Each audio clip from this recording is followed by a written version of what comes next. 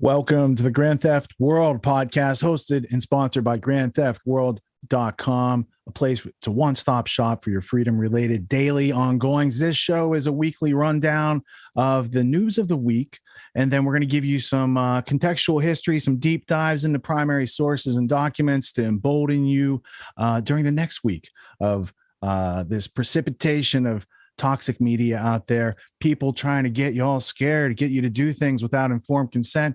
We can put a stop to that, but it takes a little informed, couple hours of your week looking into the facts, such as our first story that we're going to cover later on tonight that I'm going to talk about right now. Pfizer.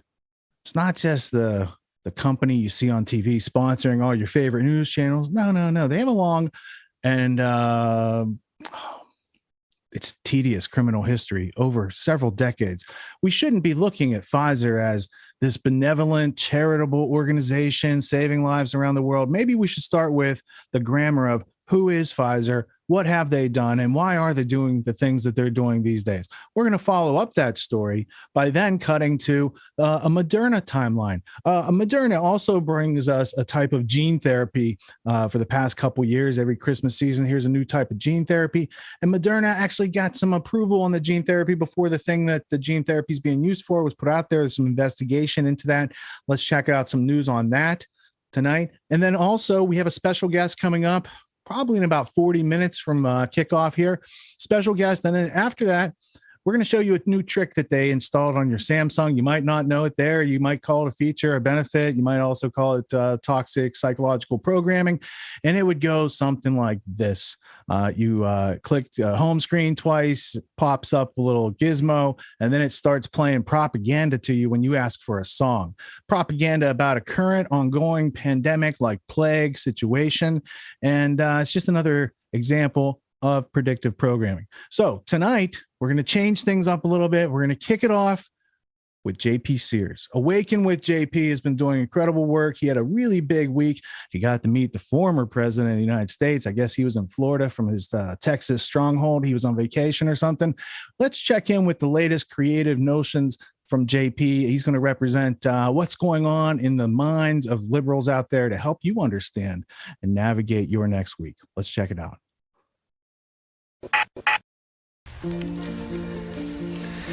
Hey man, I'm having some trouble. What's wrong? Well, you know how the world's been drastically changing the past 2 years? No, I honestly haven't noticed. Well, I'm finding it harder and harder to stay in denial about what's really going on. Sounds tough. Yeah, I want to stay more committed to being wrong rather than admitting that I was wrong.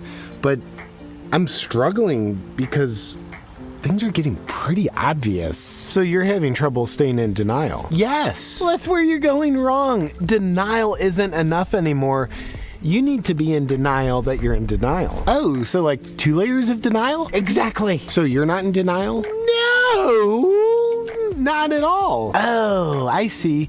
You're in denial that you're in denial. Precisely. It's kind of like blissful intelligence, except it's numbness and not intelligent instead. That's inspirational. Oh, did you see the leader of the EU wants to get rid of the Nuremberg Code? Isn't the Nuremberg Code that thing that was put in place after the Nazis' genocide of the Jewish people under the guise of medicine and science in order to protect the population from that same thing ever happening again? Sure is.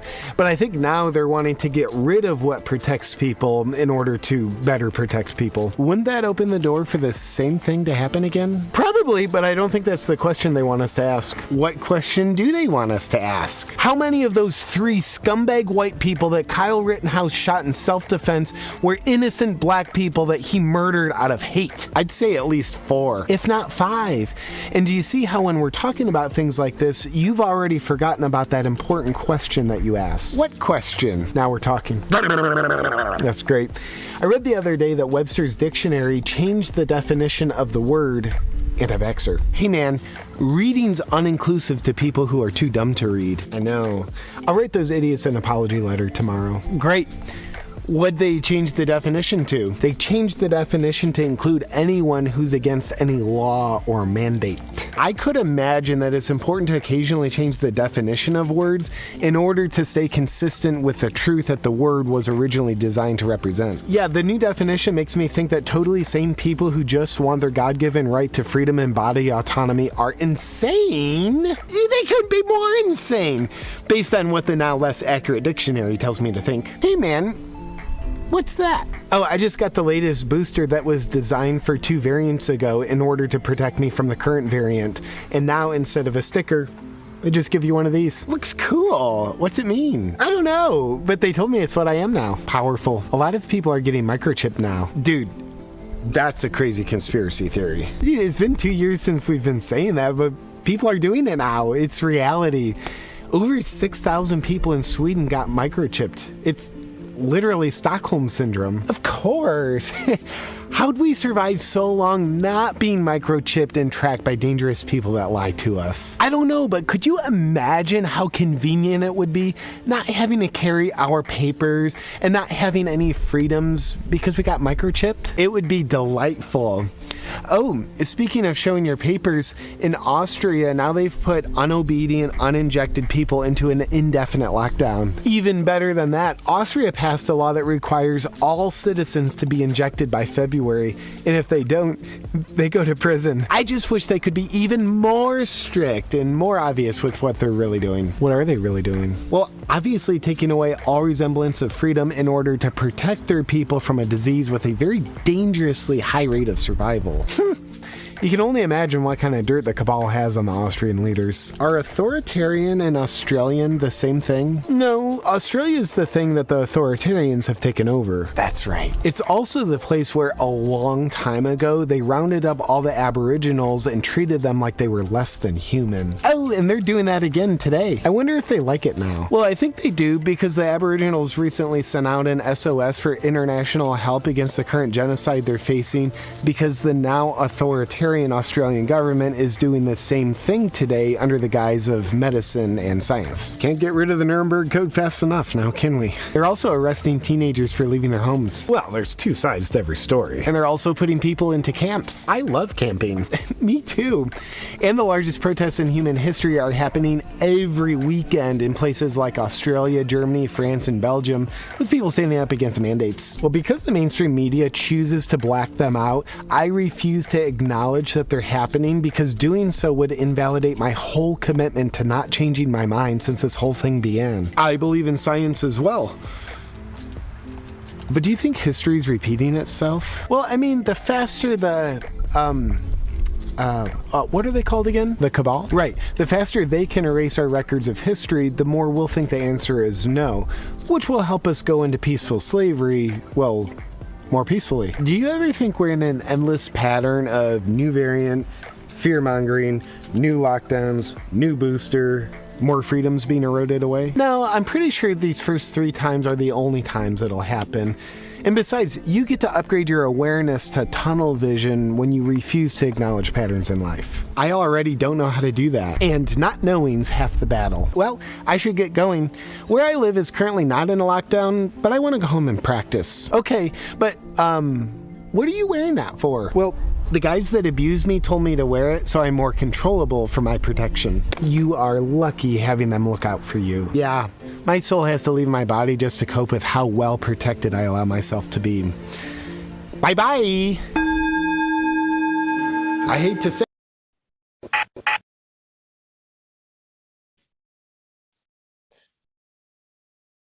JP Sear is always doing a great job finding ways to combat the YouTube algorithm, because he's dropped a lot of truth there and he's still on YouTube. So but to the algorithm, JP. It looks fine because the algorithm still needs us to tell us what a stoplight or a boat or a street crossing looks like. That's right.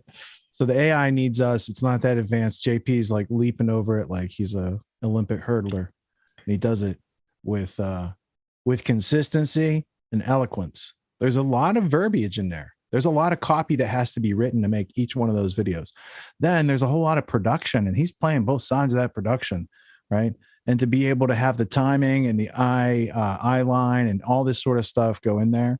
And it's a lot more like there's a lot more substantial, meaningful, freedom related comedy in any of his short videos than there is in like all the history of television. Like you're getting to hear perspectives that they don't allow on the broadcast airwaves. He's sneaking it out there.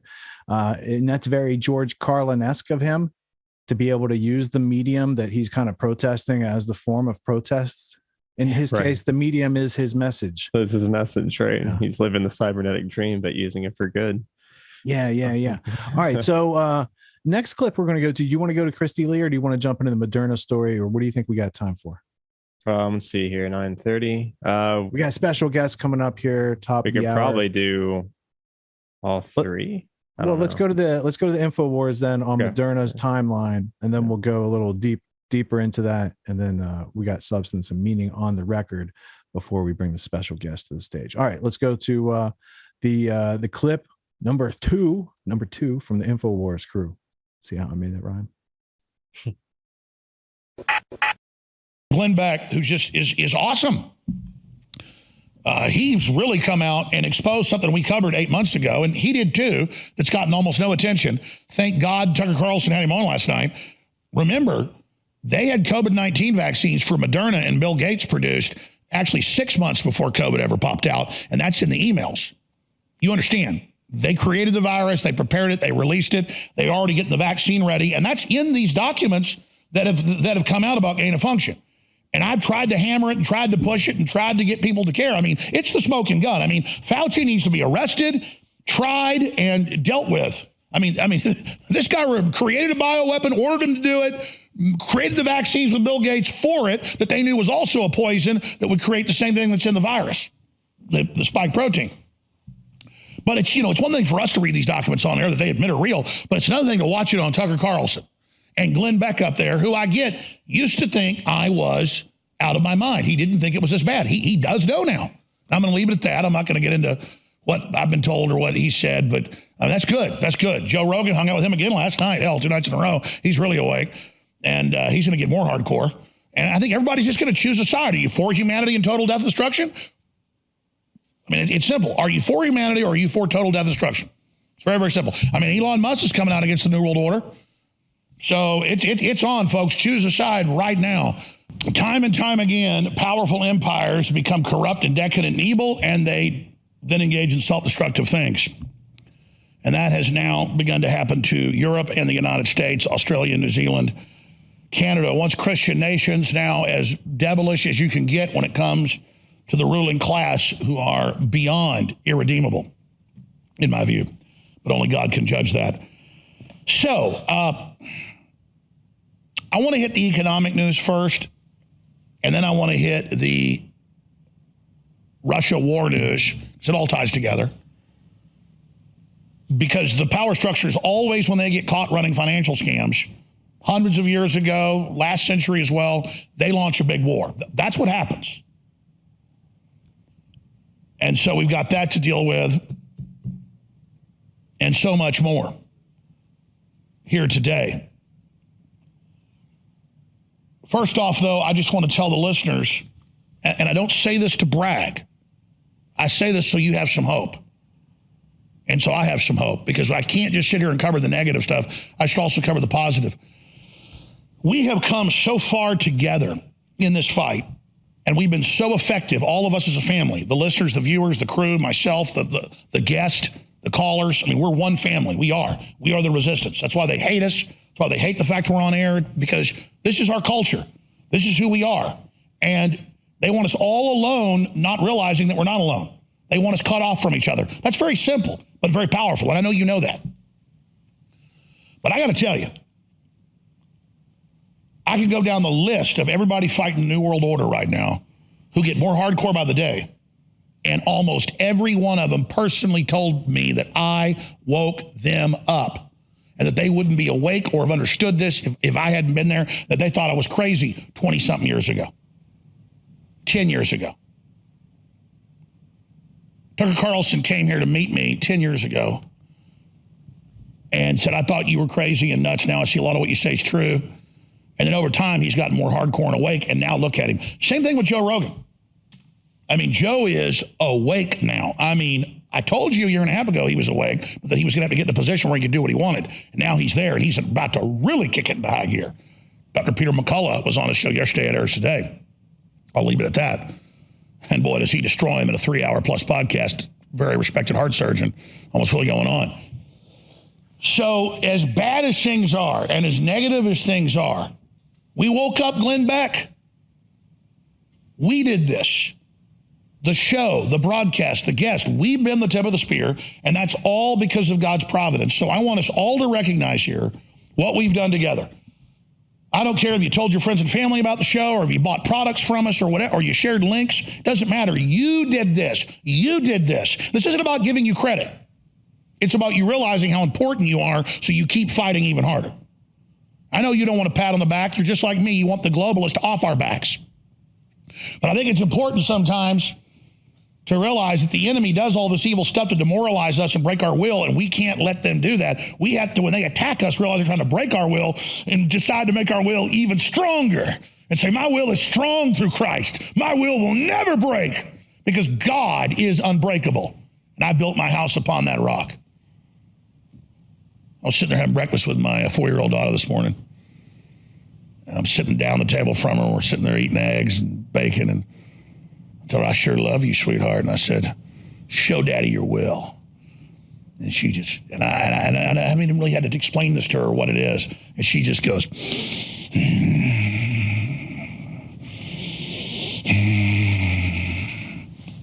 never even done that to my daughter, but she just, that's because that's in my mind, it was like a mind meld. Show me your will, sweetheart.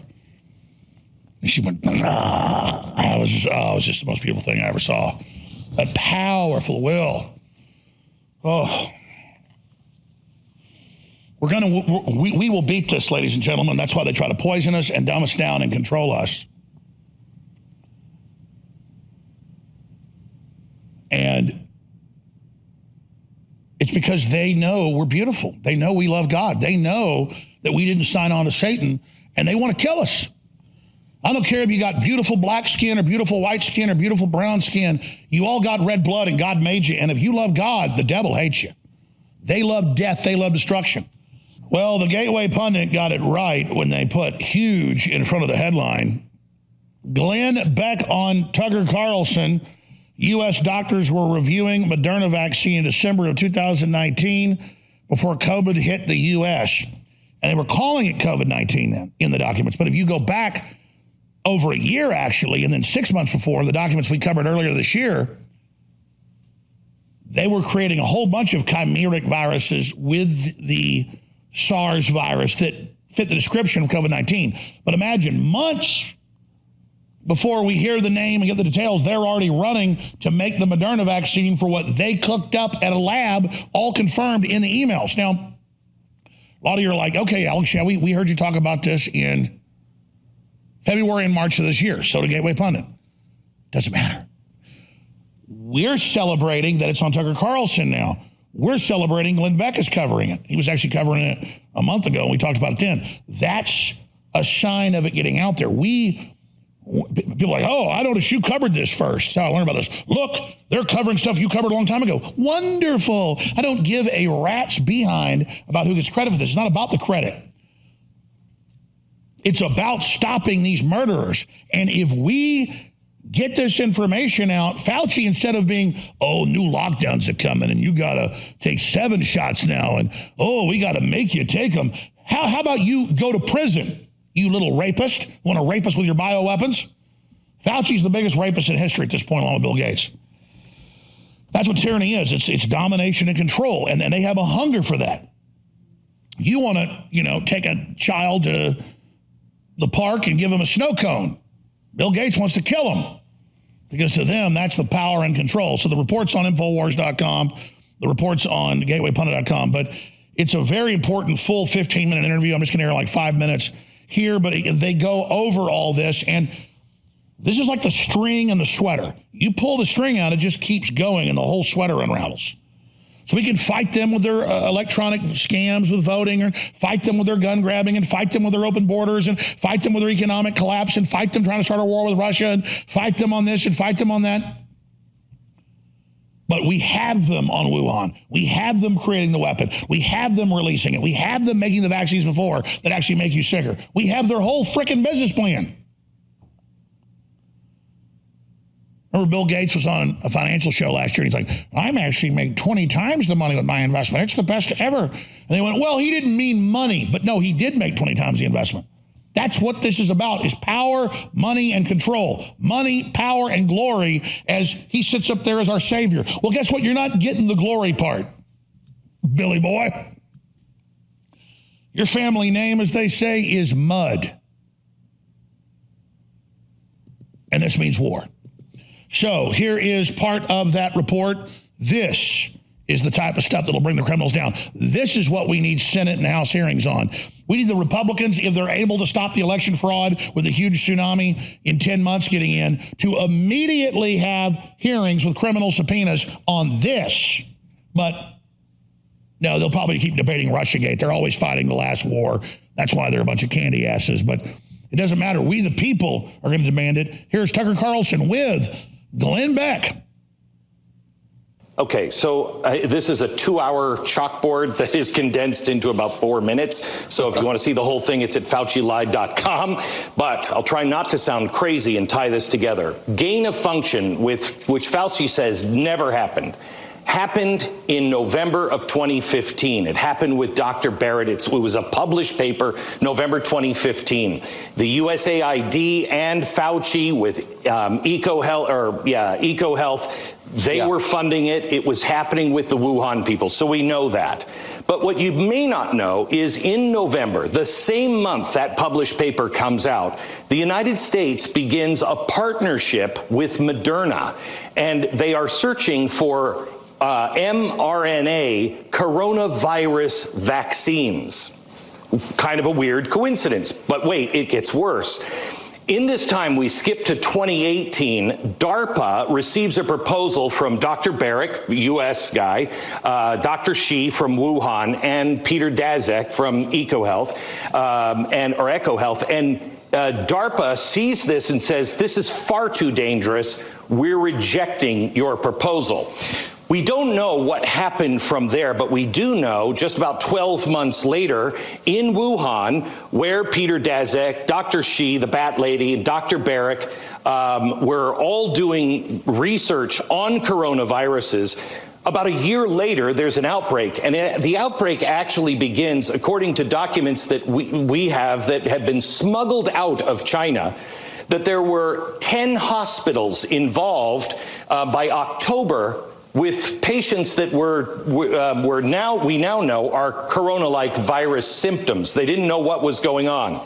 Now, that was in October. Remember, we didn't know anything about this in December. We were starting to get rumblings. China said there was some sort of an outbreak on December 31st. But Dr. Barrick signs a government deal with Moderna. I want to read it exactly to you. This deal was made. It's confidential. It's 58 pages long. It is, if I skip to page 104, they are entering a specific private confidential agreement. The NIH appears to be transferring technology to Dr. Barrick, but what they're making clear is, quote, mRNA coronavirus vaccine candidates developed and jointly owned by NIAID and Moderna. Now, this is weird because it's 2 weeks later that we know there's a problem. They signed that deal 2 weeks, who happened to be a partner with the Bat Lady in Wuhan. Here's where it gets really dark. These are the same group of people that in the end of January begin to have meetings, and they shut down and begin to smear anyone who's looking into the lab leak theory. They establish that's not true. Don't even look there. It appears to be collusion. We've passed this on to several people in Congress and the Senate. We know Rand Paul is on this, and Dr. Fauci has some answers to give. Well, I just want to affirm what you're saying. The amazing reporting you've done on this. Here's a clip of the recently departed NIH director, Francis Collins, admitting on camera that the U.S. government has a stake in the vax. Watch this. Who's going to own that vaccine? Does the federal government own it? One of the vaccines, the one that's furthest along, was started actually at the federal government in our own vaccine research center at NIH, and then worked with a biotechnology company called Moderna to get to where we are now with very impressive phase 1 results and getting ready to go into a large-scale trial as early as July. That one, of course, we do have some particular stake in the intellectual property. This just you are not making this up. What you're saying is true. Really quickly, why is this not a front page story everywhere? All of the documents, we spent about a year on this with people like Charles Rixley from Drastic, with Judicial Watch. They were all FOIA'd. These are documents that prove beyond, I think, any kind of reasonable doubt, something very wrong is happening here. Moderna had been turned down for any kind of vaccine research by everyone publicly over and over again, and now this test is being done on our children. This is the only time that anybody will admit they were doing any kind of testing on coronavirus research for a vaccine with Moderna. It's just beyond belief. Bravo, Glenn Beck. Good to see him awake and getting how evil it is. Exactly. Now you're awake. Now your eyes are open. Good. See how it works? So we're this close to these people going to prison. We're this close to stopping their whole agenda when this comes out. You understand? This is all public. I mean, they created it. They did it. They had a vaccine already. They released it. And they knew the vaccine would make you sick. Bill Gates studied that at the University of Texas and North Carolina, Chapel Hill, and Baylor in the years before. This whole thing's planned out. And they're going to collapse society and basically kill almost all of us if we don't stop them. So the good news is we're going to admit what's going on. We're going to get organized. We're going to take our country back. We're going to have them arrested. We're going to have them tried. And then they're going to get executed.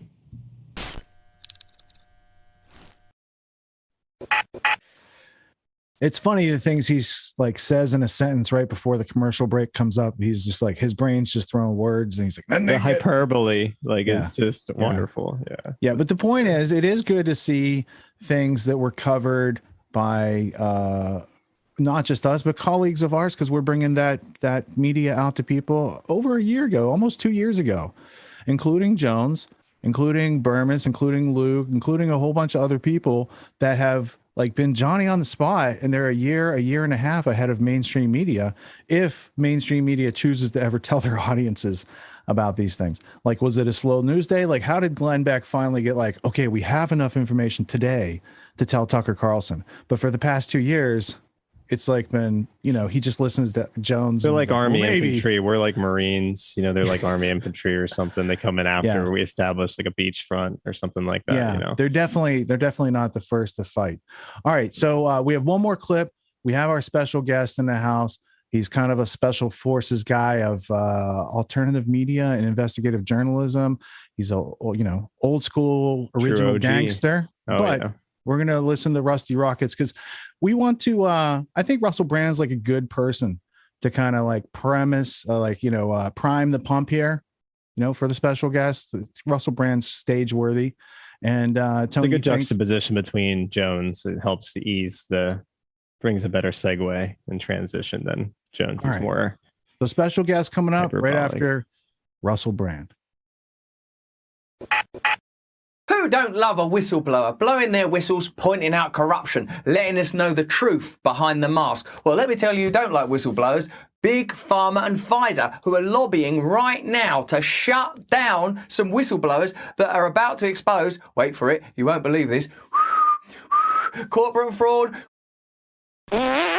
On that day, the Lord made 4.5 million glorious miracles, and I praise the Lord and I worship you equally, given that we're all refractions of the same divine light here together on this journey. Why can't we just get along? Well, maybe because everyone keeps lying to us the whole time and not letting us communicate freely. That could be one of the reasons. If you want to come and see me live, you can. I'm in the UK all from January to May. Loads of different venues, Scotland. Have a look at the link in the description if you want to come and see me. But before then, let's get into the details of this Pfizer and Big Pharma whistleblowing skullduggery. Li Fang, writing in The Intercept, said, Pfizer is among the big pharma companies trying to block legislation strengthening whistleblowers' ability to report corporate fraud. Sometimes I wonder, what is the excuse that they'll use for doing that?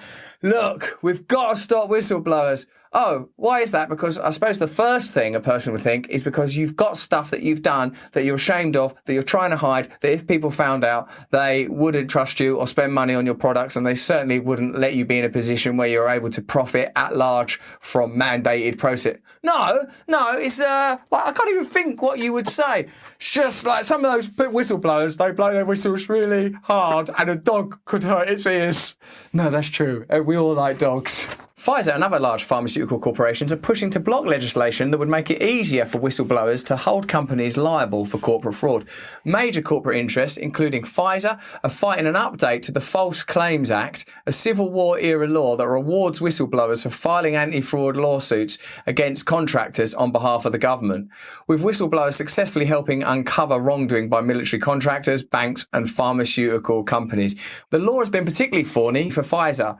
In 2009, Pfizer paid $2.3 billion in criminal and civil fines to settle allegations that the company illegally marketed several drugs for off-label purposes that were specifically not approved by the Food and Drug Administration. It's not enough that they fund the FDA ultimately, 40% of FDA funding coming from the pharmaceutical companies that they're meant to be regulating. They even ignore them laws anyway. Stuff like that now, you just accept it, don't you? Yeah, they paid $2.3 billion in fines. I mean, I can't think of a sort of an everyday equivalent. We accept that there are just different cultural strata, whether it's tax or consequences. Most obviously, the 2008 financial crash. Did anyone suffer for that obvious corruption? I think one bloke went to jail. The company instructed its marketing team to advertise Bextra, which was approved only for arthritis and menstrual cramps, for acute and surgical pain issues. Do you have acute and surgical pain issues? Yes. Why not take this arthritis medicine? Because it doesn't work. Why not take it anyway? It's making me feel ill. Shut up! The lawsuit, brought under the False Claims Act through the actions of 6 whistleblowers, ended in one of the largest healthcare fraud settlements in history. But the law poses far less risk today to companies engaged in criminal behaviour. That's because the anti-fraud statute has been severely hampered by a series of federal court decisions that radically expanded the scope of what's known as materiality. In 2016, the Supreme Court ruled that a fraud lawsuit could be dismissed if the government continued to pay the contractor. Wow, that's actual literal corruption. You know, sometimes don't you find yourself having conversations, and when it comes to the crunch, when someone goes, well, what's so wrong? What would you do differently? You can't sort of think of the thing that you're meant to say, oh God, what is it, the corruption that's going on? You go, well, what about the fact that you can dismiss lawsuits against a corporation if the government continues to pay that corporation? Is that something we could change? That's one of our finest laws. Yeah, there are so many examples. Every day we do this, and every day I read stuff out to you that I think that could be stopped. That's not impossible. No wonder people are losing faith in mainstream culture, mainstream media, corporate states, because wherever you are in the world, whatever your background is, your class, your religion, your gender, your sexuality, you can see that society is being bent continually to the interests of the powerful. Wherever there's a law that supports ordinary people, that law is attacked, diminished or dismissed. Wherever there's a right that ordinary people enjoy, if it stands in the way of the interests of the powerful, it will be removed, undermined, compromised. This creates a dispiriting atmosphere among humans, and oddly and sadly leads to us looking at one another in discriminating ways of loathing and personal condemnation or collective condemnation. But really, let's make an effort, shall we, as a collective, to look at where the power is and therefore where the problem is. The court reasoned, it's not that reasonable, that if the government continues to pay a company despite fraudulent activity, then the fraud is not material to the contract. I don't even understand what that means. That's not material to the contract. What do you mean by that? Well, it's not material to the contract. Does this just mean that you have an allegiance with that corporation and the law don't matter now? Exactly. It's not material to the contract. How many more times? That ruling functionally neutered application of the False Claims Act against many companies that are so large that the government cannot abruptly sever payments, especially against large healthcare interests and defence contractors. Wow. So it's impractical and impossible to regulate them. So that's another example of how the relationships with big business and the government are intransigent, immovable. There's nothing that can be done. We can't do anything about that. So we have to sort of just present information in a way that's favourable. We have to keep up the giddy, silly act that we represent the people, as is constitutionally demonstrated in your country or as legislated in mine, while acting continually on behalf of corporate interest. And this is just one small example of that practice. What's more, the federal government has taken an active role in discouraging cases. Don't do that. What's the point in that case? You don't need that case. Yeah, but the whistleblower, and it's upset me. I don't feel very well. That arthritis medicine made my ass hurt. You don't need to do that. Come on, do something else. Fuck off. The erosion of the statute has brought together a bipartisan push led by Senator Chuck Grassley to update the law to give whistleblowers greater protection against potential industry retaliation and make it more difficult for companies charged with fraud to dismiss cases on procedural grounds. The bill also expands the anti-retaliation protections of the law, which currently only cover current whistleblower employees of a company. The bill seeks to prevent an industry from blacklisting former whistleblowers seeking employment. Because one of the first things you might do to a whistleblower is sack them. They're no longer under protection. There's corruption over at Pfizer. I know, obviously you're still working at Pfizer. Well, no, they sacked me because of the whistleblowing. How are we to trust you, you jobless, lawless, whistleblowing son of a gun? Go blow your whistle elsewhere. It's completely rigged in favour of the maintenance of the system. It's so difficult to change things that don't you feel like in the end, oh, I can't be bothered. I just watch the telly. I'll just go into a metaverse. They make it so difficult, so fraught. And in a way, I suppose the only advantage is that it demonstrates to you plainly that the idea of reform is pointless, that only radical change, revolution of spirit will make any difference to this. A kind of, wait, let's do things completely differently. That's what's required. All of the evidence points in that direction. Everything is informing you day by day as it sort of unfolds, unravels, unpeels before your eyes, that this isn't going to be a sticking plaster solution, a band-aid. This is going to require radical change. And the good news is you can start to change yourself. You can start to look at what you can let go of, how you can alter, what you're willing to do. Don't let it drive you mental. The push has run into a buzzsaw of corporate opposition, some of it disclosed and some of it shrouded from public view. I'm never worried, are you, when I hear that something's been shrouded from public view? What's underneath that shroud? Just stuff you'd love. Under the shroud, we just put a bunch of stuff that if you could see behind that shroud, you'd be so happy with the relationship between pharmaceutical companies and government. We're saving that for your birthday. How dare you be suspicious of what's under the shroud? We were saving that for your birthday. Well, you've ruined it, haven't you? Pfizer hired Hayes and Marshall, a former policy director for Senate Minority Leader Mitch McConnell, to lobby on the issue, along with the law firm Williams & Jansen, a powerhouse that employs an array of former congressional staffers. In a sense, you can't really regard the state and corporate power as separate. Just regard it as one object that tells us, oh, that's just going on over there at Pfizer. What you doing over there at Pfizer? Well, I don't know. You work here. You tell me. They're all in and out of each other's offices the whole time. Pfizer, which has cast itself as a hero in the fight against COVID-19 and a trustworthy corporate citizen, didn't respond for a request for comment. Those traits of heroes, honesty, honour, the ability to sacrifice, and an absolute refusal to comment on obvious malpractice. Many of the companies engaged in the lobbying fight have chosen to conceal their efforts through undisclosed third-party groups such as the US Chamber of Commerce, which has made the Grassley bill one of its primary targets for defeat. The Chamber does not disclose its membership or which corporations direct its advocacy. Do you remember Joe Biden campaigning on transparency? Listen to that again. They've concealed their efforts through undisclosed third-party groups, such as the US Chamber of Commerce, which when you hear the name, US Chamber of Commerce, I hear this sort of music. Dun, dun, dun. It's the Chamber of Commerce, like they're from Harry Potter. Dun, dun, dun, in gowns with owls on their shoulder. We're the Chamber of Commerce. You can rely on us. Here's Abraham Lincoln. There's Jefferson. Hello, good to meet you, sir. 80 days and 20. Do you mind telling us what's under that cloak of mystery? It's a shroud, I'll have you know. Previous reporting suggests companies such as Halliburton, great guys, Lockheed Martin, nothing to worry about there, JP Morgan Chase, love them all, see them at Christmas, are among others that have faced False Claim Act violations in the past. The known corporate interests lobbying on the Grassley bill include Pfizer, Amgen, AstraZeneca, Merck, and Genentech. I've heard them names somewhere else lately. What have they been involved in? Nothing that requires massive public trust or anything. No, we'll be okay. All five have paid 9-figure settlements over healthcare fraud brought to light through the False Claims Act. Drug companies are notorious for paying kickbacks, giving benefits in exchange for a competitive advantage.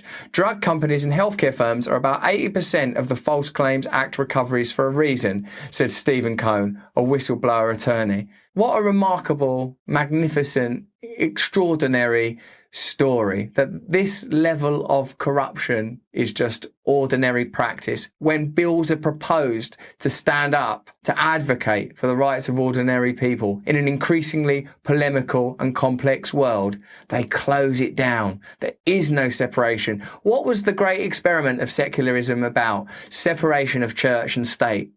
What's the new religion now? For there is no separation between the state and corporate interest. In the case of Pfizer's record settlement, whistleblowers charged that the company promoted Bextra for uses that were not approved by the FDA, placing patients at risk for heart attack and stroke. What? You can't promote a drug for something that it doesn't do? Oh no, actually you can. The company allegedly paid doctors kickbacks for off-label uses, so they would pay the doctors directly to go, oh, I'm having a lot of surgical pain. Why don't you try this? It says arthritis on the bottle. You can't trust that.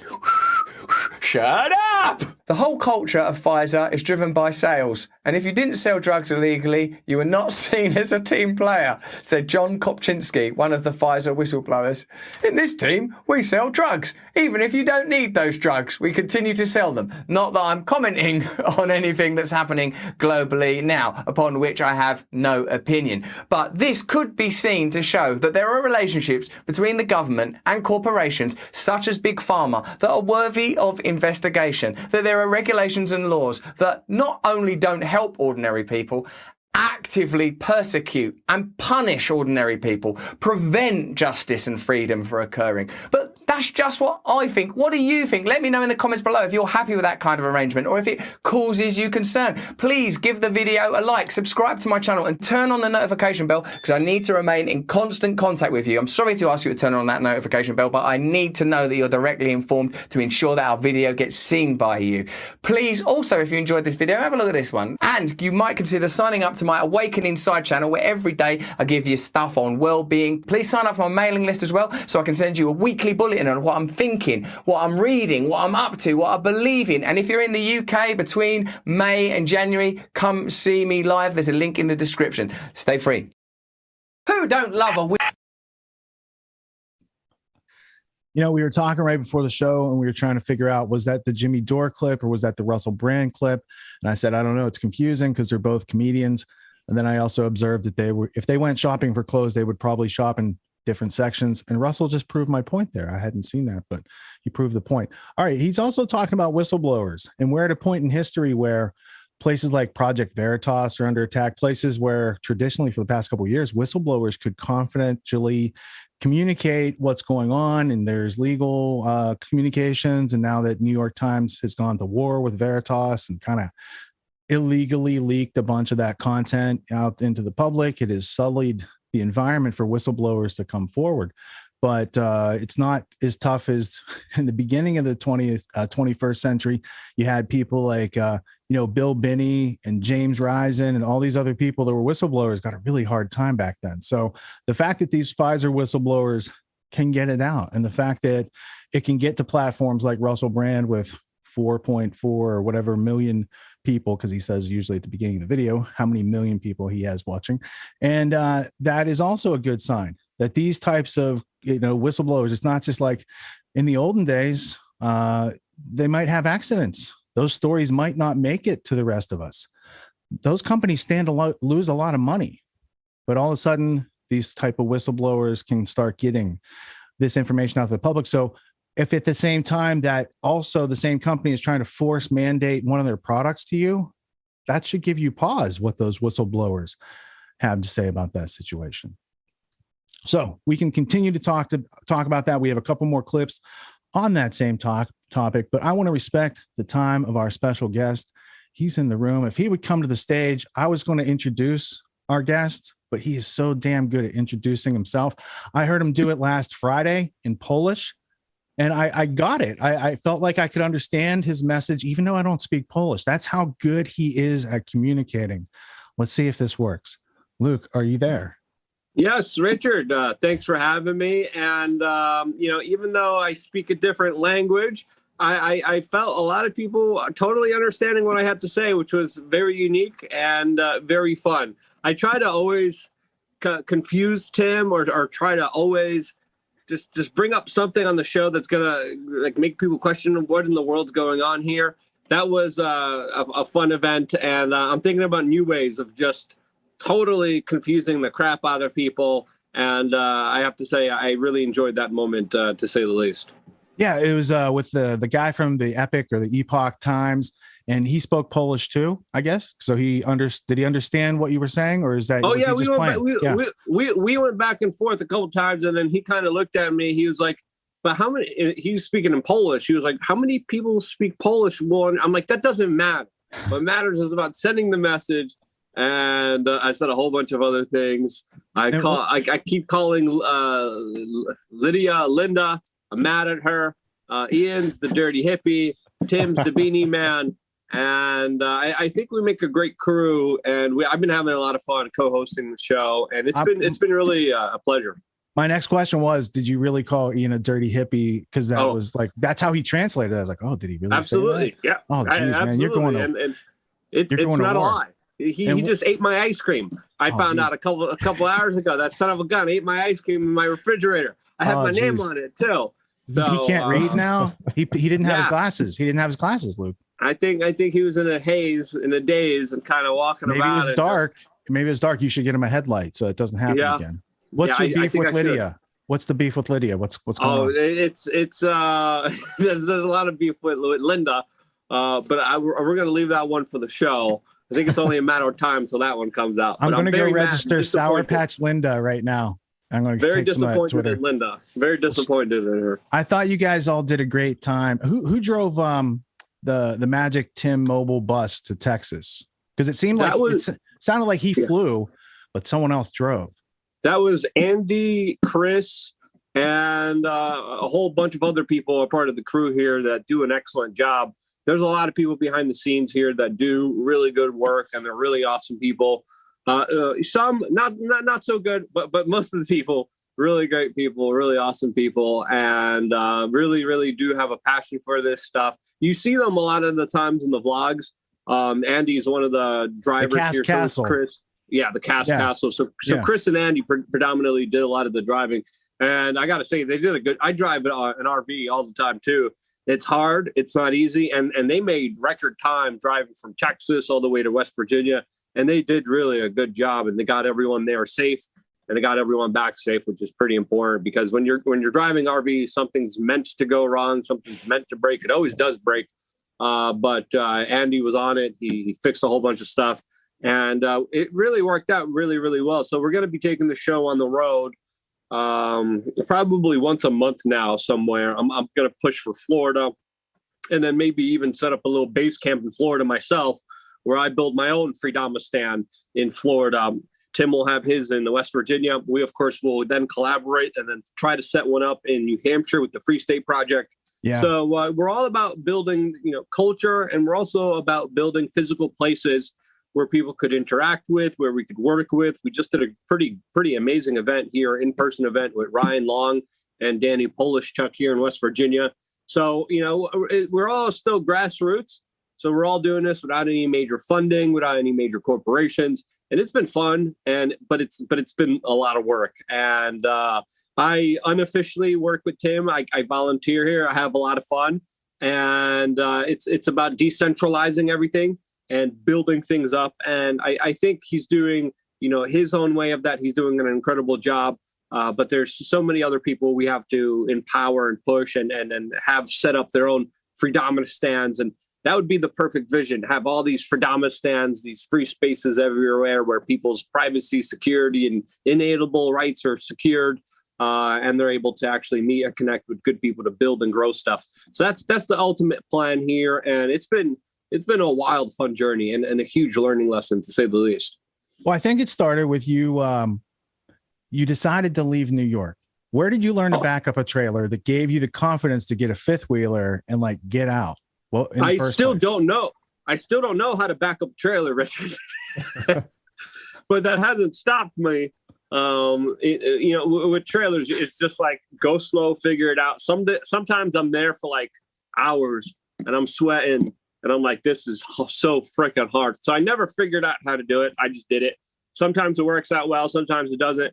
But it's all about, taking it one step at a time and making sure you don't hit anything or run anything over, because you hit an RV with anything, it's going to be totally demolished. So that's the kind of advice I would give anyone when it comes to not just kind of expatriating from communist hellscapes like New York City, but also with just kind of anything business related as well. Make sure to do no harm, take it one step at a time. And just because you don't know exactly how to do it doesn't mean you shouldn't try to do it. Doesn't mean you shouldn't even put yourself out there in a position where you could learn how to do it. So it's been a lot of work. It's been, slowly and surely, I learned how to drive the fifth wheel. Great people like Jay Noon from New Hampshire, part of the Free State Project. Yeah, he's super, super, super capable, to say the least. He could do anything with tools. He's not an online person at all. I've been trying to help him with videos and online stuff. But when it comes to building something, repairing something, fixing something with his hands, he could do it. And he's one of the first guys that kind of gave me a lesson about how to drive an RV. And he taught me and looked over me and taught me a whole bunch of stuff about how to be, an actual man and how to actually survive the apocalypse. Since, of course, being a city slicker, you don't really learn how to mess with diesel engines and tools and all this other stuff. So shouts out to Jay Noon, a part of the Domes, a part of the Free State Project. Great guy. And he does really, really great stuff. Jay can work with wood. He can work with metal. He can make concrete. He can rebuild society if you give him some help. And he does so much on his own. And he's just always no excuses, cutting edge. Built his own freezer trailer with thermostat. And these he's a fascinating guy, and there needs to be more people like him. So I hope he eventually gets to transfer some of those skills online and let people see what he does in reality.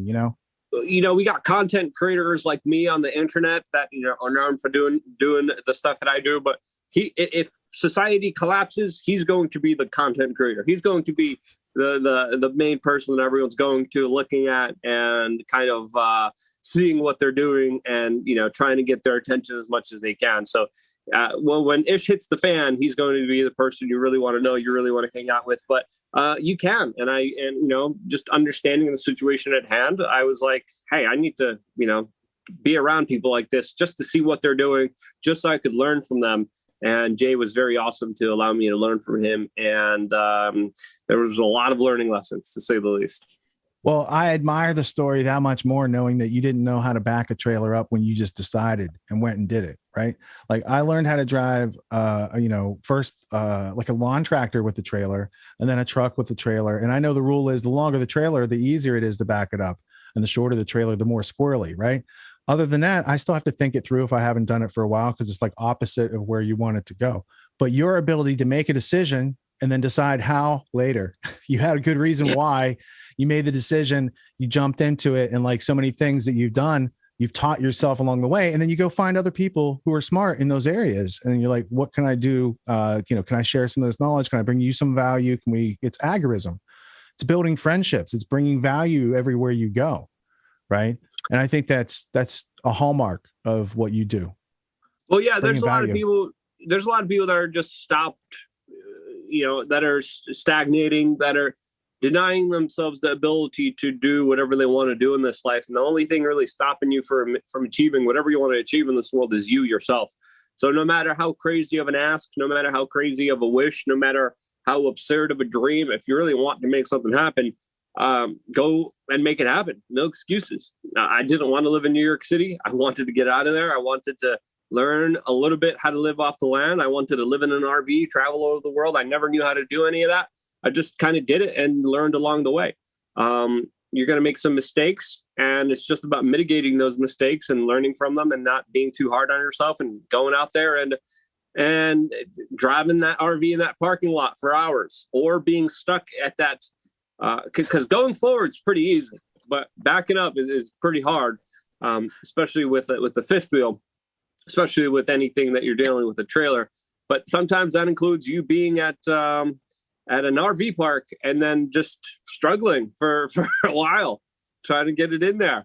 And sometimes it doesn't work, and you just got to keep trying, keep going until you get it. And as long as you don't get too frustrated, as long as you don't pull a Jesse Smollett and start beating yourself up, as long as you have a positive energy about learning and figuring this stuff out, everything's going to come pretty easy to you. And it's all about just kind of doing it. Don't be like Juicy Smollett. That's the lesson right there. Yeah, don't beat yourself up. What I want to bring to the audience is the same philosophy that you just demonstrated about learning to drive your trailer and like deciding you're going to do it first and do these things, and kind of practicing along the way, not being scared of those little failures or the little, oh, it didn't go so well this time, but you didn't hit anything. You didn't kill anybody. You're good. You're moving forward without excuses. Let's take the time machine back, 15 years or so to when you started out. You were a guerrilla journalist sticking cameras in people's faces, very powerful, wealthy, well-known people. And you're this kid with a camera sticking a camera in their face and asking questions. Is that something you decided needed to be done and then you figured out how to do it? Or did you have classical university journalism training and come from the New York Times? Or how did that all come together? Because I remember seeing your stuff back when you were like 18. Yeah, screw the prostitutes and their horse stream media institutions. I didn't play any part in that bull crap at all. Same thing. I just knew it needed to be done. I was researching a whole bunch of crazy stuff since I was 14 and going down the rabbit holes and fact checking stuff and looking at government documents and reading books and filling myself with as much knowledge as I could. And then it came to a point in time, I was like, okay, what are we going to do with this knowledge? Are we going to just kind of sit on it and make it kind of pointless? I didn't really want to be a lecturer or a commentator. I kind of wanted to do something with that information in the same way, same thing. I was like, I'm just going to do it. And I started doing it, started going out there, started bootlegging press credentials after learning that you needed a press credential, started faking names when I needed to fake a name, started to dress up as staff when I needed to dress up as staff, started to sneak into venues, started to, get by security anytime I needed to get by security, and I got the job done. And it was a crazy ride. It's been a lot of fun, but it came to a point where obviously now with COVID and also now with just how many times I was able to get these people. I mean, I got Henry Kissinger like 6 times. There's still confrontations I did with him that the public hasn't seen yet, just because I've been like too busy. I got, when it came to Al Gore, we made him cancel his book signing tour because of how many times we confronted him almost everywhere he went, all throughout the United States. So after doing all that, then they kind of really, really went out of the way. And then it just wasn't worth my time and my investment to try to get them. And they started becoming less available to the general public. And we really changed something, I believe, especially when it came to the kind of interactions a lot of these super powerful people had with the general public, since now, of course, they're a lot more guarded. They stay away. They don't take unscripted questions and answers. And the landscape has really changed since I've kind of been hitting the pavement. And it just became too difficult to achieve some of these things. And if you want to, have a voice out there now, you got to be producing content every single day. So even missing a day, going out there, thinking of an elaborative plan, thinking of a backstory, thinking of another website or another news organization, thinking of another backstory to get me into these events, was days and days of work and research. And a lot of times I would go there And many times nothing would happen. I wasn't able to get anybody, or my microphone stopped working. I was doing everything on a shoestring budget. So now in this kind of media landscape, you got to be producing every single day. You got to work every single day in order to just have the audience that you built. So it became de-incentivized for me on many levels. And plus, I didn't want to really make it just about them, just about those individuals and calling them elites. I wanted to make it more about being able to build the culture, have a real conversation, and build solutions with that kind of content that would provide an avenue that could help people, instead of just hyper-focusing on a lot of the bad people out there, focusing on attaining information, attaining talking points that you could share with your friends and family members and loved ones, and also kind of building a networking, a community of people, building the culture to change the direction that this country was going to, where we don't just kind of focus on exposing them, where we focus on building and creating some really cool stuff. Well, I think for me personally, seeing your early work took away the cartoonish hyperbole that the news, alternative news outlets would give these people. And you showed them as being like real people that you could actually walk up to, stick a camera in their face unexpectedly, and get them to respond some way, somehow, right? Like I had only seen, I think at that point, maybe Alex go after David Gergen and kind of catch him, and Gergen doesn't know what's going on. I was like, that's great. We need more of that. But you didn't even name my top three yet.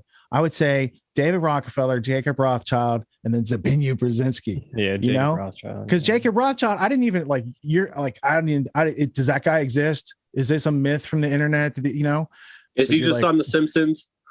Yeah, right. Mr. Burns, yeah, for sure. Yeah, so it was able to it made these people human in a way that they're conquerable.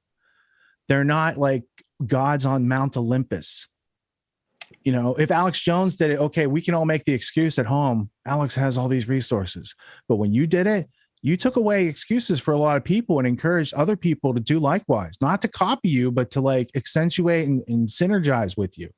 And I think that was a leadership position that you took in the community from day one with what you were doing, because you were someone who wasn't just speaking words. Your words were few and your actions were many and grandiose. They were big. To go his words were his actions. He made it real. It real. Yeah. To go toe to toe with people who think oh, David Rockefeller runs the world. He's like, well, you get a group of people. And let's call him a scumbag to his face. Let's see how he's gonna react. Right. It was like Jackass, but for smart political people. It's like, hey, let's go piss off this most powerful people in the world and kick them in the balls verbally, and let's see how they're gonna react when they face the true crimes that they committed against the general public. And it was fun. It was wild. It was also very dangerous. But my main thing was to show that these people don't have any power. All the power kind of relies with us.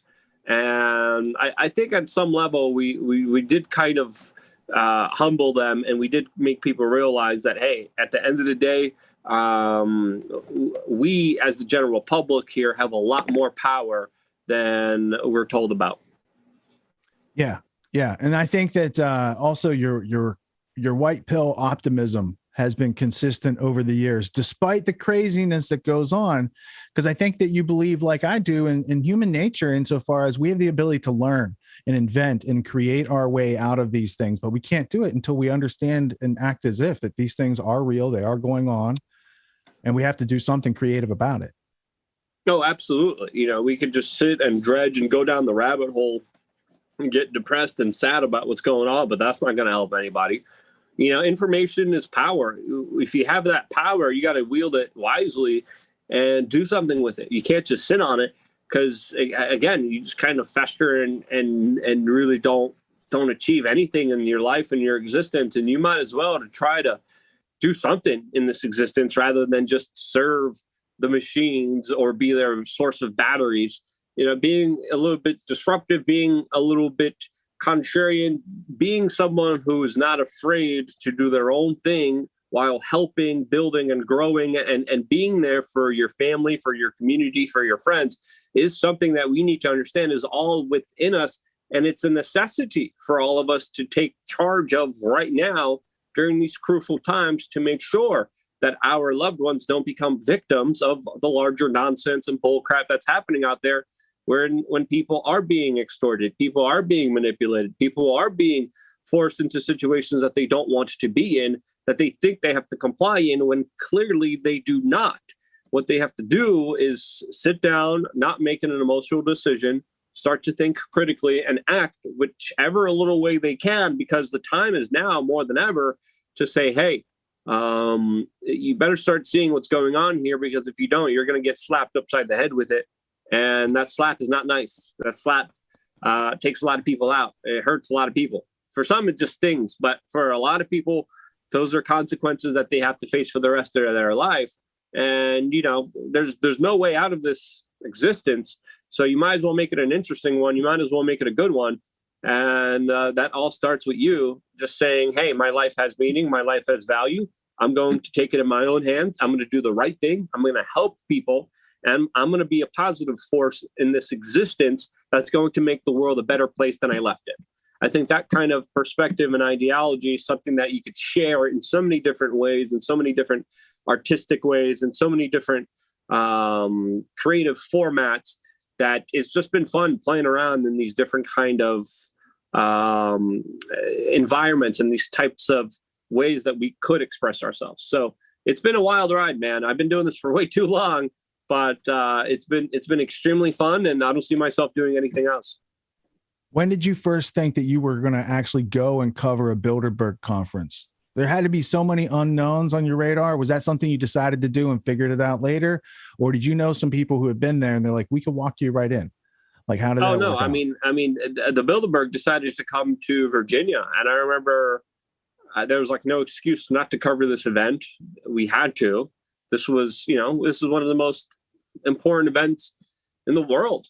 The most powerful people in the world are gathering together to collude and talk to each other and of course help each other out. If 100 celebrities were coming together, the top celebrities in Hollywood, corporate media would lose their ish. They would start crapping themselves in excitement for it. But when you have the industrialists, the corporatists, the bankers, the media moguls all come together, this is a must-see event for the general public, so we understand who's colluding with who's getting cozy with what, who's going to be buying off, selling off who. And that's why just having, eyes and ears there was so important. And as soon as it came to Virginia, Chantilly, West Virginia, there was no excuse not to cover it. Of course, the Loose Change guys were there. I think Alex Jones was there. Abby Martin was there. I remember doing a 12-hour broadcast live at Bilderberg at Chantilly, Virginia, 12 hours nonstop working there. We had, so many different battery packs. And I think this was even in the day and age where we had to have, no. It was circa 2012, was it? Yeah. Was that the one in Chantilly? I think there might have been even an earlier one.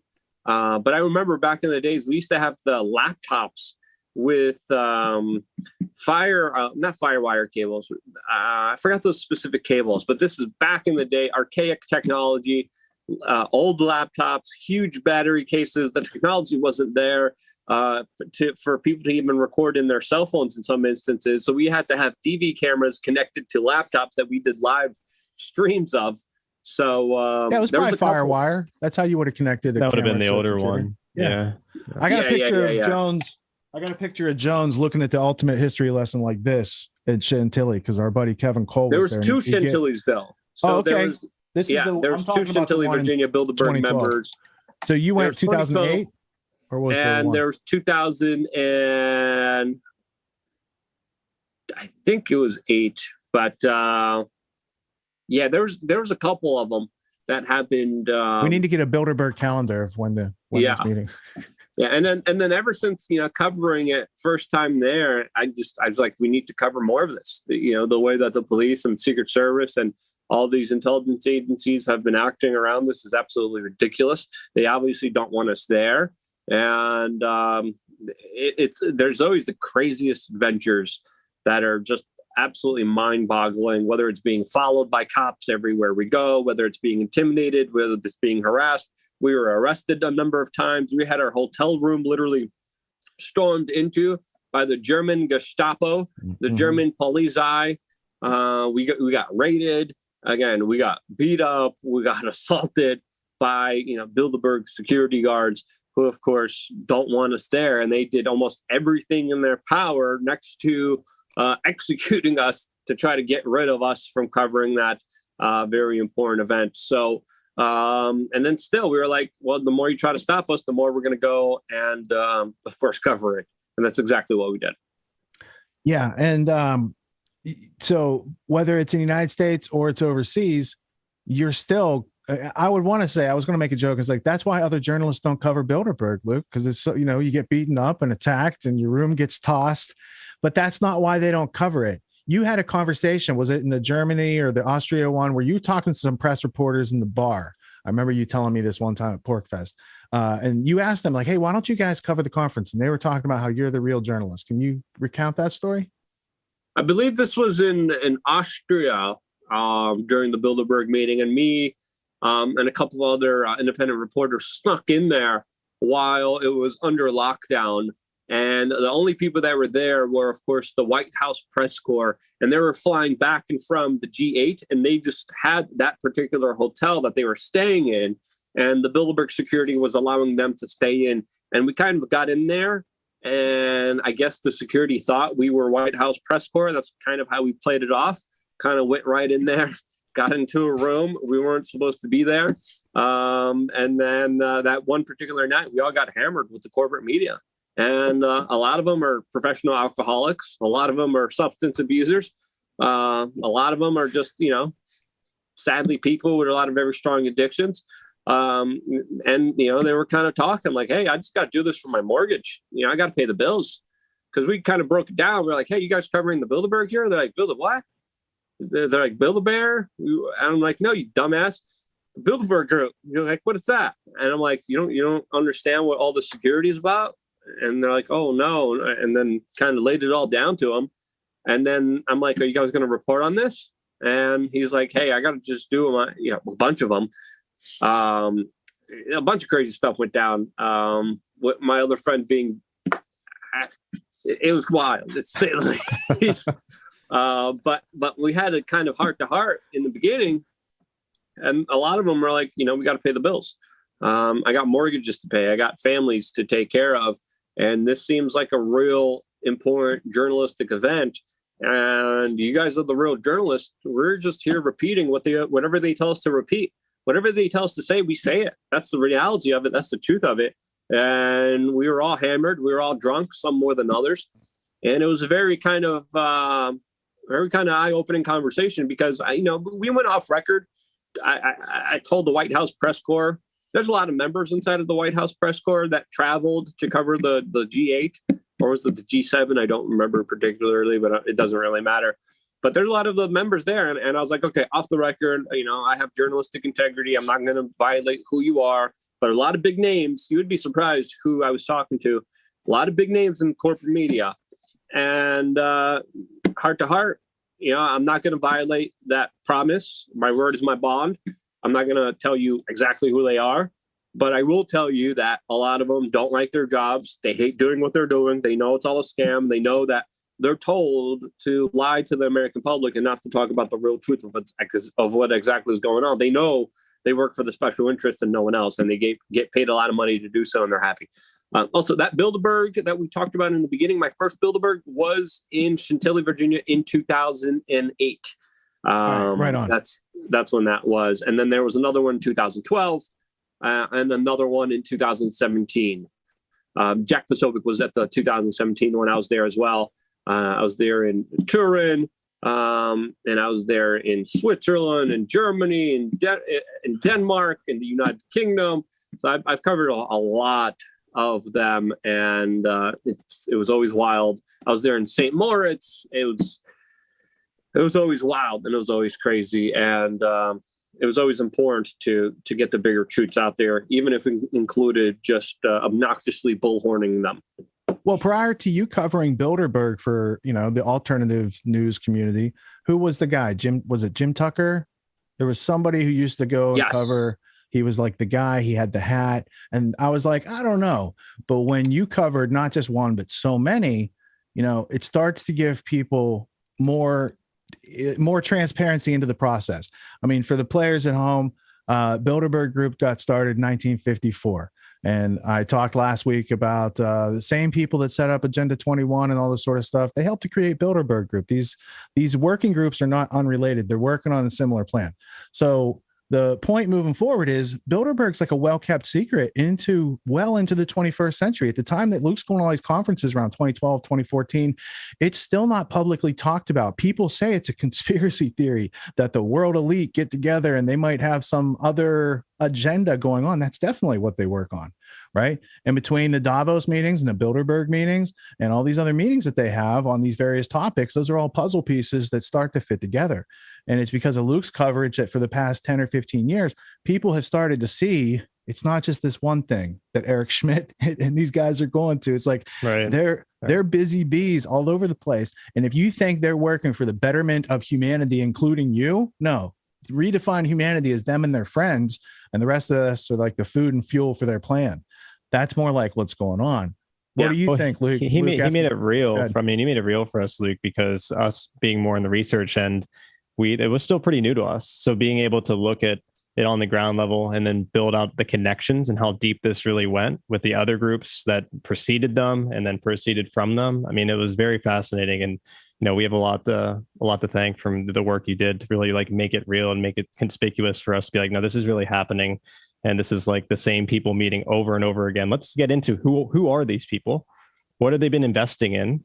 What's their family lineage? What's their philosophy in life? Like, for us, me and Rich, this can't help to get into the nitty gritty and the details. And it's not about the messenger. It's about the message and what's going on. What's the accurate plan to reality? But I think you kind of capture that on, I think, is it your first t-shirt, the Bilderberg t-shirt?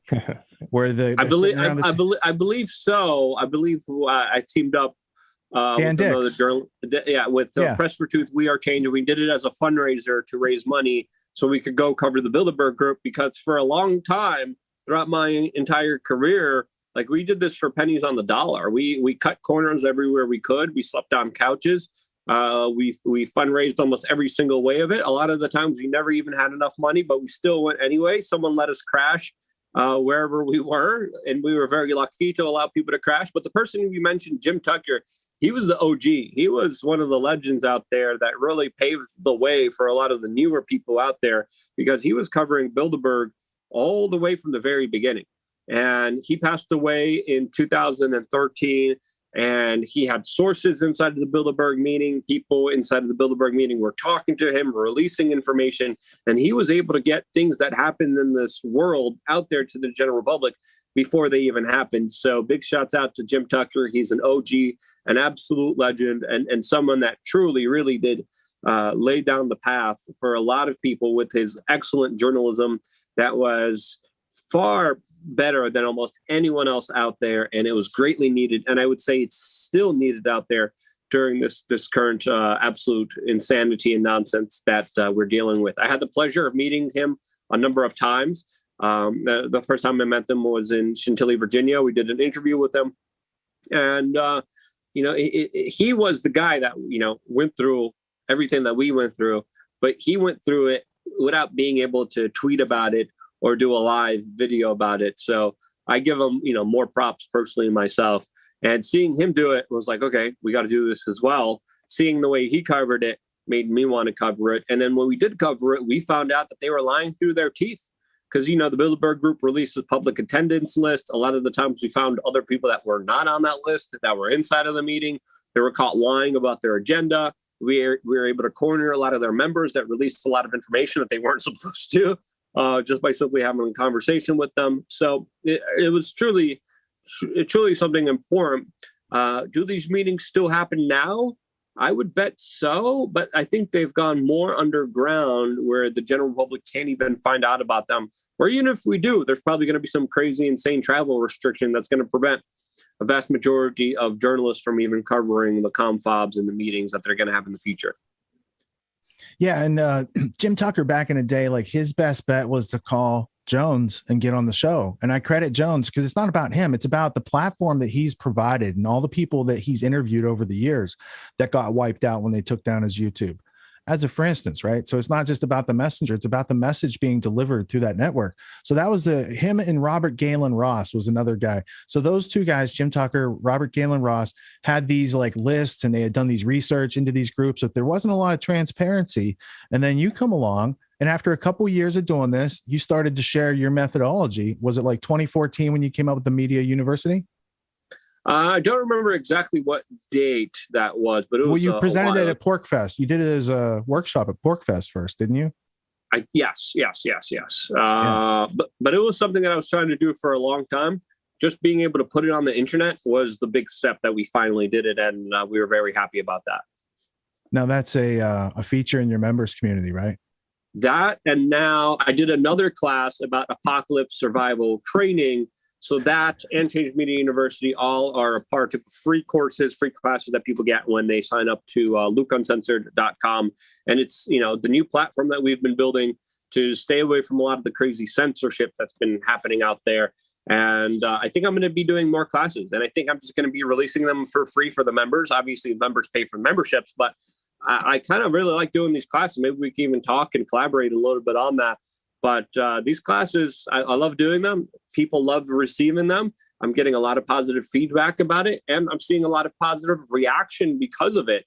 So I think this is definitely the new way to kind of move forward in our landscape. Yeah, there's a lot of people out there, whether it's because I was going to talk to you about the survival classes as well. So first off, I wanted to tell you when you came on, I expected you to do your welcome back like you do and pitch your shirts because I was opening up for you, but that's okay. And then the other thing is I want to make sure that you're speaking as you do in your members area. There's no speech restrictions here. To use total parrhesia and use it as an example, because what we tell people is, unlike most other people's membership communities that are watered down, ours isn't and yours isn't. You actually give better reports in the uncensored. Most other people just take like little clips that they cut out or whatever and they show it. So you're actually adding more value by doing it. So yeah, feel free. So when I real quick, just when I was hosting GTW once, we did show a small snippet, and I gave you a shout out and tried to get people to go and join your members community because you. Just the dialogue that you provided and the insight you provided on this one specific topic was so important. I'm like, this is just the value you get by going to someone like Luke, who's been on the ground, who has the experience, who knows about these topics, and so I give you a major shout out trying to get people to go over there and become a member. It really is incredible value. Well, I appreciate that. And, whenever someone invests, I want to make sure I give everything I possibly can. And that's why I try to give as much life advice. I try to share as much information to help people. And I do a completely separate video because everyone's time is valuable. I'm even humbled and grateful for everyone spending time with me on the YouTube channel. But sadly, on the YouTube channel, you're restricted with the words you could use, the topics and issues you could get into. And, a lot of it's a big no-no. And a lot of people just want the kind of infotainment. So a lot of that personal kind of advice, the kind of self-help stuff, I feel a lot more comfortable giving out on lukeuncensored.com. And it's been a great feeling being able to talk to a lot of the members and being able to also get a lot of important stuff off of my chest that I know if people implement will have a positive effect on their lives. So it's been something that's been really awesome and made me not worry about funding. It made me not worry about any kind of advertisements or anything else. It's really just something that has taken off, and I'm very happy with it. I was happy to see you do it too. I was happy when you made the offer for the t-shirts back then. And then when you're like, I got a members community, I'm like, good for Luke for learning his value and providing a valuable offer where people are getting like 10x what they're putting into it.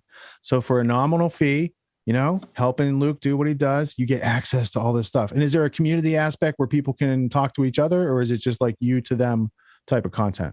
We have a comment section, but we're also building something of like a social media space, something like a forum. We're going to intermix it. I'm talking to my web developer. A Fediverse? No. Could be. It could be the Fediverse. The Fediverse is still in its preliminary kind of, from what I'm gathering when I'm talking to Ian and Tim, it's still ground level. There's still a long way to go to that.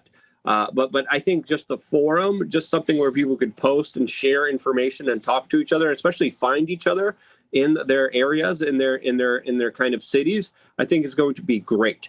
And then also when I did the event here with Tim Pool, Ryan Long, Danny Polishek, the tickets were only available to members. We didn't make it available to the general public.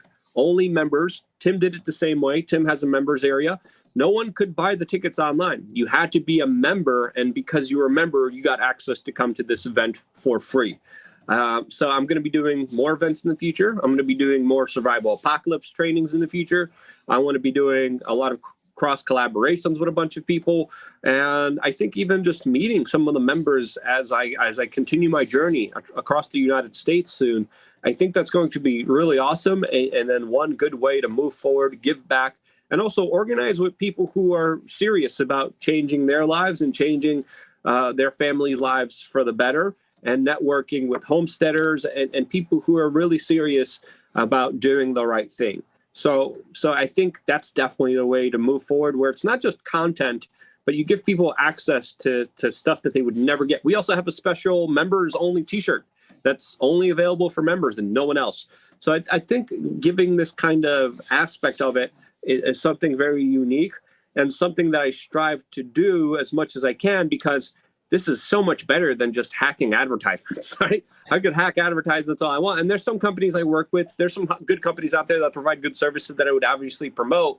But if it becomes a choice between allowing advertisements on YouTube or having my own members area, it's absolutely going to be my members area. Yeah. And I think that's the way of the future. And I'm excited I've been excited since you started hanging out, like, as you say, as like a voluntary partner over there at the Timcast, because when they were on with Adam, it was all right. And then they got Ian involved. Oh, it's interesting. And now that you come in here, and then it's only a couple shows away. I can't wait. It's somewhere in early 2022. These ideas that Ian has smash into what is a smart grid. Because when he said that with Ben Stewart a couple weeks ago, I almost spit my coffee out. It's like, what? Mm-hmm. He doesn't know smart grid and Internet of Things yet. But I have hope because you're there and you're helping to like educate them and step them forward along the way. And these other modalities of your interest in growing food and homeschooling and helping people with urban survival, these sort of things, like what are the thought processes involved for freedom? I think that's a brilliant idea whose time has come, and there's a lot of people hungry for that type of content. And producing. But also just through your community networking, building sort of this, I hear this term thrown around a lot, parallel societies, because shit's going to hit the fan. It already is hitting the fan, but if people don't realize, like, it can't be any more conspicuous. 10 years ago, it was pretty abstract still. Like we had take your masks off and smell it, people. Now there's it's hit. We have mandates, we have masks, we have millions of people around the world protesting against what's going on, and not just talking about America, really the greater hegemony, what's happening around the world. So networking is there any right now is super important, because you've covered in Hong Kong the protests and their tactics and all this stuff, like you've seen it around the world. Is there a hope, or are we going to turn into Austria or Australia? I believe there is hope in protests. I think anytime we could raise our voices and concerns together peacefully, it sends a message to the state that we had enough. There's huge demonstrations in Austria. There's huge demonstrations in Australia. There's people meeting other people. There's people building networks. There's people knowing that they're not alone. And I think the value of that is so critical. It's so much more important, especially when it comes to networking, making new friends, and just building aggregate ways of being able to exist together.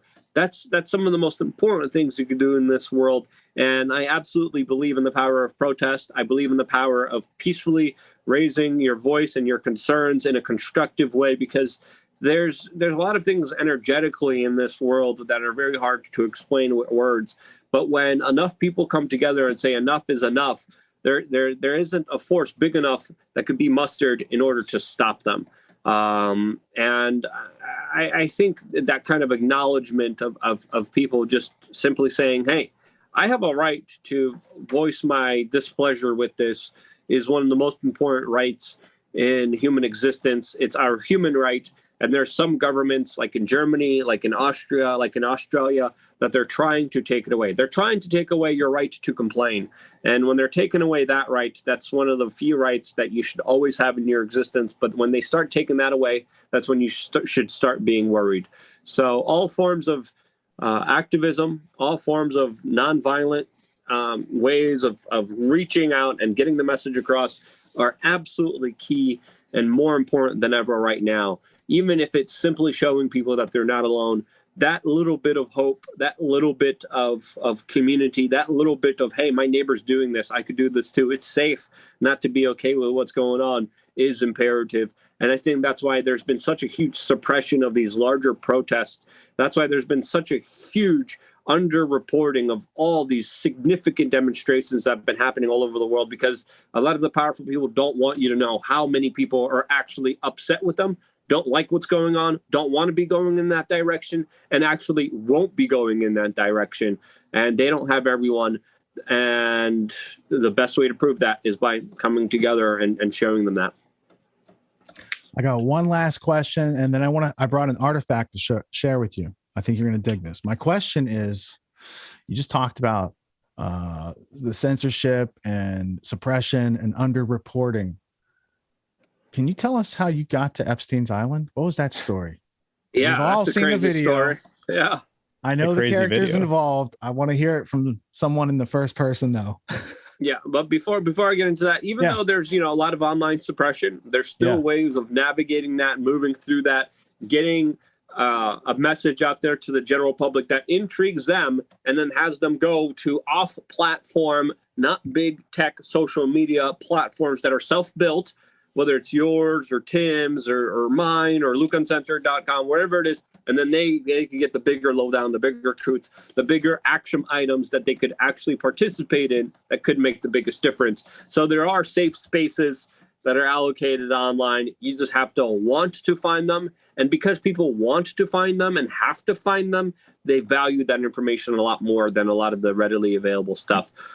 So at the end of the day, I think that's even a good thing towards activating people and motivating them towards doing the right thing for themselves and their family members. But the Epstein Island thing was an utter mess from the very beginning. It's a plan that me and my friends were putting together. And we had so many different scenarios. All of them fell through. None of them worked out. And then literally we had 3 scenarios. One was to rent a boat. That was the first step. Couldn't rent a boat. No one was willing to rent us a boat. Second was, we didn't want to bring everyone. People were supposed to stay back. None of them stood back. Then we tried to get jet skis. Couldn't get jet skis. We couldn't get enough gas to go from the specific location we're at to go there. We ended up renting a boat that said, well, they'll just take us around the island. And I was disappointed, and I was ready to fight my friends, and I was angry with them, and I was so freaking frustrated with them. And then we started to make friends with the boat captain. And then the boat captain who lived in the area knew exactly what was going on. A lot of people on the whole island there knew exactly what was going on. They knew that a lot of innocent children were being shipped back into Epstein Island, and they knew something was up, and they knew something was absolutely horribly going wrong there. And he knew the whole situation. And unbeknownst to me, he decided to surprise us. He started pulling up to the dock, and he was like, okay, well, it's either you're going to go or you're not. Your choice. But I'm not going to stop you, and I'm not going to tell you what to do. Wow. And I kind of looked at my friend. He was smoking a cigarette and having a wine glass, and he was still in his freaking Speedo, totally unprepared. I'm like, we're going.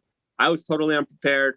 He looked back. He was like, no. I was like, no, we're freaking going. And then I jumped off, and then luckily he came behind me. It would have been a lot difficult being on my own, but he came on there with just his like little selfie cam and Speedo. Didn't even bring shoes. Didn't even bring his slippers. I had to give him my socks halfway because his feet were bleeding. And then we were just kind of running through the whole area, and up until we heard screaming. And then once we heard screaming, we decided just to get out of there. And that's when we saw the security guards there. And luckily we were able to get out of there. But none of the plans, we had 3 plans laid out, going there, pretending that we're real estate agents, pretending that we're lost tourists, pretending there's like 3 cover stories. None of them worked until the boat captain just like literally surprised us and was like, "You're going to do it or not? Your choice. But I'm not telling you what to do."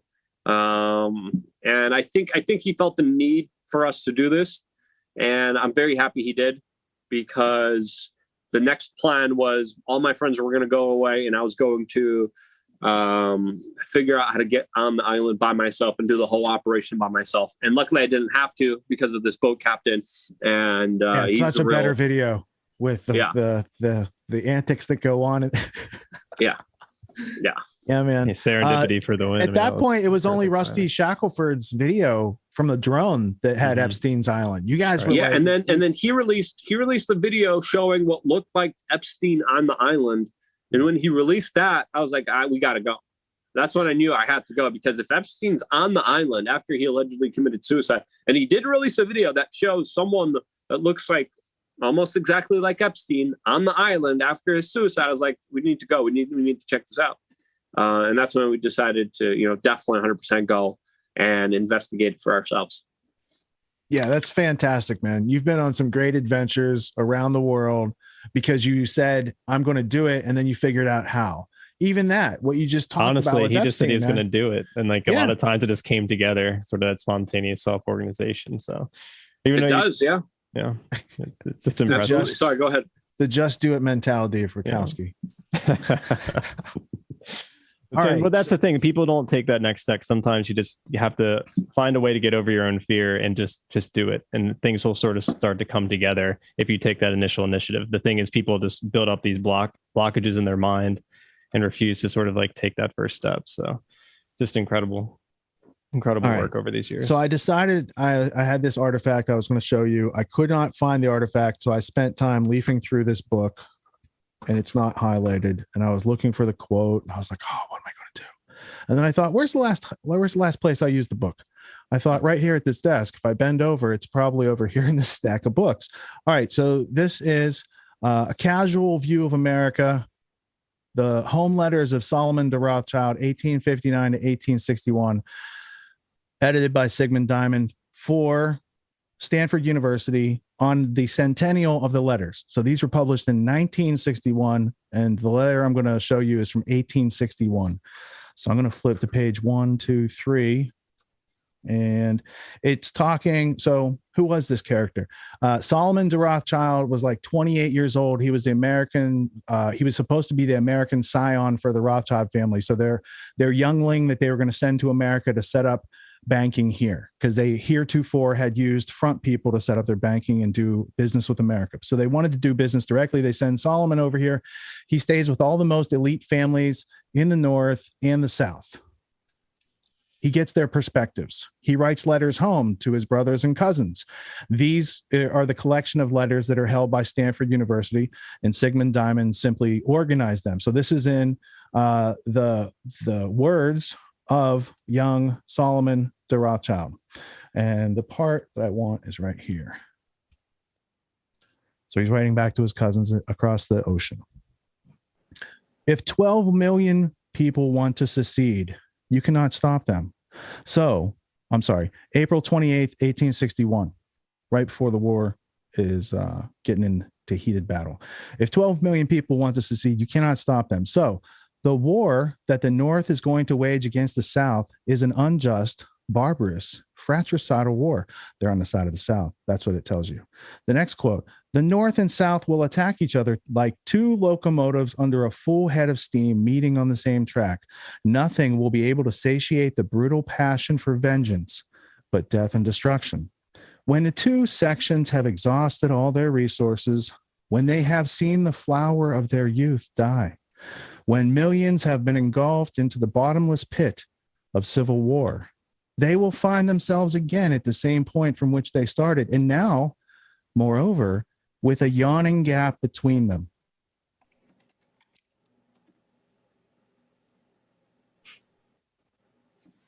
I lost you there, Rich.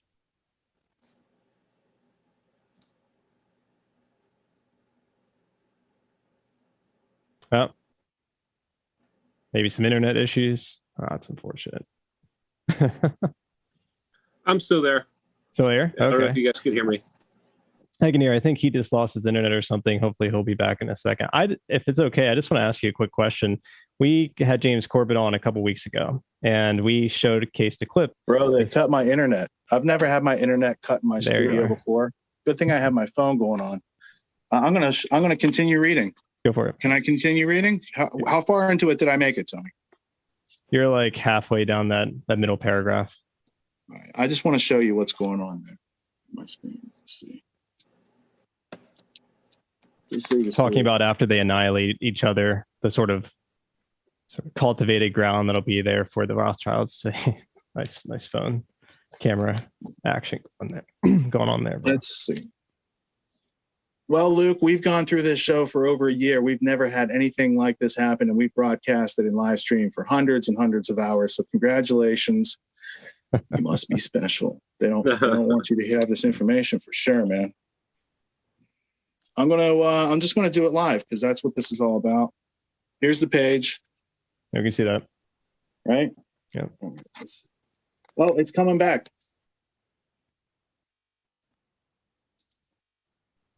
Your main internet? This is a lesson about not quitting.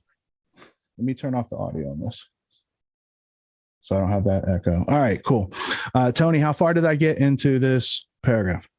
I would start when the two sections have exhausted all their resources. Cool. The North and South will attack each other like two locomotives under a full head of steam meeting on the same track. Nothing will be able to satiate the brutal passion for vengeance but death and destruction. When the two sections, North and South, have exhausted all their resources, when they have seen the flower of their youth die, when millions have been engulfed in the bottomless pit of civil war, they will find themselves again at the same point from which they started, and now, moreover, with a yawning gap between them. It will be necessary to end the war, to write a treaty, to grant a mutual concession. For no matter who the conqueror will be, there will be no vanquished. Each side will struggle to the bitter end for the rights it claims to have. On one hand, all the South asks is to be left in peace and to be allowed to govern itself as it sees fit. Right? So if you read Solomon de Rothschild's letters, even though he stayed with the families of the North and the families of the South, he's a friend of the people running the Confederacy through and through. And this is always lost in our version of history as far as the Civil War, why Lincoln had to print his own money. Why did we have greenbacks? Because if you don't understand this aspect of how we got into the Civil War and what it was all about, then people can't understand the Federal Reserve or the CFR or Bilderberg or Agenda 21 or all these things that come afterwards. So I just wanted to offer that because I figured you probably didn't have this book, but I have a copy of this book for you upstairs if you want a hard copy. Because I bought. Oh, yeah. I would love to read more and research more about, the Rothschilds. There's a lot of very fascinating history about them that, should be told, should be listened to, should be debated more. And sadly, it's definitely not. I just want to segue because you had a sort of a very meaningful disagreement with Tim Pool about the importance of getting into some more detail in regards to the powers that be, so to speak. And I think you both had very valid points, but what's sort of your interaction with, I know he comes from a very different sort of mindset in regards to how much value can be extricated from doing some of the more pedantic research that maybe like a Richard and I do, or yourself for that matter. Does he sort of see the value there, or is it sort of is there a new way you can bridge that gap? Or it was a very fascinating discussion. We actually had James Corbett on to sort of comment on it, and we had a sort of back and forth with it. Well, if there's a lunatic, psychopathic mass murderer out there stabbing everyone, you could either focus on healing the stab wounds, or you could stop the mass murderer stabbing everybody. So that's the oversimplification of that debate from my perspective. I still I still stay strong in my belief systems. I'm not going to placate anyone. Tim has his point of view. I don't know if it was changed. The audience did speak about comments. This issue. And, they had their own perspective, but I think both, viewpoints are valid, and I think they're important. I think it's important to see where other people are coming from, and then if you see it differently, to talk about it in an honest way. And I look forward to more debates, more discussions like that, because I think they're absolutely important. What I dug was 100%. It was a good debate. Like, people got something out of it from both perspectives. Sorry, go ahead, Rich. It was heated but respectful. Like, the audience grew 100%. On both sides. I agreed with you and Tim. Yes. And I'm like, now I could see what you're saying, and I see where Tim's like not has that piece of information yet, because he covers current events every day, and you talk a lot of times from historical context juxtaposed to the current events, right? So there's a bridge to be built, but it's not going to be done if we call each other names, and there's been no really good examples of that out there. So I like to see that disagreement. I think that's the balance you bring to his show. Yeah, exactly. I don't vote. Right. I'm not on the team jersey. I'm not in the stadium cheering on politics. I'm an objective observer. And so I don't agree with some of the political leanings, but I'm always interested in his thought process, because I think that's where he's strongest. He actually has a thought process going on, and I've seen him grow and learn over the years, just like I've seen you grow and learn. I remember, I think the first time I heard you on Alex Jones was Ed and Elaine Brown situation. Did you ever go up? Did you go up to New Hampshire? Yep. Jones sent me down there during the midst of it all. It was pretty crazy, to say the least, covering that story. Do you remember how old you were when that was? Not exactly, no, but very, very young. Too young for that. Yeah, I remember hearing it, and I was like, he's putting this kid in harm's way. That's a dangerous situation. Like, why don't you send one of your own reporters, Jones? Like, why are you asking Luke to do this? And you live to tell these stories, man. I got one. I did think of a really good question that would empower the audience all around. My audience, your audience. If you could boil down your political philosophy or the way you look at things into like a book or a documentary that represents, is there something that other people, because I think there's a lot of interest and they're like not quite sure how to get the Luke Rudkowski combination on that perspective. Where did you get it? What do you follow? What is, because you don't like to label yourself. I understand that, but what was influential? Water the Great Mystery. That was a great documentary.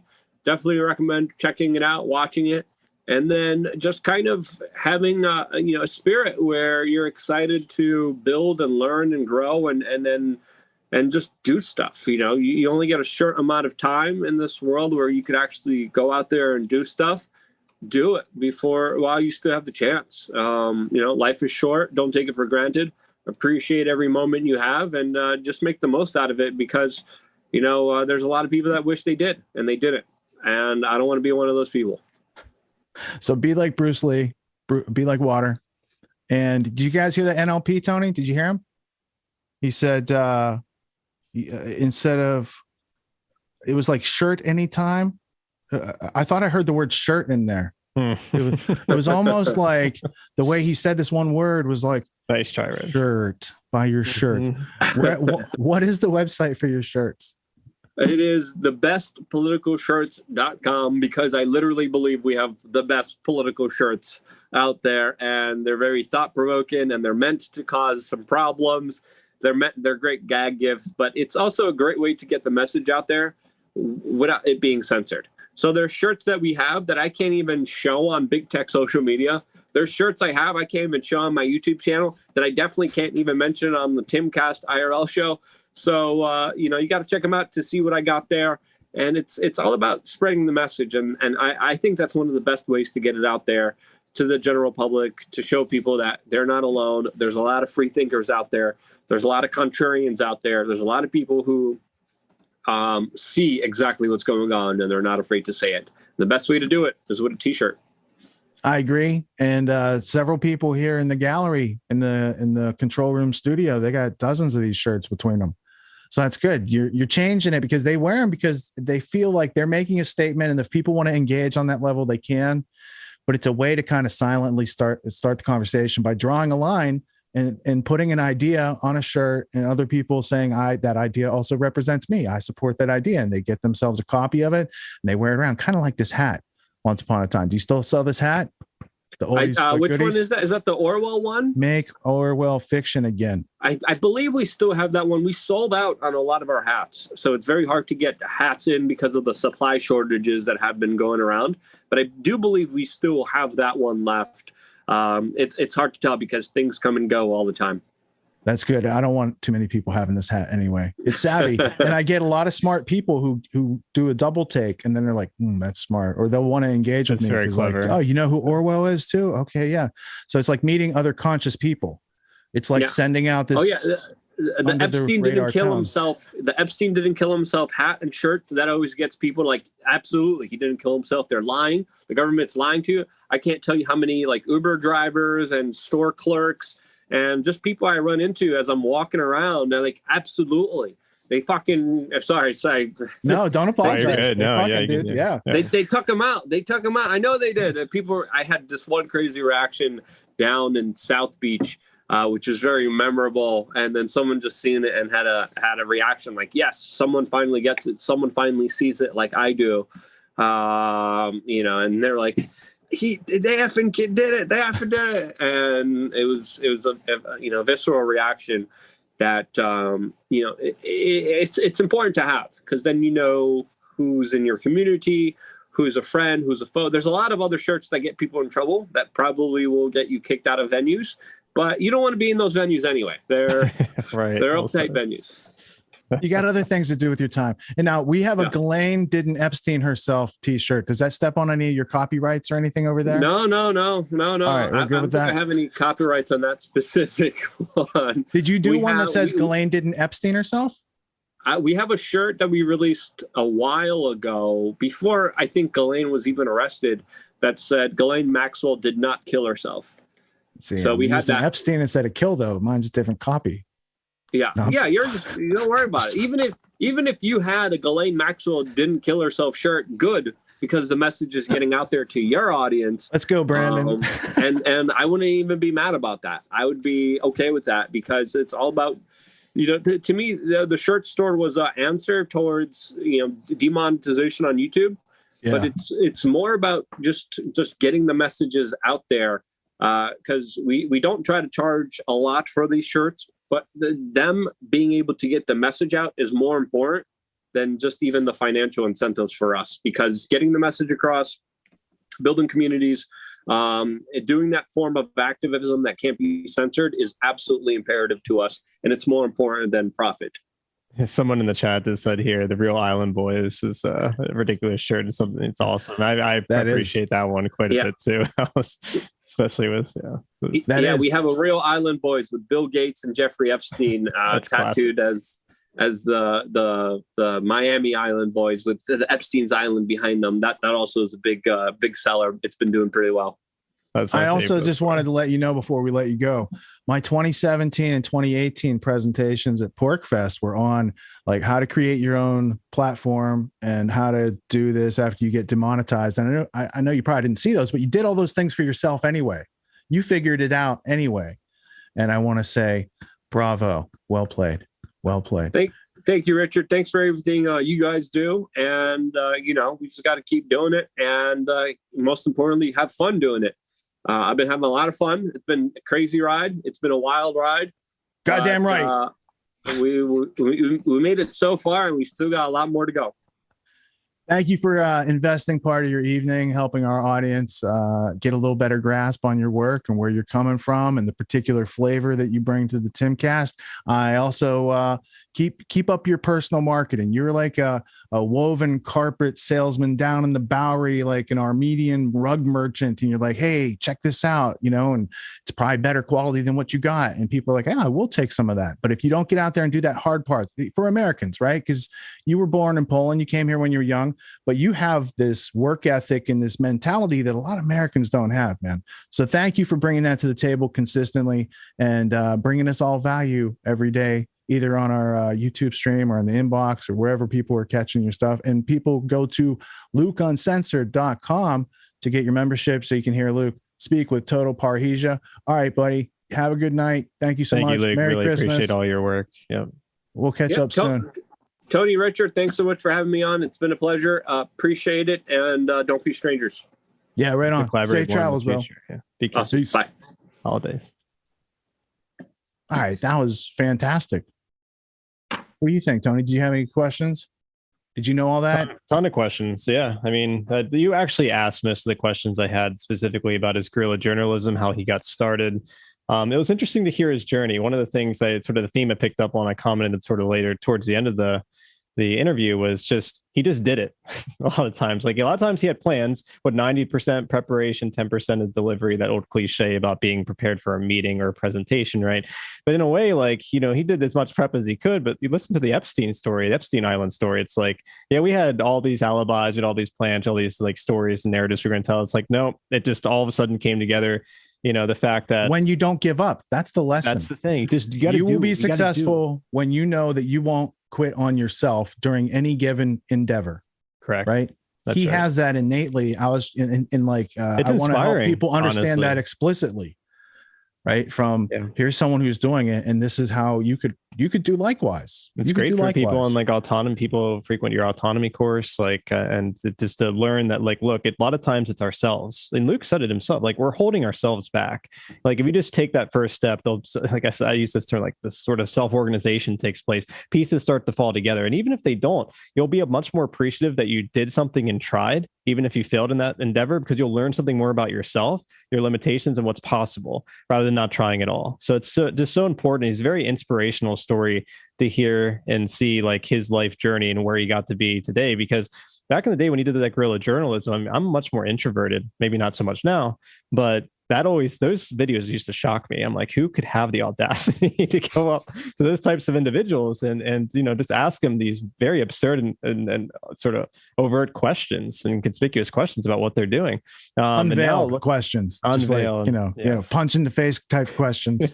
How long have you been a member and going to sell out the American public and all this sort of good stuff. I mean, it was, and to see him transition, to recognize that at one point, like, you can only do that for so long. You learn so much. You get this, you do that style of journalism, but you also do the research, and the transition into, okay, now how do I transition into something that's more positive? I know Corbett's been focusing on that a lot. Like, how do I take what I've learned and grow and do something with it, now that I know there are these tyrannical structures in place? There are people actively working to take away our individual rights, to take away our ability to peacefully, collectivize and come together as individuals and as people to, uphold those rights.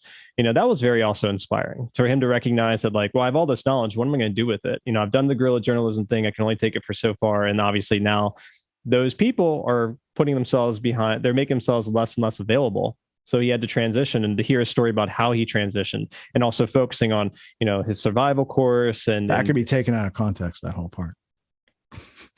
I don't know how he transitioned. Go ahead, back to his survival he transitioned. Sure. Yeah. It's funny because I was going to say the thing about Orwell.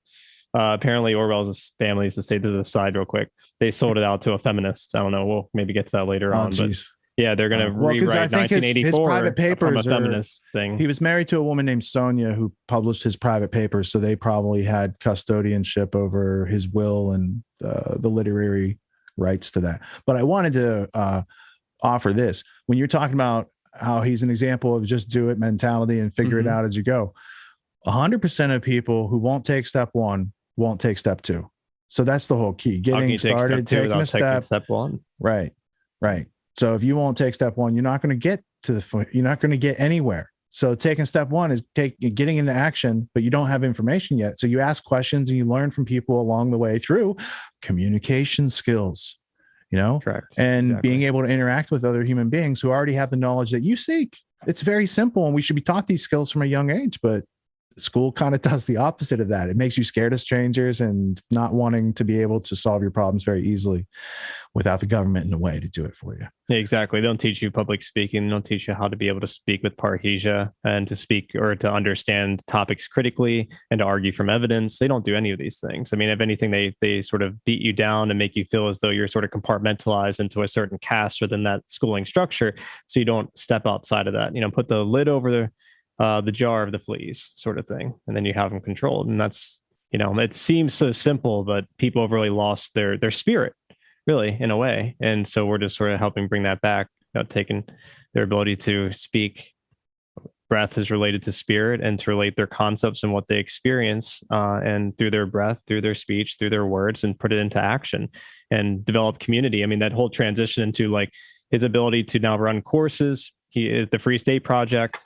Now he's working with Timcat. Look at all the adventures he's been on. I mean, just all the people he knows, all the people he networked with. It all started because he threw himself into that mix and was willing to go sort of on an adventure and to sort of figure himself out and what he wants to do moving forward. So it reminds me of this quote: "Liberty is the soul's right to breathe, and when the laws are girded too tight, liberty becomes a syncope."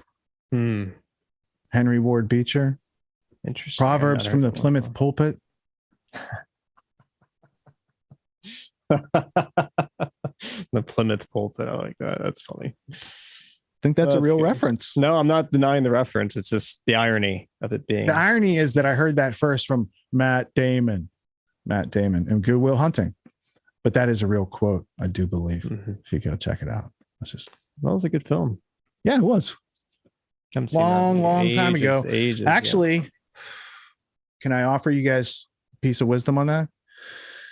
Ben Affleck, Matt Damon made Good Will Hunting, got an Oscar. They got one of these Oscar awards for the writing screenplay, original story by Matt Damon and Ben Affleck. Then they became super famous, right? What's the dude's name? William. What's his name? William. It's Good Will Hunting. So his first name's William. Is it Seidel? LD in control room. Can you go to my my Smart Reads YouTube? No, Sidis. SIDIS. Good Will Sidis is the name of the episode, I believe. And so the story is this: there was William James Sidis. Yes, because he's named after William James because his parents were okay. So there is a historical character named William James Sidis, SIDIS, and his parents were acolytes or followers of the American philosopher, psychoanalyst type William James. They took their young son, William James Sidis, named him after William James because they worked with William James, and they said, "Here's our son. Use all your mental powers to make him like one of the smartest people in the world." And they did. And young Will Sidis climbed up through society. Unfortunately, society wanted him to go work and make armaments for World War I, right? And so he splits, he goes off and becomes like a vagabond through the grapes of wrath time in the late 20s or 30s. He disappears from society. And so here's this amazingly refined intellect in a young person who was denied a childhood and then didn't integrate well with society and kind of split. There he is right there on screen. Yeah. See? William James Sidis, American child prodigy, had a high IQ. So this is interesting. I'll just read this very beginning. Yeah, he's a polymath, dude. Yeah, he's a polyglot, polymath with exceptional mathematical. Polyglot means he speaks many languages. More than 2 or 3. There's a cutoff. But he is notable for his 1920 book, The Animate and the Inanimate, in which he speculates about the origin of life in the context of thermodynamics, which would be about the time that thermodynamic theory was codified by Boltzmann. Oh, I'm gonna remember something like that. I know. Anyways, Leon Boltzmann. Boltzmann, yeah, he was like one of the interesting fellow, by the way, historically. Oops. Sidis was raised, let's real quickly here. It's like, so he's raised in particular manner, psychiatrist Boris Sidis, I guess his father, by his father. So I remember making fun of him because I said his dad's name sounds like an ailment. Dude, he entered Harvard at age 11, and as an adult was claimed to have an extremely high IQ, probably at 145, 150 or more, and to be conversant in about 25 languages and dialects. Some of his claims have not been verified, but many of his contemporaries, including Norbert Wiener, Daniel Frost, Comstock, and William James, supported the assertion that he was extremely intelligent. So he's like the Ted Kaczynski back then, everybody. Now let me bring it full circle because Ted Kaczynski is also mentioned in Good Will Hunting, right? Yes, he is, Bounded harmonic functions. That's the Ted Kaczynski reference in Good Will Hunting. William Sidis said society's fucked up. He was smart enough to see what's going on, and he split, and basically everyone he knew. And that's why these guys, Damon and Affleck, can take his story, take him out of it, call it an original screenplay, and get Oscars and billions of dollars in their career because they read a little history when they were at Harvard. When Matt Damon was at Harvard, he heard this rumor, and then apparently one of them did some stuff up, or someone came to them with that project and said, "We need 2 front people. We need two front people for this very influential movie. You guys have been caught cheating on your homework. Here's the back staircase to fame. I don't know. I'm not making accusations, but William Sidis is a very interesting character. Now, LD, what is the substance? Is there a video on YouTube still available that I published on William Sidis once upon a time? Yes, there is. Over here on your YouTube. Good thing I didn't have that Hashtag. sweatshirt tonight. I wore it last week. and 5 years ago, apparently. 3 years ago. True story of like freedom. You've got the true story of Goodwill Hunting Club, a baby seal quote origins. And I shared out the link in the chats. We'll drop it in the show notes too. How long is it? It's 2 hours and 20 minutes. Holy shit. That would be, what I might do is I'm building out. So in the future, I'm going to build out another intermission where I'm going to feature the net, which has elements of Ted Kaczynski. Maybe I'll throw in some of that. It's also going to feature some other side of the Professor Humblebee and George Soros about his cybernetic theory and social systems, and his sort of unique idea of feedback and social systems, which is different from like a Wiener, a Norbert Wiener type individual, or Jay Forrester that we featured last week. So I'll build that into a larger intermission. It won't be obviously this week, but some next, maybe a Christmas intermission special about cybernetics. Well, that's a great resource. We'll be able to throw that in there. That's fascinating. If you need some material for that, you could go to the Peace Revolution episode on that cybernetics, and we could play it during an intermission. That would be really save you time. You could clip it down so it's not 21 hours or whatever. There are elements within the Peace Revolution. I mean, that's the problem. Every time I start building it, I was saying it's more like a video version of a Peace Revolution. That's what ends up becoming. But the irony was, when I was making that podcast, most of those clips did come from YouTube. So there is video for most of the Peace Revolution if you had the original source content, which I probably do someplace still. You always post it. Yeah. So we can just go back to look on Podomatic. Yeah. There you go. Well, what I'm trying to do is build it out in small sections. It might be a multitude of or multiple intermissions. So, because we have to kind of make it more digestible, sort of. I don't know. Well, I'll figure it out. We can talk in the background. We'll sort of figure something out. All right. So I'm going to call Audible for the next clip, because the other smart reads I was thinking about is the one on this book right here, LD, since you're on that account right now. The Casual View of America, it's called. Oh, yeah. I read this book probably in chronological order in that video. So I want to give people like the context for what, like I gave Luke here's the money shot right here, page 1, 2, 3. Here's where it says this. They knew ahead of time. They're on the side of the Confederacy. And then, history follows. Lincoln dead. Rothschild's back in. Well, the point was that it reinstilled afterwards the British banking system, which is the Rothschild's banking. Then I had to ask a question: were they involved in his assassination? And wow, do you learn a lot about history when you start digging into that assassination? I have a book called "The History of the History of the Secret Service," written by the guy who started the Secret Service, and he was Lincoln's top intelligence guy before the Secret Service. His name is Lafayette C. Baker. So I have a book. It's from like 1866 or something like that. First edition copy of Lafayette C. Baker, talking about his investigation and the origins of the Secret Service, which came about because they assassinated Lincoln and they decided they needed this other level of protection for executive government and so sort of thing. And when you try to track down, let me just put it like this. I'll cut to the chase. There's a guy, I believe his name is Simon Wolf. Simon Wolf is an instrumental player in a whole bunch of people involved in this assassin on Abe Lincoln, right? And then he looks identical to John Wilkes Booth, so much so that after Wilkes Booth does the thing, or this guy does the thing and blames it on Booth, Simon Wolf says he doesn't go out. His memoirs are there, and he's working with the Rothschilds. He's like one of their henchmen here in America, right? So he says he didn't go outside for 2 weeks because his likeness was so much like John Wilkes Booth. And I thought that's interesting because there was like not photography back then. It's still just, so how did he know? Oh, he knows because he trained John Wilkes Booth in a theater troupe in Ohio using this fraternal Masonic order type situation where then Booth is then coming to Dude, it's Dude, I crazy. have this book and this, that, like, I got claims books and it's the- books on this yeah. now because I'm like, whoa, I can't even talk intelligently about the assassination of Lincoln. It's once you start to figure out these other there's a weird machinations. Jesuitical angle. There's a Freemasonic angle. I have There's a couple huge 19th century Vatican angle. You're right. Yeah, the Vatican, because I have a 19th century. It's from like a nun that left the church. I don't know. It's a very All right, strange. so book, it's just and like JFK's assassination because really is. Lincoln is the British Empire and the Vatican and the banking power that all got together and killed Right. Lincoln.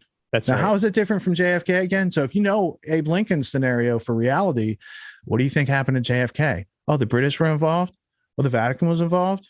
Well, maybe he's Catholic though, right? Would they sacrifice their own to stay maybe in the bigger picture over here with Vatican Bank or something? I don't know.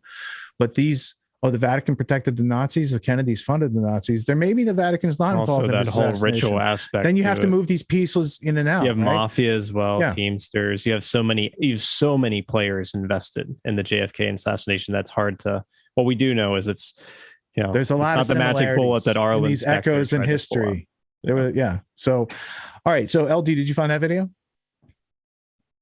Yes. Yeah. We have never played this in Grand Theft World, and this is an early video. What's the year of publication on this? 2018. 2018. So I October, just moved in to this this studio setup. So it was in the room behind me, and let's play like 10 minutes so people can get the ethos of this book, so they can understand the pathos, logos, and mythos if they watch the whole video. Just started from the beginning. Yeah. I'll roll Yeah, it. let's try it like that. See me 3 years ago. Click, click. Today, we're going back to 1861 to look at some neglected aspects of how the Civil War actually started. We're using a legit artifact, and it's immensely important to what's going on today, sociopolitically, in America. Welcome back to Quote Worthy Books, where we take a guided tour through some of the most interesting books in history, covering the neglected aspects and, most importantly, adding context to the historical evolution and lineage of key events in history. I'm your forensic historian, Richard Grove, and today we're going to dig into a book called A Casual View of America, The Home Letters of Solomon de Rothschild, 1859 to 1861. By Sigmund Diamond, Stanford University, 1961, 100 years after it happened. So we're going to be talking about the Civil War, not the Civil War that's brewing today. We're going to talk about the one from the 1800s. From 1861 to 1865 was the American Civil War. And today, we're going to learn some of the neglected aspects, which are very important and crucial to understanding that story. Before we get started, don't forget to check out the Liberty-inspired designs at Teespring, where we have several shirts. You can also support us by subscribing, tragedyandhope.com/subscribe, or Patreon, patreon.com/tragedyandhope. A Casual View of America, The Home Letters of Solomon de Rothschild, 1859 to 1861. Right before the Civil War to the beginning of the Civil War. Translated and edited by Sigmund Diamond, Stanford University Press, 1961. Preface. The letters in this book were written by Solomon de Rothschild to various members of his family between 1859 and 1861. Again, on the 100th anniversary or the centennial of the Civil War. Reading a little bit from the introduction before we dig in. About the life of young Baron Solomon de Rothschild, we know very little.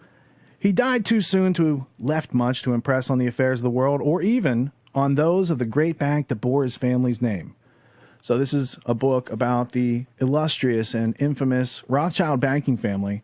And Solomon de Rothschild is a young scion in the family. The family chose not to set up a bank in America because of their name, what it might bring along with it. And they had a financial manager and a broker called August Belmont, who we'll hear about in a second. Who later came along after young Solomon de Rothschild scouted America. And these letters are the results of his scouting trip that he's writing back to his family. That's why it's very interesting, because it presents a view of the Civil War that's definitely not taught in public school, and it's definitely not talked about in mainstream media. So let's continue. Let's go to page 3 right here. In France, the position of the family had been shaken by the Revolution of 1848. In the New World, too, the evidences of leveling, so dangerous to those who had believed in a society of ranks and orders, were everywhere apparent. And if they were not accompanied by the violent manifestations so characteristic of the European scene, it was because the defenses of aristocracy had never been so strongly built in America as in Europe. Even the anti-slavery crusade, a humanitarian movement to those Americans who supported it, was seen by many conservative Europeans as a threat to the institution of property on which all societies of order and stability must rest. The issue of emancipation, which the American was likely to see as a humanitarian or possibly a political issue, was perceived by the conservative European as including a social dimension as well. Solomon de Rothschild, having spent $1 million on the stock exchange in attempted secrecy from his father, received from his father a letter. Mr. Solomon de Rothschild will spend the night at Ferrier, where he will receive certain instructions pertaining to himself. The next day he received the order to leave for Frankfurt. He spent 2 years there keeping the books. He thought this term of penance was over and wrote to his father, who replied, "Mr. Solomon's affair is not terminated," and a new order dispatched him for a couple of years to a banking house in America. George Templeton Strong, the sober conservative New York lawyer, met Solomon during his visit to the United States and could not conceal his disapproval. "Made my debut in the New York Club this afternoon," he wrote in his diary of August 16th, 1861. "One enjoys a sensation of being nobby and exclusive when one dines there, which ought to promote digestion. My respect for the club has greatly increased since Baron Rothschild's friends had to withdraw his name, because the Baron, though illustrious and a millionaire, was immoderately given to lewd talk and nude photographs." Continuing that thought on a passage on page 5, exactly what it was that brought Solomon de Rothschild to the United States in 1859, we do not know. It may have been his father's hope, as the Gongors suggest, that exile from Paris would improve his character and tame his spirit. But the Rothschilds had extensive interest in the United States, and it seems more likely that Solomon was sent on a mission in connection with those goals. The Rothschilds had acted as financial agent for the United States Department of State. During the Mexican War, they held a contract to provide credit to the United States government to purchase army supplies in Mexico. They held the bonds of the Pennsylvania Railroad Company and various state banks and U.S. Treasury notes. They had heavy investments in the repudiated debts of a number of states. Indeed, it was suggested in European newspapers that Solomon's purpose in coming to the United States was to extend his family's business. Young Baron Solomon von Rothschild is at present in New York, the Wiener Mitteilungen reported, quote, "and after having stayed for some time at the house of August Belmont, correspondent of the Rothschilds, he plans a trip to the west and south of the United States." Now, if it was Rothschild's intention to establish connections in the South, he could hardly have found a better go-between than August Belmont. Belmont had been born in 1816 in Alzey, Germany, the son of a wealthy Jewish burgher. He entered into the service of the Rothschild Bank in Frankfurt at the age of 14, was sent on missions to Naples, the Papal Court, and Havana. In 1837, the Allgemeine Zeitung reported that the Rothschilds had decided to establish a branch in New York. Quote, "A young man in charge of this project, Mr. Belmont, left a few days ago to journey to that city via Paris and London." And there's a footnote there. Sigmund Diamond is the editor and the guy who puts together all these letters from Solomon to Rothschild back to his family back to Solomon, and organized this for Stanford University. So now continuing with the idea of Belmont. Belmont is the Rothschild guy in North America. Who's he hook up with?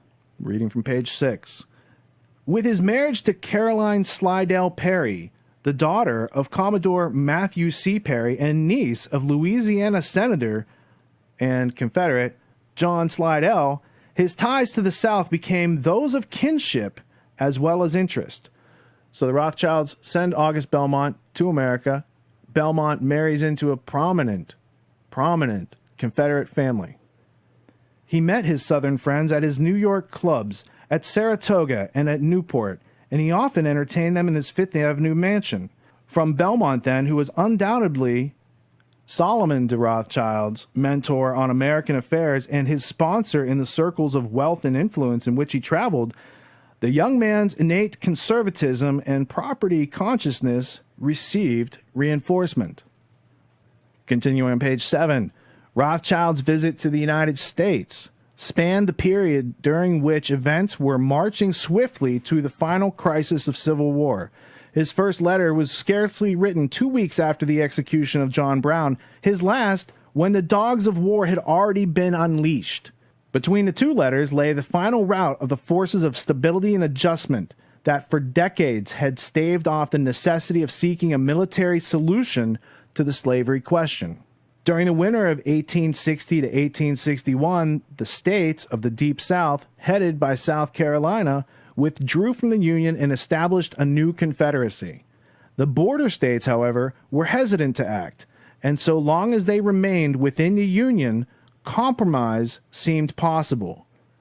Rothschild saw this possibility slowly destroyed by the incapacity of the lame duck Buchanan administration and the unwillingness of the incoming Republican administration to act decisively. So he's observing the situation, he sees there's crisis mounting, and that there's chaos. And where there's chaos, there's profitability. Reading from page 8, but how could a Rothschild be expected to see the greatness in John Brown's raid? For him, it was evidence that the dark forces of lawlessness, the curse of European history, were present in the New World too. And how could he see the heterogeneity of American society as a source of men's strength and a determination to defend a system that allows each man to be freely what he is? For a Rothschild, to whom rank and attachment to a social position were the very essence of an orderly society, heterogeneity was evidence of disorder and imminent chaos. Self-confident to the point of arrogance and equipped with a fixed standard from which to judge the working of a society, he went through the country with a magnificent imperturbability, casting verdicts, seeing less than he supposed, and unaware of what he did not see.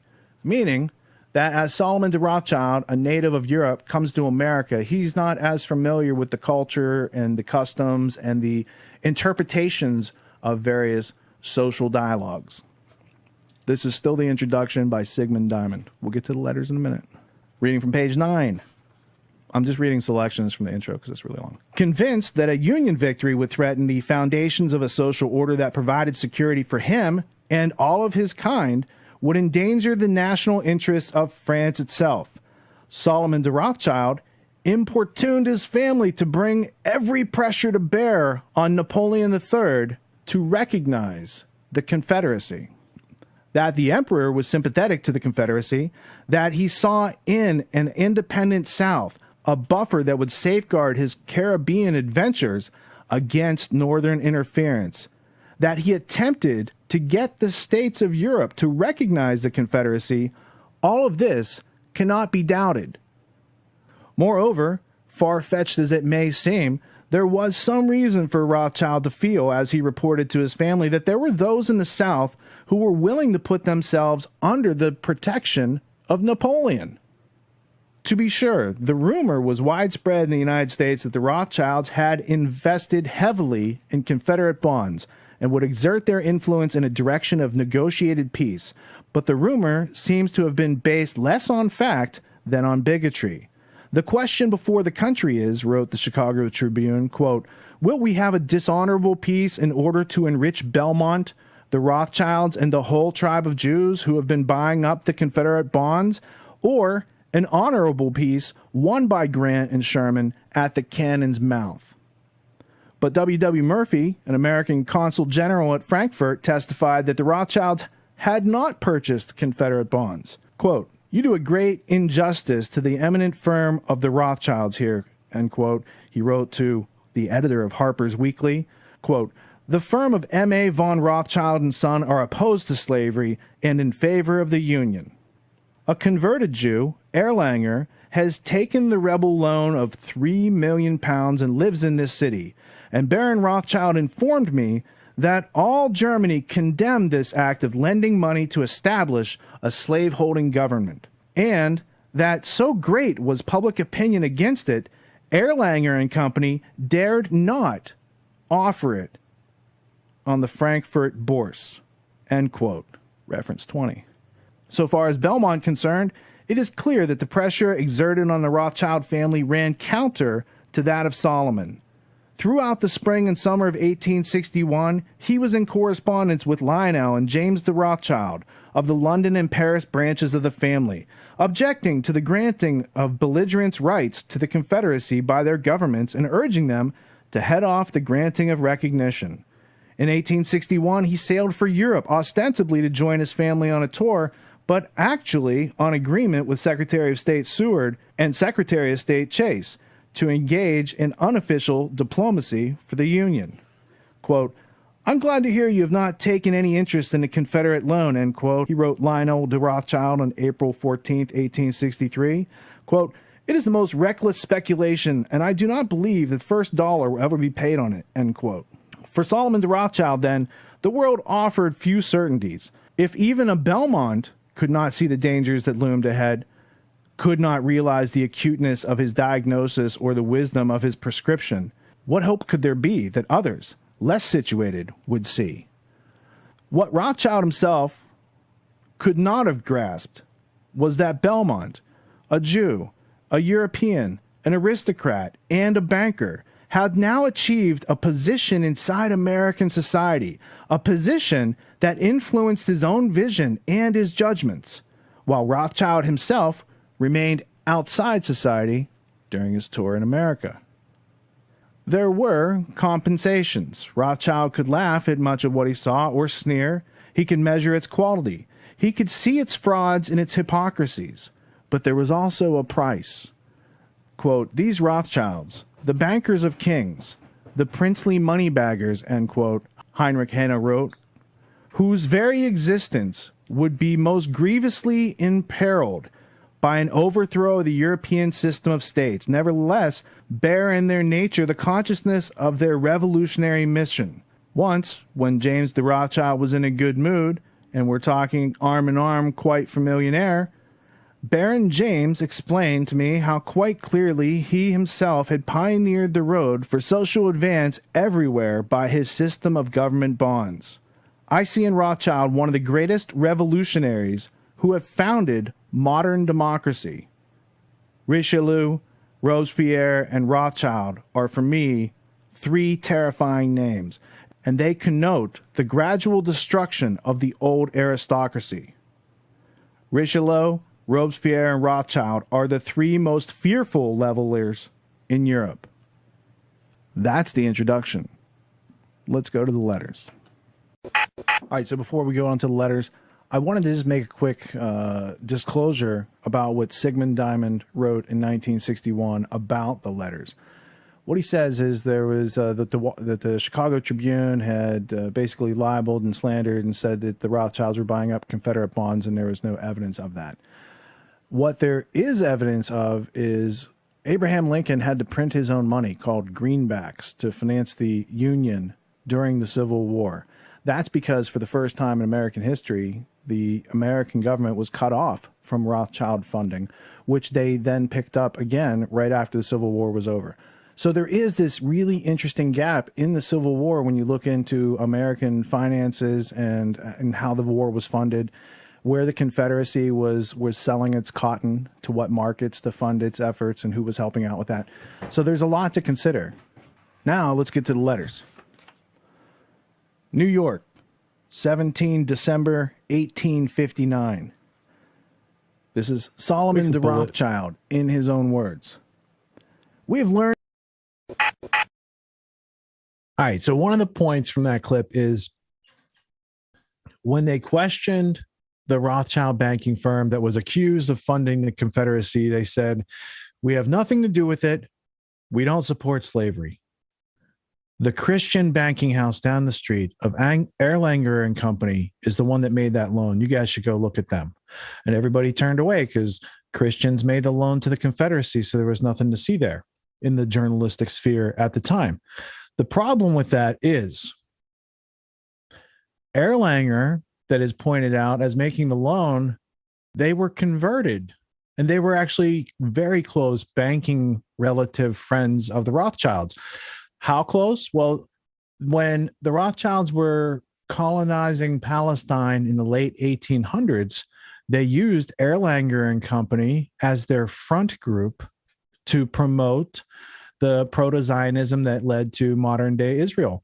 But about 80 years before, Israel became a state. This is how the colonization started, right?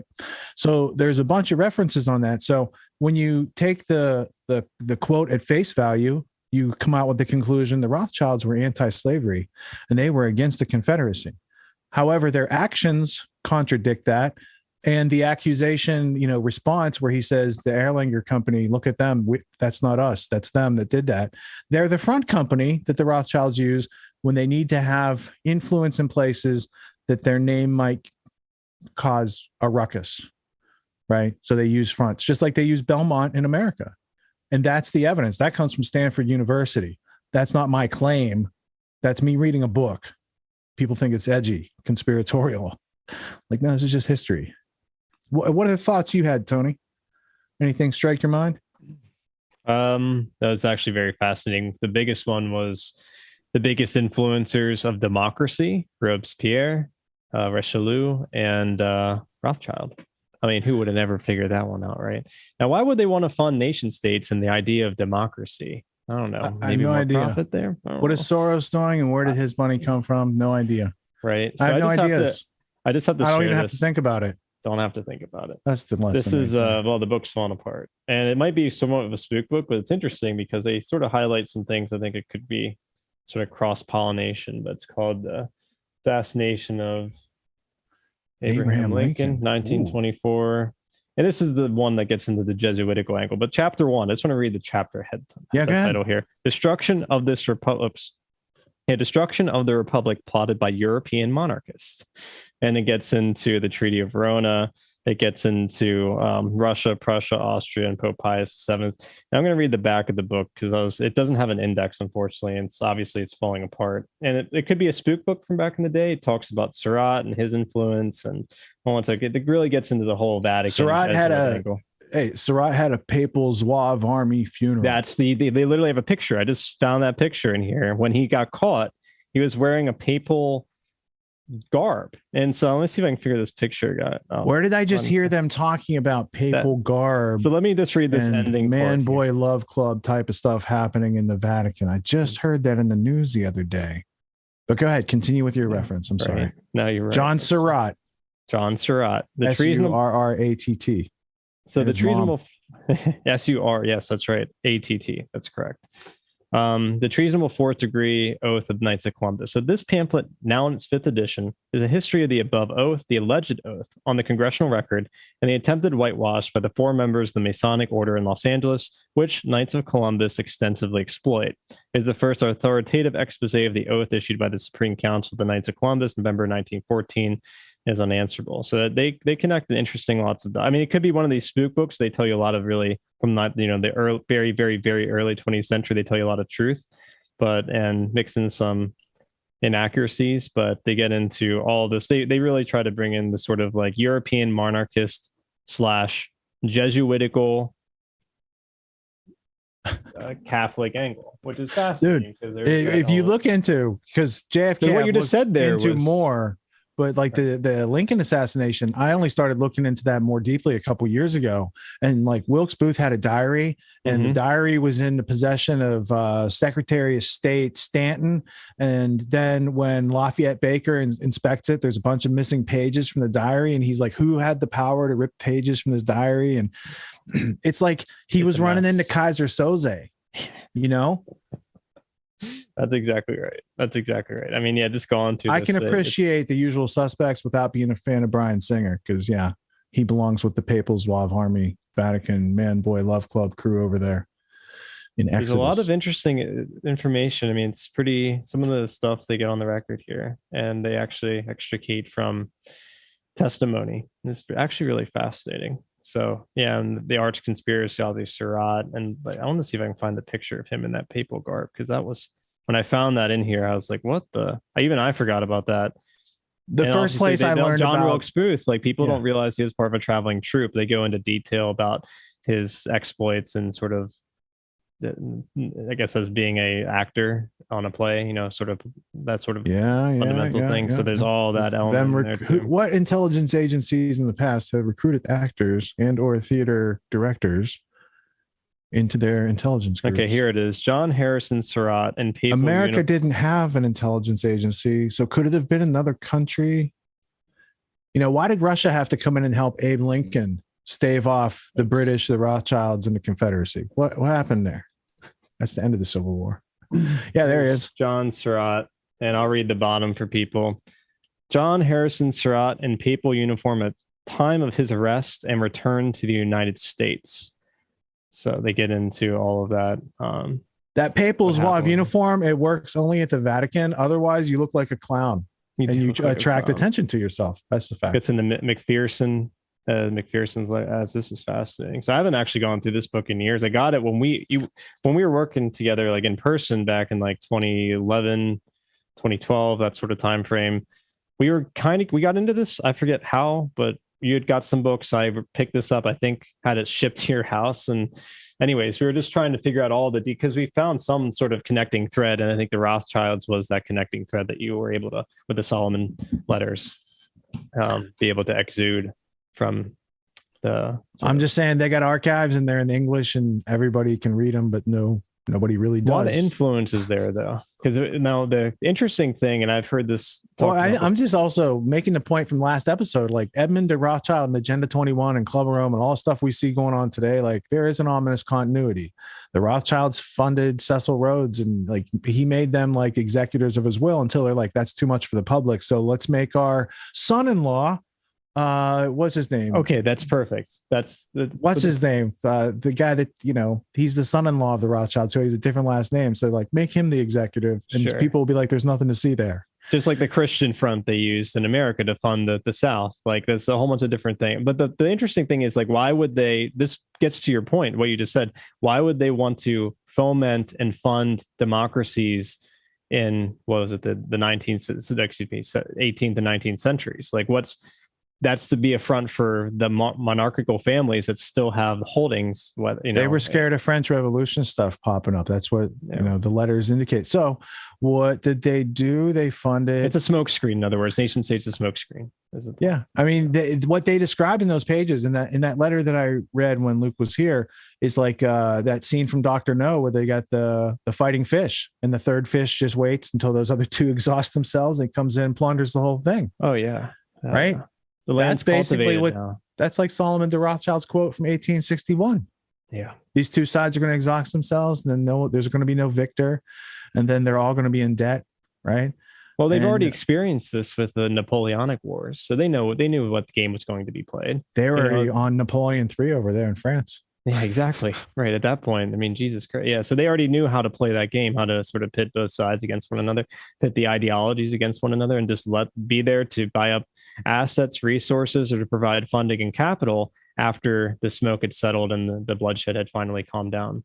Yeah. So I don't think that there's some like group of people in a smoke-filled room twisting their mustaches. Oh, no. Though back in the 1800s, when they had poor ventilation, and mustaches were more in vogue, especially the waxing thereof, I bet they did twist their mustaches as they planned to take over, manifest destiny in this country, and then do it in Europe, and then do it in Russia, and do it in China.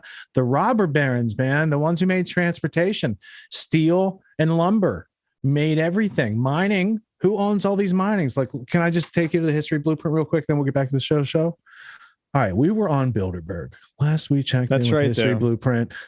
I mean, really, let's just go Rio Tinto. Rio with the North to the South, bringing in the industrial model. That's what they wanted to do ultimately, anyways. Oh, we got Rio Tinto. We got Cecil Rhodes. We got HSBC. We got the Rothschild family. We got opium trafficking. There's a whole bunch going on. You want to learn more about Rio Tinto? Read Dope Inc. Or check out Kissinger Associates and Dope Inc. Or the Royal Institute of International Affairs also had some influence. But Herbert Hoover, right? He's the president of the United States. You know what he's done before he's president? He's like a billionaire mining magnate in Russia. Okay. So he's working with the Nobel brothers oil monopoly. Do you know who they were? They got a prize, right?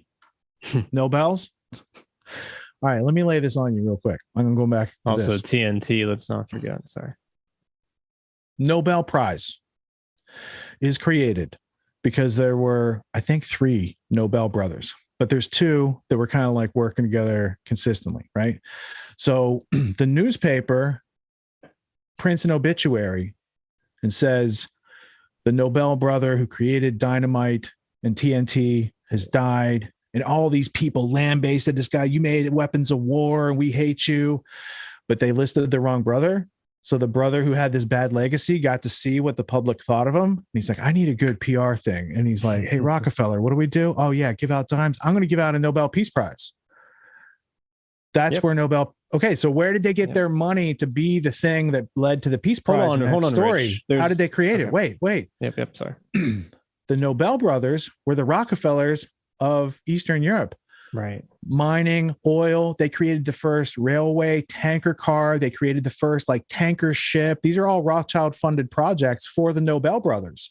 So over here, the Rockefeller started in oil, went into banking. Over here, the Rothschilds started in banking and went into oil via the Nobel brothers, but then got into Royal Dutch Shell, British Petroleum, all these other things that were like the other to the Rockefellers. And eventually in the late 1800s, they start having meetings. They're like, hey, we control shit over here. You guys control shit over there. Let's control shit together. And then like 10 years ago, there's still pictures of Rothschilds and Rockefellers in like meeting rooms and Vanity Fair. Like, hey, we're running the world. What's up? You know? That's exactly right. I mean, the PR thing you mentioned earlier about the Nobel Prize, right? Correct me if I'm wrong. Von Clausewitz is the idea. I forget if it was him who maybe it was one of the innovator of like metals, and maybe if it wasn't him, it was an earlier general. That the idea of like ranking individuals, providing a sort of stature. There's that whole idea of essentially giving people a false sense of like being in an authoritative position. And that just reminded me of this is an analog to the idea of what the Nobel Prize essentially is almost like a PR move before PR existed. But so was the idea of like ornamentary associated and adornments associated with rankings, whether in military or in other walks of life. I think it was an innovation that was back in the, sorry, go ahead. Check this. Alphonse James de Rothschild funded the Nobel family, right? The Nobel brothers merged with Rothschild and called it Branobel around 1900. So first they fund them, then they buy them out. Let's see.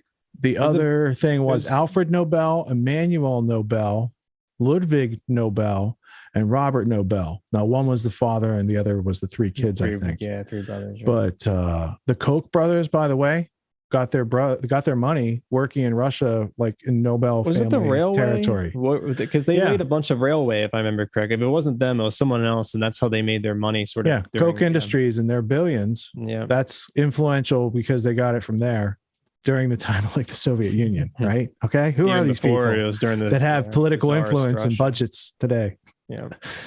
All right, so anyway. That's a little delving into history to provide context to the historical artifact that you guys deserved. If you're going to know more than the average bear, then you need to have the facts, even it just builds out a picture available.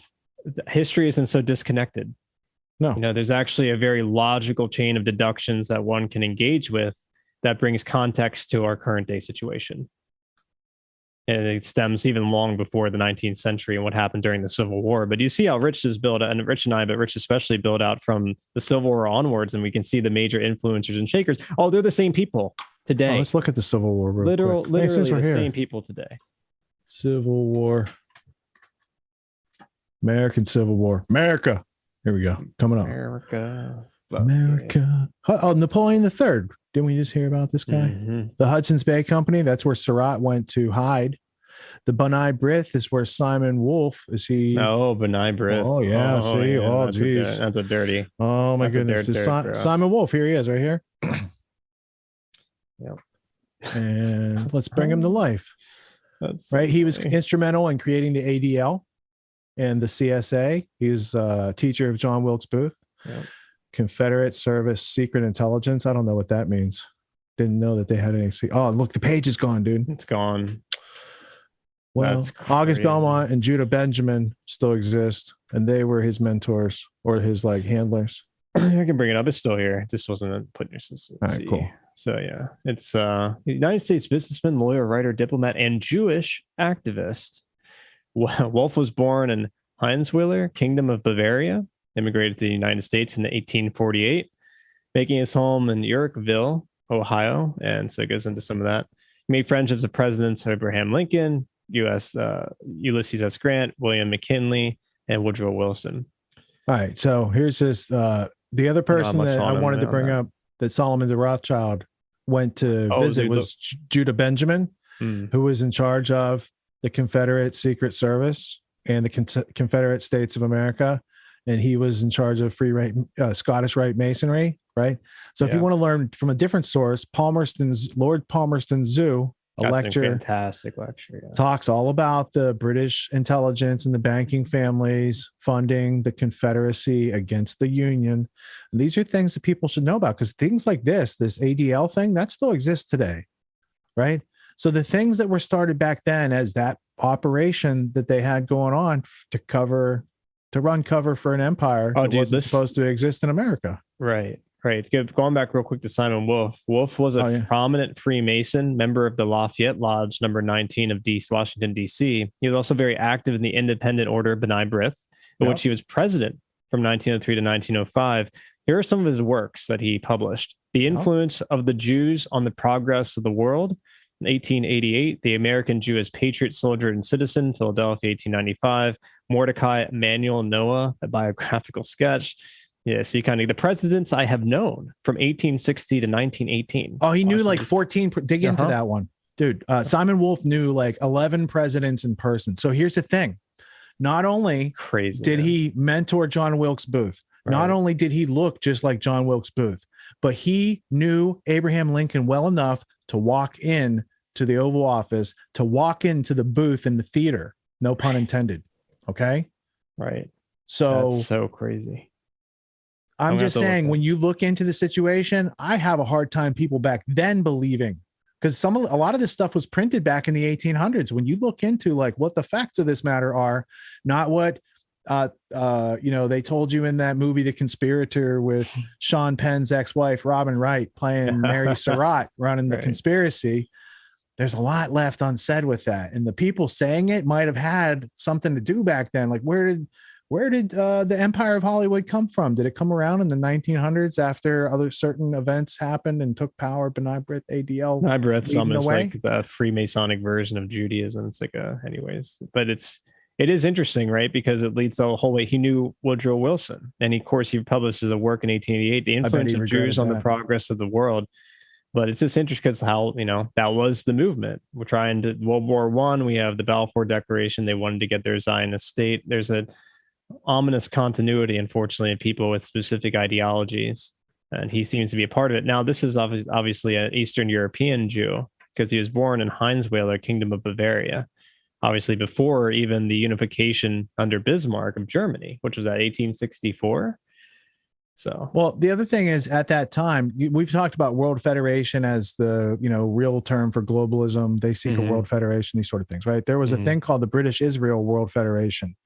And it seemed like the two groups that drew their power from the Bible and stories in the Bible, that's where the monarchy gets their power, and that's where the tribal power, kings, right? Tribes, this sort of thing. And they said, hey, let's work together. And then there were projects they did together, like Palestine, right? Yes. Balfour Declaration, all these sort of things. But we are not taught the history, so we can't have like an intelligent conversation about it. And even right there, where you're just reading Simon Wolf's here's his curriculum vitae, and it sounds like, oh, that's edgy. Oh, that's edgy, saying these things. It's like, no, you're just reading somebody's bio. Come on, get over it. Right. Put big boy pants on and learn about the world.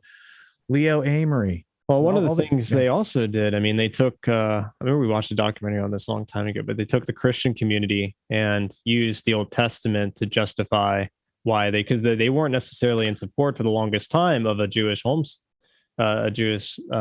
nation state until they sort of used the Old Testament to justify why they deserve to be. And, well, last week, sort of using as a misdirection, a red herring away from the issues that the reason why they may have been kicked out of a lot of nation states in Europe at the time, not to say that's an indictment against all Jews, but certain powerful Jews within their ranks, so to speak, specifically of Eastern European descent.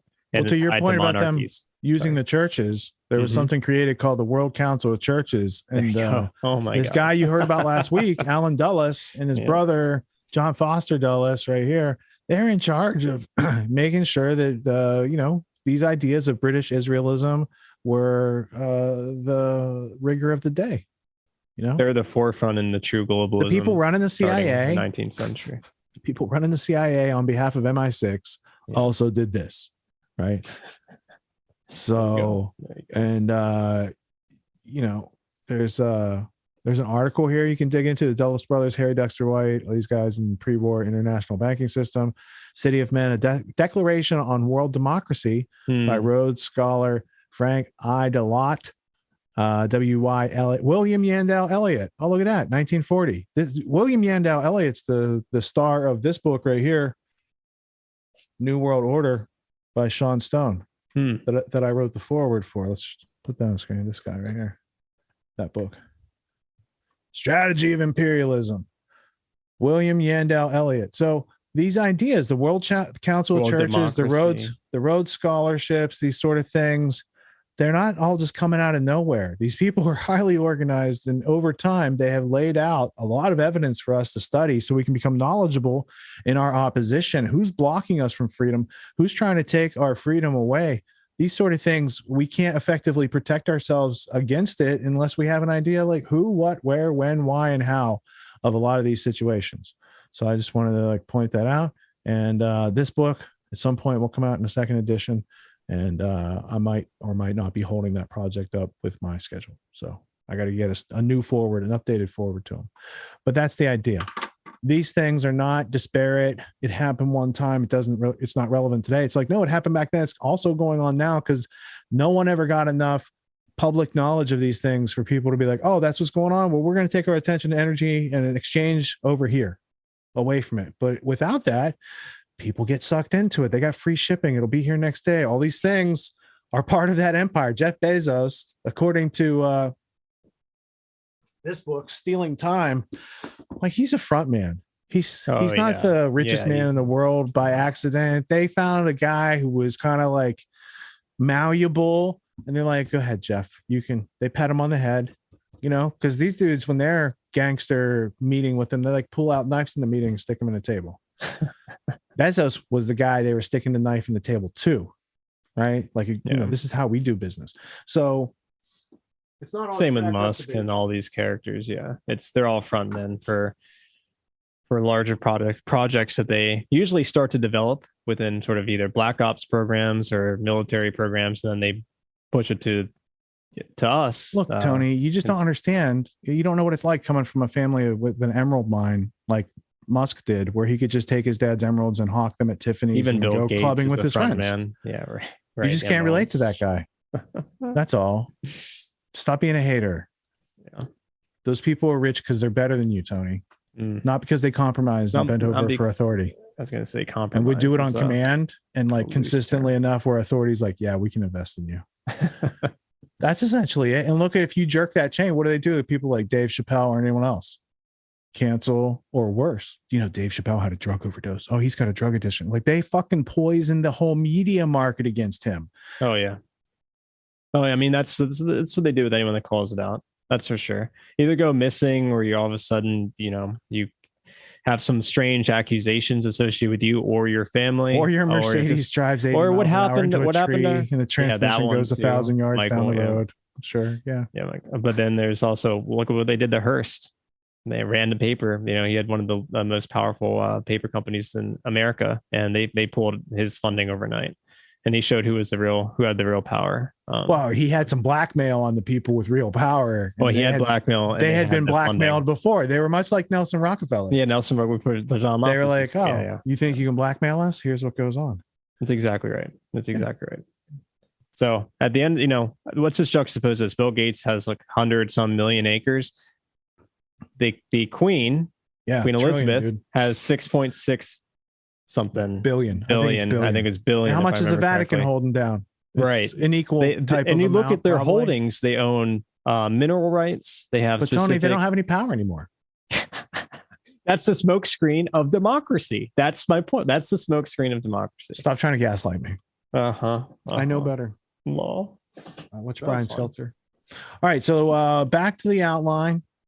I had we were going to there was one more clip on that topic that we were covering. Oh, you mean the Pfizer one?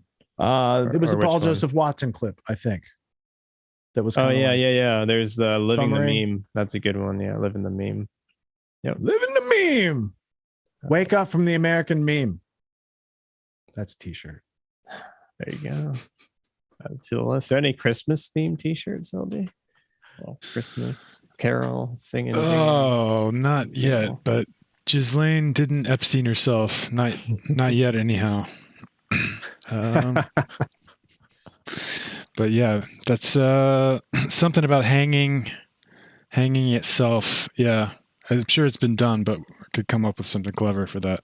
Yeah, the Freemasons are into the whole hangman concept with deciphering and code and whatnot. I don't know if you're into the whole sort of strange code decipherings they would use, but anyway. Oh, you're talking about Christmas lights don't hang themselves. I was thinking like saviors don't hang themselves, but that's Easter. That's not Christmas. We're going up to the birthday. I forgot. It was the birthday. The birthday boy. Wrong holiday. Birthday boy for that. S-U-N. That they is an S-O-N. It just don't get into the phonetics. You'll lose me with all these homonyms and homophones. Oh. It's confusing. LD. How's Control Room running tonight? How's all the streaming going? Oh, it's going well, actually. I'm experimenting with sort of a Simulstream, so I wasn't committed to streaming from the second computer exclusively, but the Simulstream is working well with an Ethernet cable. I've got another headset, so I'm free from... Hopefully it sounds good. But yes, things are going good. Loud and clear, 5x5. Things are going well, and... yeah. The only thing is, well, it's going well. It's going well. Good. All right. So you're streaming from one computer and then you have a second computer and you're also streaming from that at the same time? Yes. So that's going out to some other locations, just testing. Yeah. I'm using NDI, which is cool because it sends from one computer to the other via the network. OBS picks it up. However, it doesn't really solve the screen burn issue. So I like it. I like the screen burn. We've all gotten used to it. It's like a hallmark of the show. The screen sticks at this point. Now and then. At this point, it really is something to behold. Hey, you know the other cool thing that happened to it because of that pink color on your screen. Because I was looking at the screen when it went to Tony, I saw green. It was like that thing you used to do as kids, like you look at a color and then you look over here and you see the opposite color, like the Roy G. Biv thing. Well, it burns in a little bit to the red. Yeah, I know. Sure. Also, if you stare at something long enough, you get that blind spot that is part of optics, which is very strange. If you stare at the abyss, it's inside of you, right? Yeah, all right. Stare at the abyss. Stare at that young. Well, I'm glad to hear that the streaming's going well. That I know you introduced a whole bunch of unknowns and trigger complexity. You're like second computer, NDI. You're figuring out on the fly. You decided you were going to do it. You're figuring it out as you go. Bravo. Thank you. Yeah, moving forward, preparing for greater things. All right. Very good. Let's roll to the Paul Joseph Watson. Yes, sir. Yep. Summit News, everybody. Let's check it out.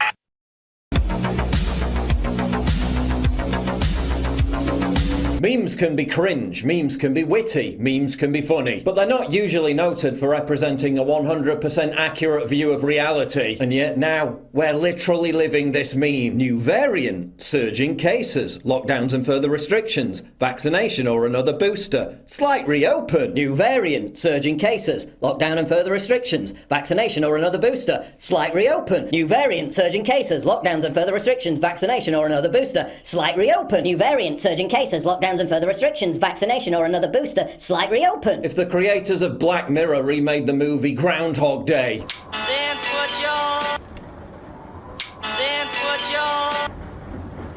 they told us we had to learn to live with the virus. Unless it's a new variant of the virus, in which case we can't live with it. They told us we'd vaccinate our way to freedom. Then they told us the vaccinations would never end. There's not going to be an endpoint to this vaccination program. So we only get our freedom back when the vaccination program ends. And the vaccination program never ends. There's not going to be an endpoint to this vaccination program. Oh shit. But it's Christmas time.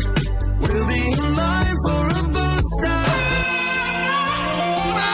But it's Christmas time.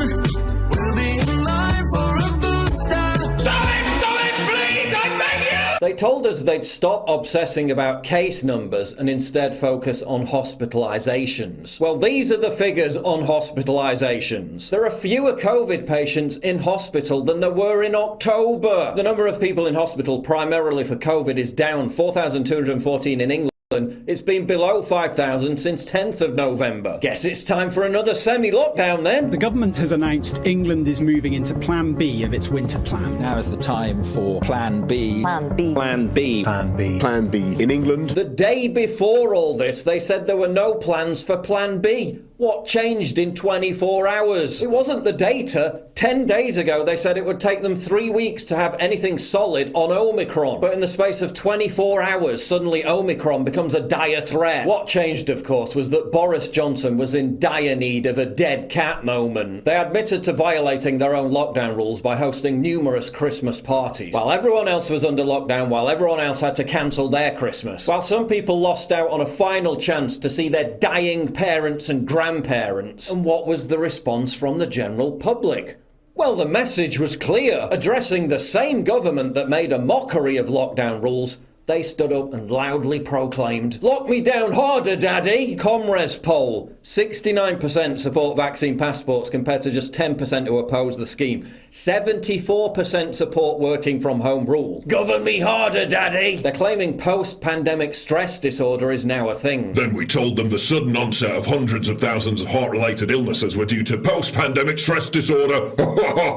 So what's this clamour for more restrictions all about? Post-pandemic battered wife syndrome. These are people out there who are now absolutely certain that the government has been relentlessly taking the piss out of them for 20 months, yet still strap a nappy to their face when ordered to by the very same government. You're mad at a corrupt government for abusing its power when it comes to COVID rules, and your response is to reward that government with more power to abuse. Govern me harder, Daddy! You're angrier at the Tories for having a festive piss-up during lockdown than the horrendous toll that their lockdown policies have had on this country. 740,000 missed cancer screenings, a devastating mental health crisis, largest ever recorded rise in alcoholism, unprecedented assault on our freedoms, massive economic damage. Man, not bothered about any of that, and you supported the cause of it. But some politicians having a cheese and wine knees up at number 10. Oh, now we're mad. We have an opposition party calling for Boris to resign for allowing his government to flout COVID rules, while simultaneously asserting they'll vote for Boris and his government to impose more COVID rules. They're even saying Boris isn't going far enough. If it came up for a vote, Labour would rubber stamp tattooing QR codes on kids' heads. And what of the rules? Well, once again, they're a shameful farce. Their own internal study said COVID passports would achieve nothing and could even worsen the spread. They achieved nothing in Wales, Scotland, Ireland, and every other European country that introduced them. Guess it's time to introduce COVID passports then. Makes perfect sense. Here's another one. So you shouldn't go to work to be with your colleagues. Apart from if it's a Christmas party, then you can be with your colleagues in closer proximity than you would have been if you'd have gone to work with them. Makes perfect perfect sense. You don't have to wear a mask in a packed pub on Christmas Eve in close proximity to everyone, but you do have to wear one while at a cinema sat in your own seat. Makes perfect sense. I guess the solution is just to lock down even harder and cancel Christmas entirely again. They're already preparing the public for that in the media with Plan C. Couldn't care less. Here's my Plan C. Swivel on it. You're never cancelling my Christmas again. And all of this is being imposed not because of public health or science, but because of politics, because they needed a distraction. They're on the news telling you we need these rules to stop a dangerous rise in hospitalisation figures,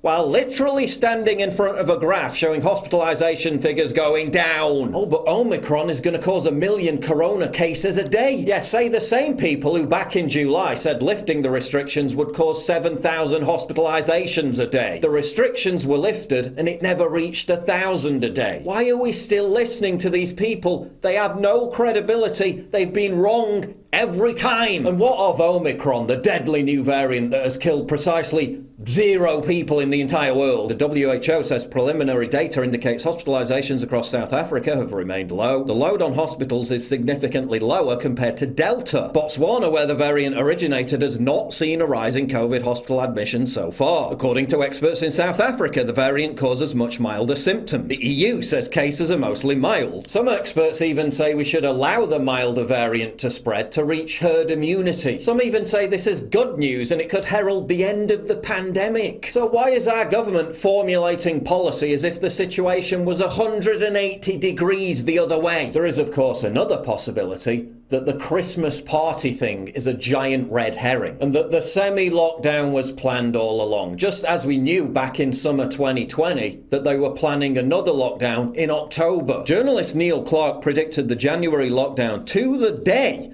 and was out by just 1 day on the current semi-lockdown based on his inside source. They appear to be working to a political timetable that's completely divorced from the data, from the science that they so vehemently exalt. They're not even bothering to cite data that supports their cause anymore because such data doesn't exist. Another thing that doesn't exist is any rational reason to continue listening to these clowns for a second longer. And unless you want to be trapped in this never-ending circling of the drain of existence for years to come, it's time to say, enough is enough.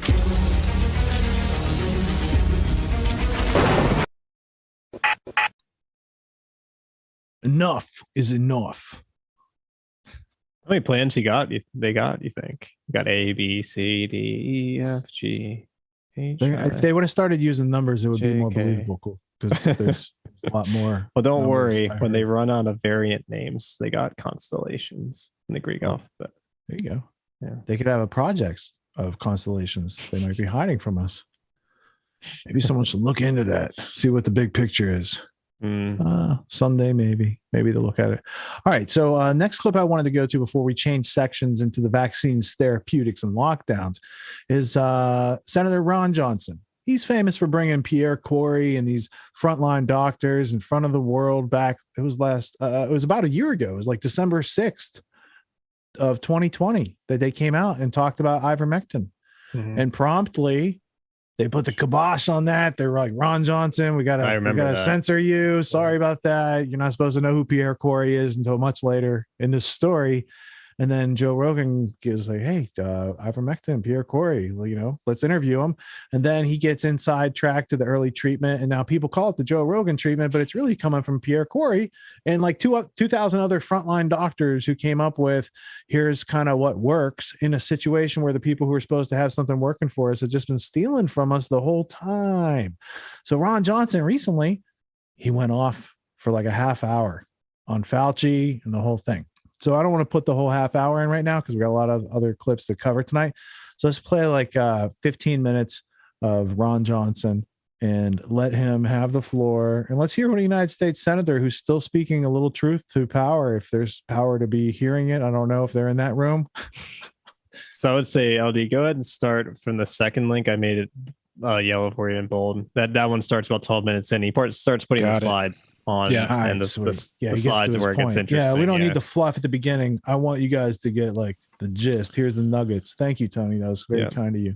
thoughtful. Yeah, I took 2 in there. So there, because the beginning 12 minutes is just him lambasting Fauci, but we know about that. Let's get into we don't the need detail. word search. We want the slides. Show us the evidence. What are you putting on the record there? Let's check it out. No fluff. No fluffers. The AIDS crisis, rewriting history. I'm not the only one that is accusing him of that. In an article published, right, this is updated last on December 6th in 2017 in the Huffington Post, in their comment platform, which I guess has since been taken down, an author of a book, his name is Sean Strub, wrote an article, wrote a blog for the Huff Post. The book Mr. Strub wrote was Body Counts, a memoir of politics, sex, AIDS, and survival. And he describes it as how he recounts how slow the federal government was in publicizing the use of Bactrim and other sulfa drugs to prevent PCP, which is the pneumonia that was then the leading killer of people with AIDS, in addition to its long time and well-known use to treat that type of pneumonia.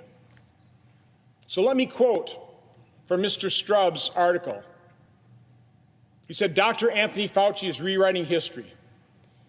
He's doing so to disguise his shameful role in delaying promotion of an AIDS treatment that would have prevented tens of thousands of deaths in the first years of the epidemic. The article goes on to say, in 1987, pioneering AIDS activist Michael Callan begged Fauci for help in promoting the use of Bactrim as PCP prophylaxis and issuing interim guidelines urging physicians to prophylax those patients deemed at high risk for PCP. The article goes on. Had Fauci listened to people with AIDS and the clinicians treating them, the doctors with the courage and compassion to treat AIDS patients, and responded accordingly, he would have saved thousands of lives. In the 2 years between 1987, when Callan met Fauci, and 1989, when the guidelines were ultimately issued, 2 years, nearly 17,000 people with AIDS suffocated from PCP. Most of these people might have lived had Fauci responded appropriately. Another doctor, Dr. Barry Gingle, I'm continuing with the article here, a medical advisor to gay men's health crisis, met with Fauci to plead for his support. They didn't just say there was, quote, this preliminary activity and some small trials, as Fauci claims. They explained that many frontline AIDS physicians, following the lead of Dr. Joseph Sonnabend, were already using Bactrim effectively to prevent the recurrence of PCP. The science was clear. A decade before, critical trials by Dr. Walter Hughes had proven its efficacy in preventing PCP in other immune-compromised populations, like children with leukemia. It continues. Fauci refused to acknowledge the evidence, and according to one account, even encouraged people with AIDS to stop taking treatments like Bactrim that weren't specifically approved for use in people with AIDS. Dr. Sonnabend wrote in 2006, quote, why in the case of AIDS was Bactrim, a known preventative measure against PCP, introduced so many years after a need for it had been recognized? To this must be added the question of why this neglect, the consequences of which can be measured in the tens of thousands of lives lost, has received almost no attention. The media has continued to cover for Dr. Fauci. The article goes on, if we don't tell the truth about the history of the AIDS epidemic, it will be subject to more whitewashing as we witnessed this weekend, my aside. More distortions and more rewriting to suit the legacies of the officials in charge. These are the same officials who seem incapable of ever acknowledging or taking responsibility for the mistakes they made, mistakes that cost our community thousands of lives. Now, Mr. President, why did I take so much time to read an excerpt from this article from 2017? It's because it's the major point I was making in my comments to Brian Kilmeade. Dr. Fauci, he's using the exact same playbook for COVID as he did for AIDS, ignoring therapy like Bactrim, or the cornucopia of cheap, generic, repurposed drugs that are available, that are being used successfully to treat COVID and save lives. The solution, as I've always felt, has always been early treatment. But again, Dr. Fauci is ignoring therapy and pushing a vaccine. Why?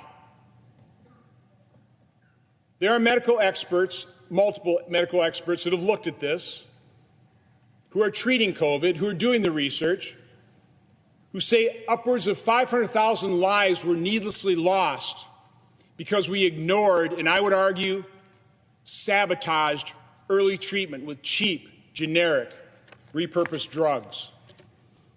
In fact, the FDA completely trash-talked one of these repurposed drugs, a Nobel Prize-winning drug termed by the World Health Organization as a miracle drug, ivermectin, calling it horse paste, saying, come on, y'all, you're not cows. Fake news stories saying that people are lining up, clogging hospitals because of overdoses of ivermectin, only to find out that is a completely false news story, like false studies published in medical journals that had to be withdrawn 2 weeks later, early in the pandemic, which also poisoned the use of some of these repurposed drugs. Let's take a look at some facts. Let's take a look at some facts that when I go on media and I describe these facts, I'm censored by the COVID gods. I'm removed from YouTube, as is sometimes the radio talk show hosts. But let's look at the facts of drugs versus the vaccine. Now, many of you will be shocked by this because this is all being censored. This information, this is not allowed. Again, there's one narrative. It's the narrative of the COVID gods. No second or third opinions are allowed. No questions are allowed to be asked, much less answered. So let's take a look at ivermectin. I've got two columns here. Total adverse events reported to either the FAER system, the adverse event reporting system from the FDA for drugs, and the VAER system, the vaccine adverse event system reported through the CDC. So the top three, first of all, ivermectin. Over 26 years of reporting. Ivermectin has about 3,756 adverse events reported in through FAERS.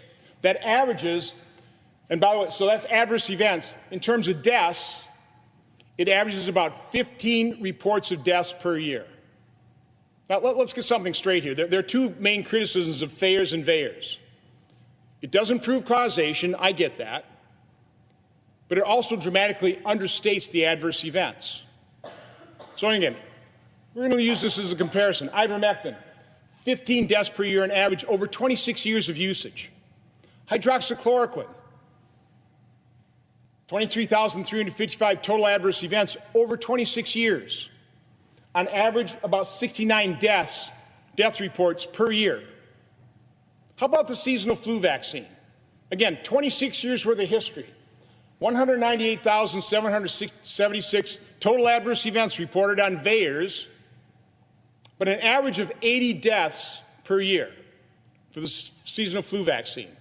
I mean, I look at these and I go, these are pretty safe drugs. No drug is 100% safe. No human body is exactly the same. But you have to look at these drugs as having a very safe and reliable safety profile. So if you have COVID, and let's face it, the current NIH guideline on COVID is to do nothing. Go home, afraid, alone, isolate yourself, hope you don't get so sick you have to check yourself into hospital. The only thing they are recommending for use is monoclonal antibodies. Try and get those. I've talked to so many constituents that haven't been able to. Either they're not sick enough or they become too sick or it's taken too long.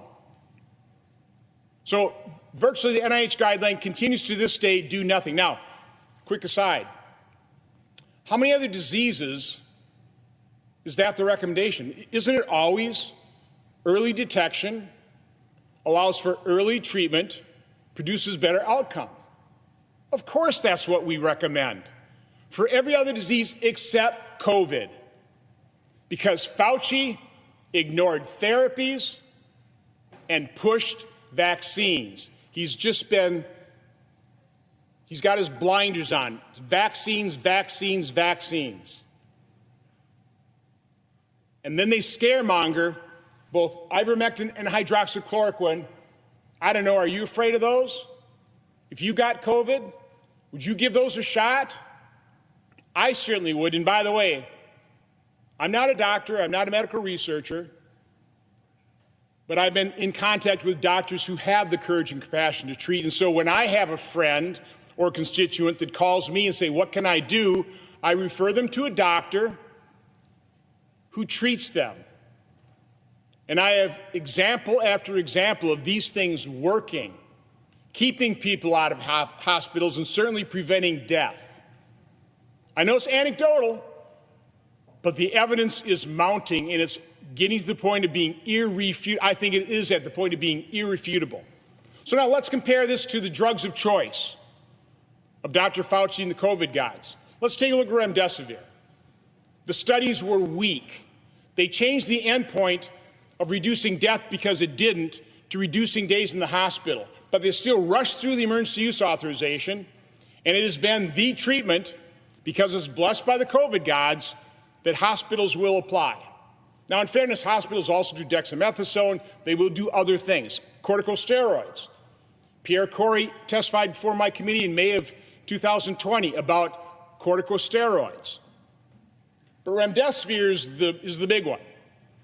Over $3,000 a dose, when these cost $20 to $50 total as part of a multi-drug, multivitamin, vitamin D, zinc. Remdesivir, 6,500 adverse events. I don't have it here. 1,612 deaths so far since it's got its emergency use. That's an average of 900. That's remdesivir. Now let's look at the COVID vaccine.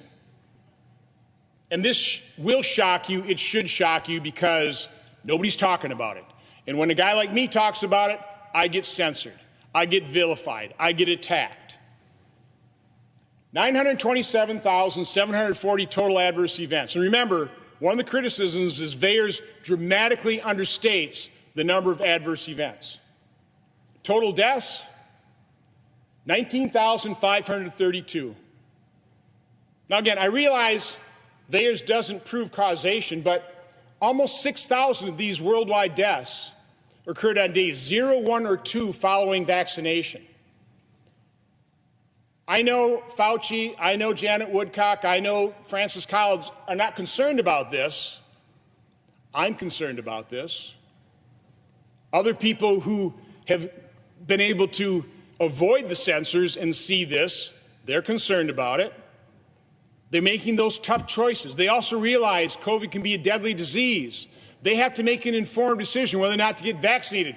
Shouldn't they have all the information? But they're not being given all the information. It's about time they are. Now, Mr. President, let me conclude by just asking for the audience, really. Why do I continue to push these truths? And they are truths. There's no misinformation up here. This is the truth. This isn't mine. These aren't my numbers. This isn't my data. This is the CDC and the FDA's data. Why do I continue to talk about these things when I get attacked, when I get vilified, when I get ridiculed, when I get censored? It's pretty simple. It's because I've acknowledged the vaccine injured. I've held events to let them tell their stories. Like little Maddie DeGarry, 12 years old, now she's 13. She participated in the Pfizer trial. She's in a wheelchair. She can't eat. She has a feeding tube. Pfizer has ignored her, cast her aside. They're not paying for her medical bills. That's a scandal right then and there. Brianne Dressen participated in the AstraZeneca file. Paralyzed from the waist down. Fortunately, she's got her legs function back. But she's not whole. She's not cured. Ernest Ramirez, he lost his only son, his best friend. He's a single dad. I've given the vaccine injured, the survivors, I've given them a forum to tell their stories, and the media just shrugs. All they want is to be seen and heard and believed so they can be cured, or so they can prevent other people from experiencing their trauma. The real reason I continue to tell the truth, although I'm attacked, is because not only have I given these individuals a forum to tell their stories, but I've seen their tears.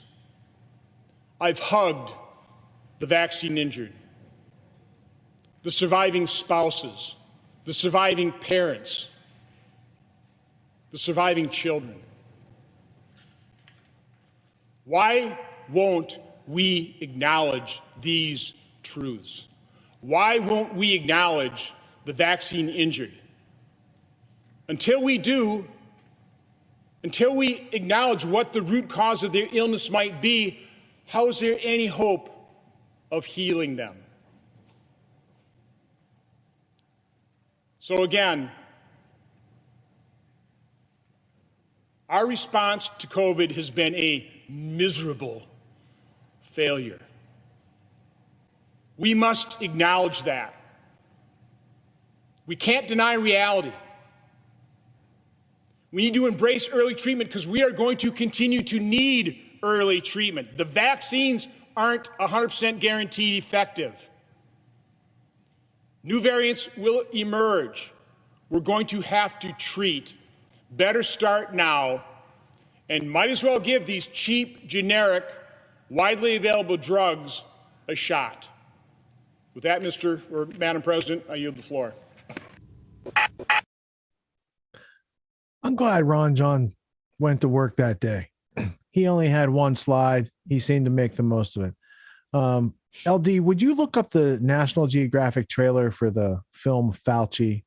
I just want to balance it out. He's not here to defend himself. Can we just show like the good side of Fauci before we delve into what Ron John just covered there? I like his surf shop, by the way. Ron John surf shop. Ron John surf shop. Sure. One of his. No actually surfboard, bro. Yeah.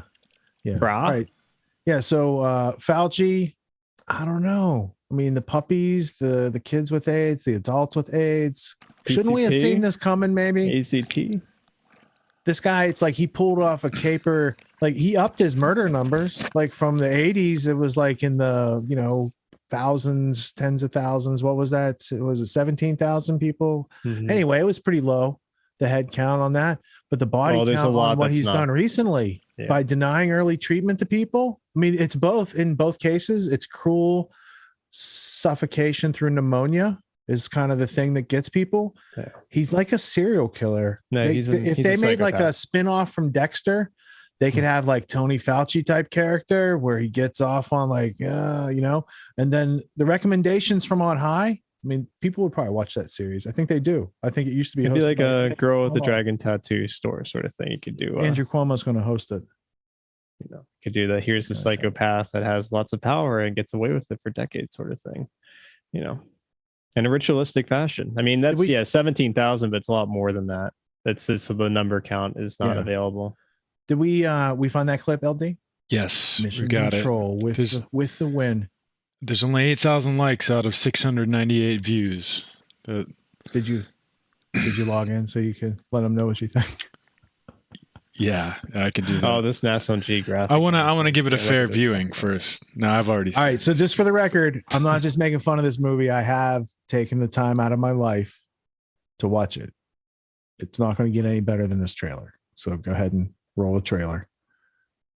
Let's see what we're supposed to think about Fauci. Then we can compare and contrast.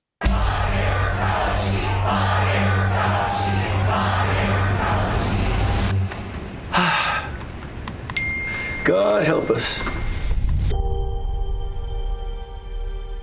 When I think about my dad growing up, I certainly think about that seriousness and wanting to do the right thing. At the same time, very few people get to see. He's funny, weird, and really playful. You can't take everything seriously because then you'll start thinking that you're something that you're not. I loved clinical medicine. The idea of discovery and having an impact on people, that's what really captured me. I grew up in a somewhat tough neighborhood in Brooklyn. The culture is that you didn't get intimidated by a lot of things. When someone attacks, I don't immediately fight back. It's nothing personal, it's strictly business. In 1981, HIV/AIDS was evolving rapidly and frighteningly. There was anger at the response. We accused Tony of causing those deaths. Finally, I put myself into their shoes. That's when I started to really reach out. It was pretty much the first and only time I think anybody in government came to us. That changed everything. When you got sick, you were gone fast. It was so frustrating when you're used to fixing things and you're just not really fixing anything. It's affecting you now. Yeah. Why?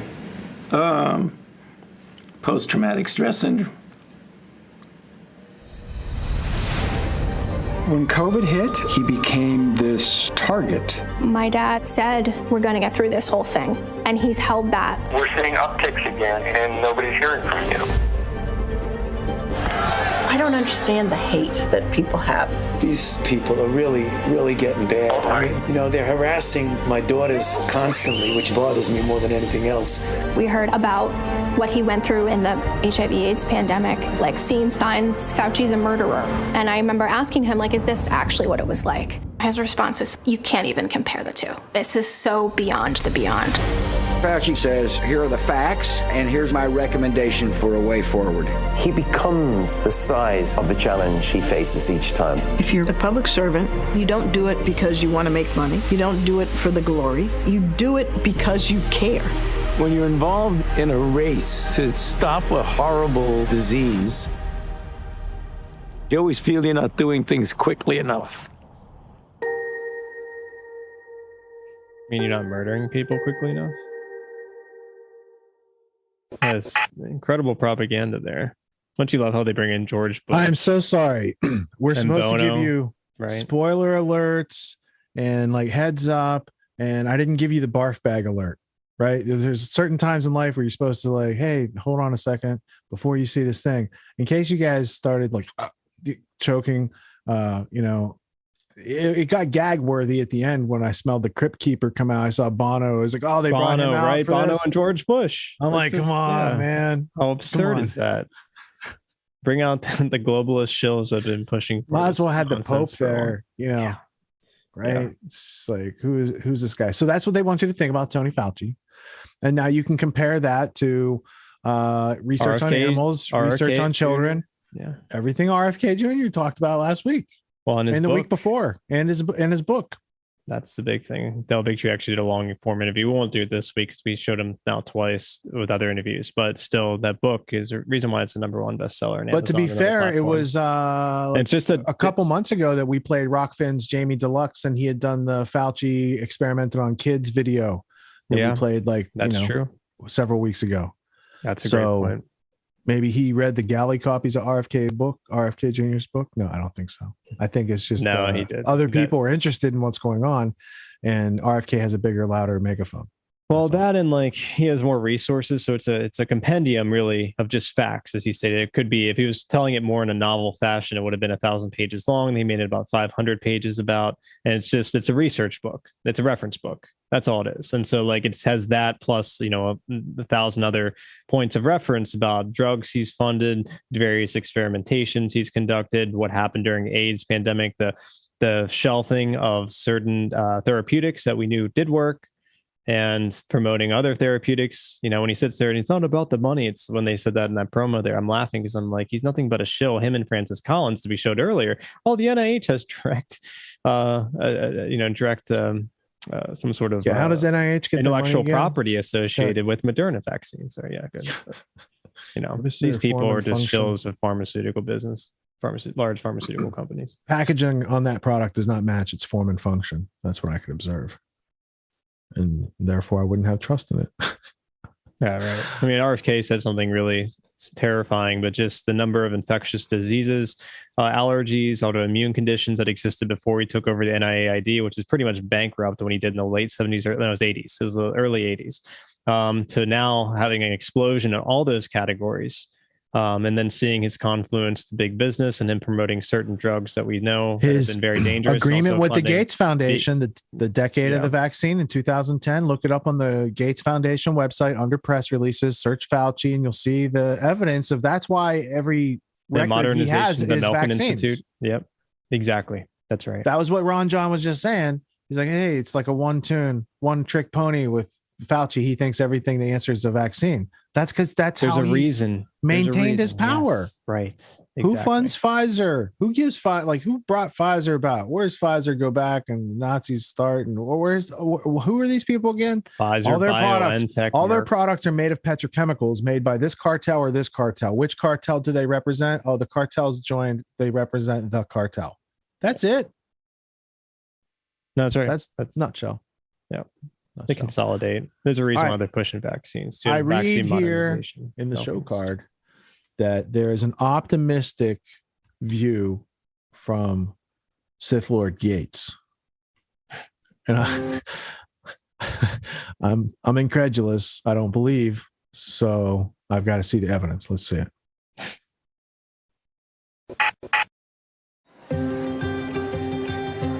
Well, 2021 was a very challenging year. The pandemic, the need to get going on climate change, all these things were tough, but I'm optimistic about accelerating innovation in the climate area. I'm optimistic about the work of global health, building on some of the pandemic innovations. I think 2022 will be the year in which many of us settle into a new normal. So I think we'll build on the good stuff. I see a lot of opportunities, and I'm excited that we will take the steps to avoid another pandemic like this one happening again. You can read my entire year in review at gatesnotes.com.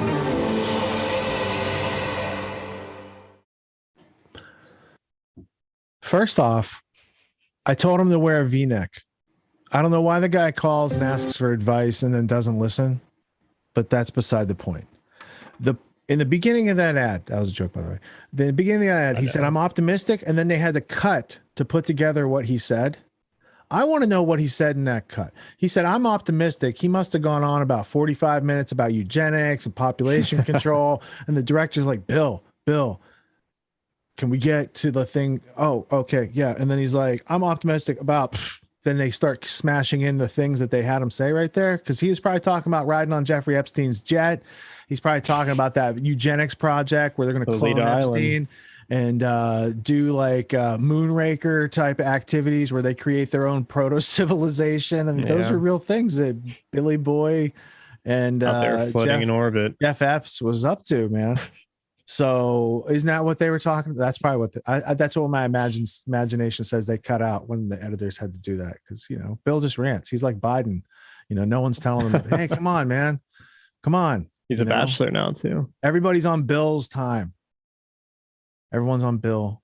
What's interesting? I mean, obviously the production quality is through the roof, but do you see the ice sheet where they speed up? It's probably all CGI in the beginning, but then they have the little break, this ice breaking sound of like little sort of an NLP style, affecting. They originally had a polar bear shedding a tear, but they're like, it's too much. And David de Rothschild might sue for copyright. From the global warming handbook, he might say, hey, Bill, that's my idea. This side of the ocean, we're going to keep that over here with the Nobel Rothschild family. And you got to use the ice sheet, Bill. It's not as compelling, but we can make it CGI for you. Right? That new normal. See how he dropped that in there? It's not we're going to get back to normal. We're going to settle into a new normal. So he's still going on with that tired bromide and euphemism. Let's just look at this. It doesn't look like he's been eating those Nada burgers or whatever that organic, the soy-based burgers or the lab meat grown soy shit. Let's look here. So this is they want to talk about propaganda. I had stretches of time without any face-to-face social interaction. If I had break between my meetings, I'd walk around my yard just to see some different work. At the same time, this year was a reminder that, he has a point. After work, I'd play bridge with friends online or hang out with them over video chat. Once I got vaccinated, I started having small in-person get-togethers, but my social life is just a lot more digital than it used to be. I guess that's part of the new normal. He's trying to thrust. Lesson for the audience: smart people play bridge, so they're not sitting around in the room with cigars like playing poker.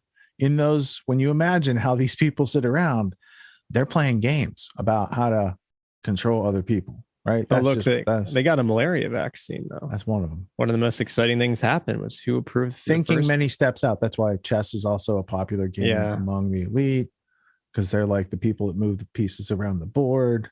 Chess is a fantastic game. Bridge is also, you have to think many moves ahead, which is what they're doing. Yeah. Do you know how to beat? Chess. Like, if you played a bunch of grandmaster chess players at once, Tony, do you know how to beat the majority of them? Oh, you're talking about the Darren Browns. No, I'm talking about the beginning of Project Constellation. Sure. Yeah. That's you have them all play I had each other. not just watched Darren Brown around the same time. That's not the that didn't happen. You came to that realization yourself. Not that I doubt that. No, I saw him do it and I was like, brilliant metaphor, making it part of my message here. We could use that maybe against them. But what else does Billy Bob have to say? It's a standard old. These are all just, this is a big. He's got tired bromides. PRs, so LD, can we get a tired bromides t-shirt for Tony's fan club? Breakthrough energy catalyst fellows, avoid a climate disaster. Is that the real name of town hall? Tired bromides? Tired bromides. What's this? The breakthrough energy, the BEV portfolio. So yeah, he's funding all these green energies, clear flame, bio milk, human milk for babies. Is green. It's not just money. It's his carbon revolution. cure. Look, we got a carbon cure. C16 bios like Cuban. He goes back and he's like, "See, Lord Rothschild, I got all these projects. Can I get more sweaters, please?" Look at this. Actually, from the tears of children. Tired Bromides is a side project offshoot of Bill's band Pink Sweater Death Cult that he's gotten into since he's been single. Pink Sweater Death Cult is absolutely. Pissing on a billion. So he does go on to say here, just to sort of wrap it up, I'm hopeful though that the end is finally in sight. It might be foolish to make another prediction, but I think the acute phase of the pandemic will come to a close sometime in 2022. There's no question that Omicron variant is concerning. Researchers, including a network called Geiser, GIISER, that is supported by our foundation, are working urgently to learn more about it. Let's check out this global immunology and immune sequencing for epidemic response sites in Africa specifically. That's where they do all their COVID. That's where they do all their, not COVID, but a lot of their vaccine testing. Obviously, also in India, they were thrown out. What were they doing in India? Giving kids polio? It's a oral polio vaccine. Oh, give them the oral polio vaccine, and then they get the physical polio ailment. That's what was that Was that what you're talking about? Because they did that in Africa. Pretty much. And I'm pretty sure they did it in India. And then the people in India were like, fuck off, Bill Gates. Mm-hmm. Yep, that's exactly right. So they're talking about genomic sequencing and how they're going about. And that reminds me, back before the antitrust, back when he was just a dude at Microsoft in Seattle, I bumped into him one time at an airport. So if you guys make it to the end of this episode and LD remembers to ask me, I'll tell you that story. Talks about this. I might have just foreshadowed it. So if you watch this episode more than once, you'll get it. But it'll be funny when I tell the story at the end. It's not appropriate for right now. It has adult language. Yeah. So there's we had on the show card a couple of weeks ago. Here they're talking about monoclonal antibodies, this global immunology. He was wrong, by the way. He said that they're hard to get because sometimes they won't give them to you or something else. There's a third reason, because they're getting out of stock now. I have family members in close proximity, like next door, and they're told no antibodies right now from a place that just gave my other relatives antibodies last week. So it's not just like some places won't or some states won't. The places that are now having trouble getting shipments. Two issues there. One is the government's creating an artificial scarcity. So they're sequestering the supply. They've done it the whole time. What is government? What's the form and function of government again? Right. Seems contrary to what they tell us. Yeah. And then the other thing is it was an RT article. I want to shout out to James. He provided this for us. It was a couple of weeks ago, maybe last week even. They just researchers, I don't know if it was in Russia or China or elsewhere. James Jordan, yeah. He anyways, he shared this with us, and they supposedly some researchers had discovered a monoclonal antibody that's effective against every variant, is much more even effective than the already 75% effectiveness of the monoclonal antibody treatments that already exist, but it's a specific antibody that seems to be more universal in its effectiveness to SARS-CoV-2. So we can get that on the record. I'll have to go back and look at the old show cards. I'll try to bring that up so people can research or look into that. Of course, that will probably not be made available. Also, it should be made mention that ivermectin, the Merck drug coming out, is the same, protease inhibitor mechanism of action that ivermectin has, of course. And so, just noting a correlation there. Basically stops the protein from being able to connect to the blood, connect into the ACE2 receptor sites and blood cells and so forth and so on. So just basically because of all this, more horses and mules have worms right now than ever in history. But luckily, only Mr. Ed was the only one that could talk. So they're not complaining too much about it. And for those who might say, but the virus hasn't been isolated and it doesn't exist, let me know when you lose your smell and your taste and you tell me what you call that. And then I'll change my language. Yeah, there's over 2.5 million submissions around the world. That seems to be the common thing, is when your smell and taste goes and the tests are positive, that's probably the thing. Because otherwise, what's scary is cold, could be a flu. Right. That's right. What's scary is people don't understand how genomic sequencing works. And if they did, they'd realize it's highly specific and it's highly advanced. And we've isolated everything out there. So I don't care what you call it. It's not just lung tissue from some dead person. They have over 2.5 million submissions worldwide of people who have been infected and lived. Also people who have died. And it's always the same sequence of around 29,503 or whatever it is, nucleotides. So give me a fucking break. Learn basic genomic sequencing before we sit there and play the game that viruses don't exist or some nonsense like that. So also right now, 3 days from now, there's people saying don't talk over each other in the comments. Sure. But I have tried to refrain from that as much as possible this evening. And I've been trying to write down my thoughts and hold those thoughts, because this is the only meeting of the week I don't do that. I do that with client meetings. I do it with the lectures. I do it with the Q&As. I do it with the podcast. Except for this is where I can speak freely because Tony and I can finish each other's sentences. So I apologize. Mea culpa, mea culpa. I apologize too. We have been the comments are open, so you guys can finally say stuff like that. Doesn't it feel liberating? Next time when you have my attention, say nice things and we can build from that. I don't know what to do with don't interrupt, because sometimes there's a delay and it's not our fault. So there's the delay factor. We share a lot of the same ideas and perspectives, so we're trying to finish each other's sentences. We also don't want to forget extreme ownership over responsibility to fix it and make sure we have a better system in the future. How about that? I think we're good. It can be annoying sometimes, but at the same time, it's not annoying for both of us because we both do it ubiquitously. But I think it's also just shows the friendship we've had for many years, and we feel comfortable with that. And, and then sometimes some it's people Tony like or I saying that my idea is more important right now. And sometimes that's a tug of war we play. There's like 4 factors to that. And we did read the comments though and respond to it. So yay for freedom. All right. So we got to get to the next clip. Should we go to the Pfizer vaccine trial cover up? Because there's a whole section here. And I want to make sure this shit gets in the time capsule for the future. Because I always picture people watching this show like 20, 30 years in the future somehow.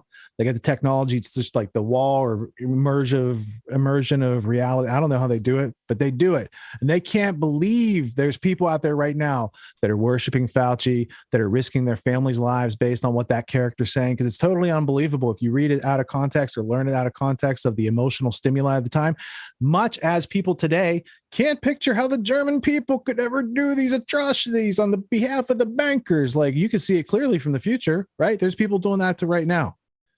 And this show feeds them content as well as you guys right now watching on the live stream. Thank you guys for being on the live stream tonight. All right. So Pfizer, cover up, whistleblowers, making it out there despite O'Keefe getting kind of like hassle right now. These things are still getting out. There's still other investigative journalists out there. They're picking up stories. They're talking about it. Tony, what do you think the sweet spots are as far as the clips available to share this with the audience and put it in the capsule? Honestly, I think just because of the time of how much we spent we had a fantastic interview with Luke, and then getting into the deep dive into the Rothschilds, Rockefellers, the Civil War, Solomon. So like all these different avenues, I think displaying the Jackson report, well, because it's going to cover Pfizer. Does it cover everything Chris Martenson kind of like? Yeah, it does. Yeah, he covers that, and he covers a bunch of other information about what Pfizer is doing. It's not 55 years now; it's 75 years out before we get the information. He also covers those. We could play both, but that will kind of, if we want to get a sum up quickly and move on to some other. Which clips, do we solve first, Pfizer or JFK? Because it's like they're like not right now. Not right now. It means people in power still drawing power from those types of events going on. You see it real time these days. All right, yeah, let's go to Jackson Report. We'll give honorable mention to Dr. Chris Martenson for his epic reporting, but it's a 47-minute clip. It's already 1 a.m., man. So we're gonna go, ironically, with the shorter form clip, even though this is a long form content show. All right, so let's tee it up and go to the High Wire with Del Bigtree, featuring Jeffrey Jackson and the Jackson Report.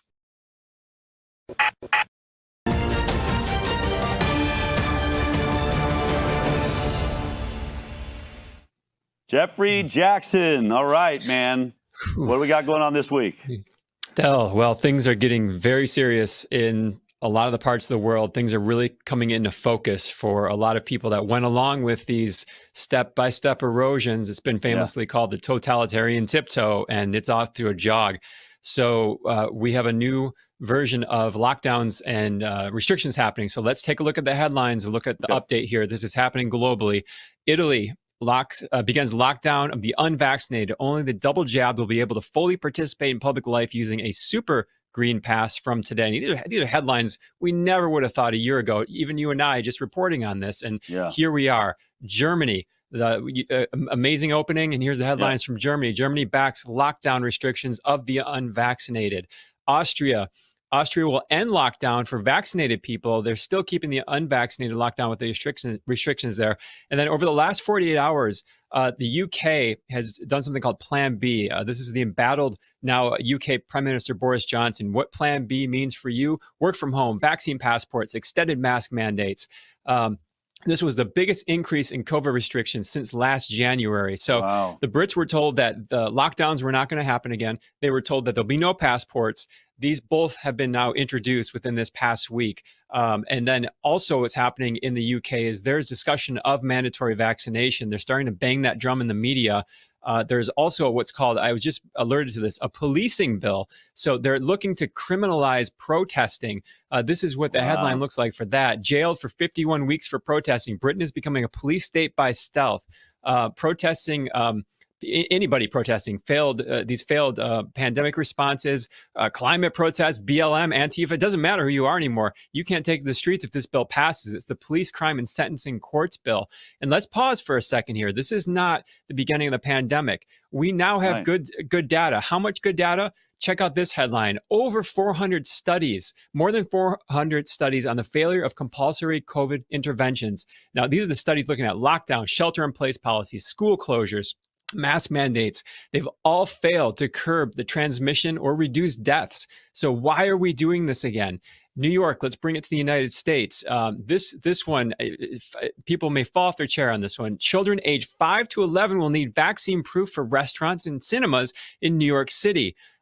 This is de Blasio. He's on his way out in about 2 weeks, January 1st. But he threw this last shot out there in New York City. Now, remember, ages 5 to 11, that vaccine is still emergency use authorization. So they're mandating an experimental product on these kids with a vaccine passport.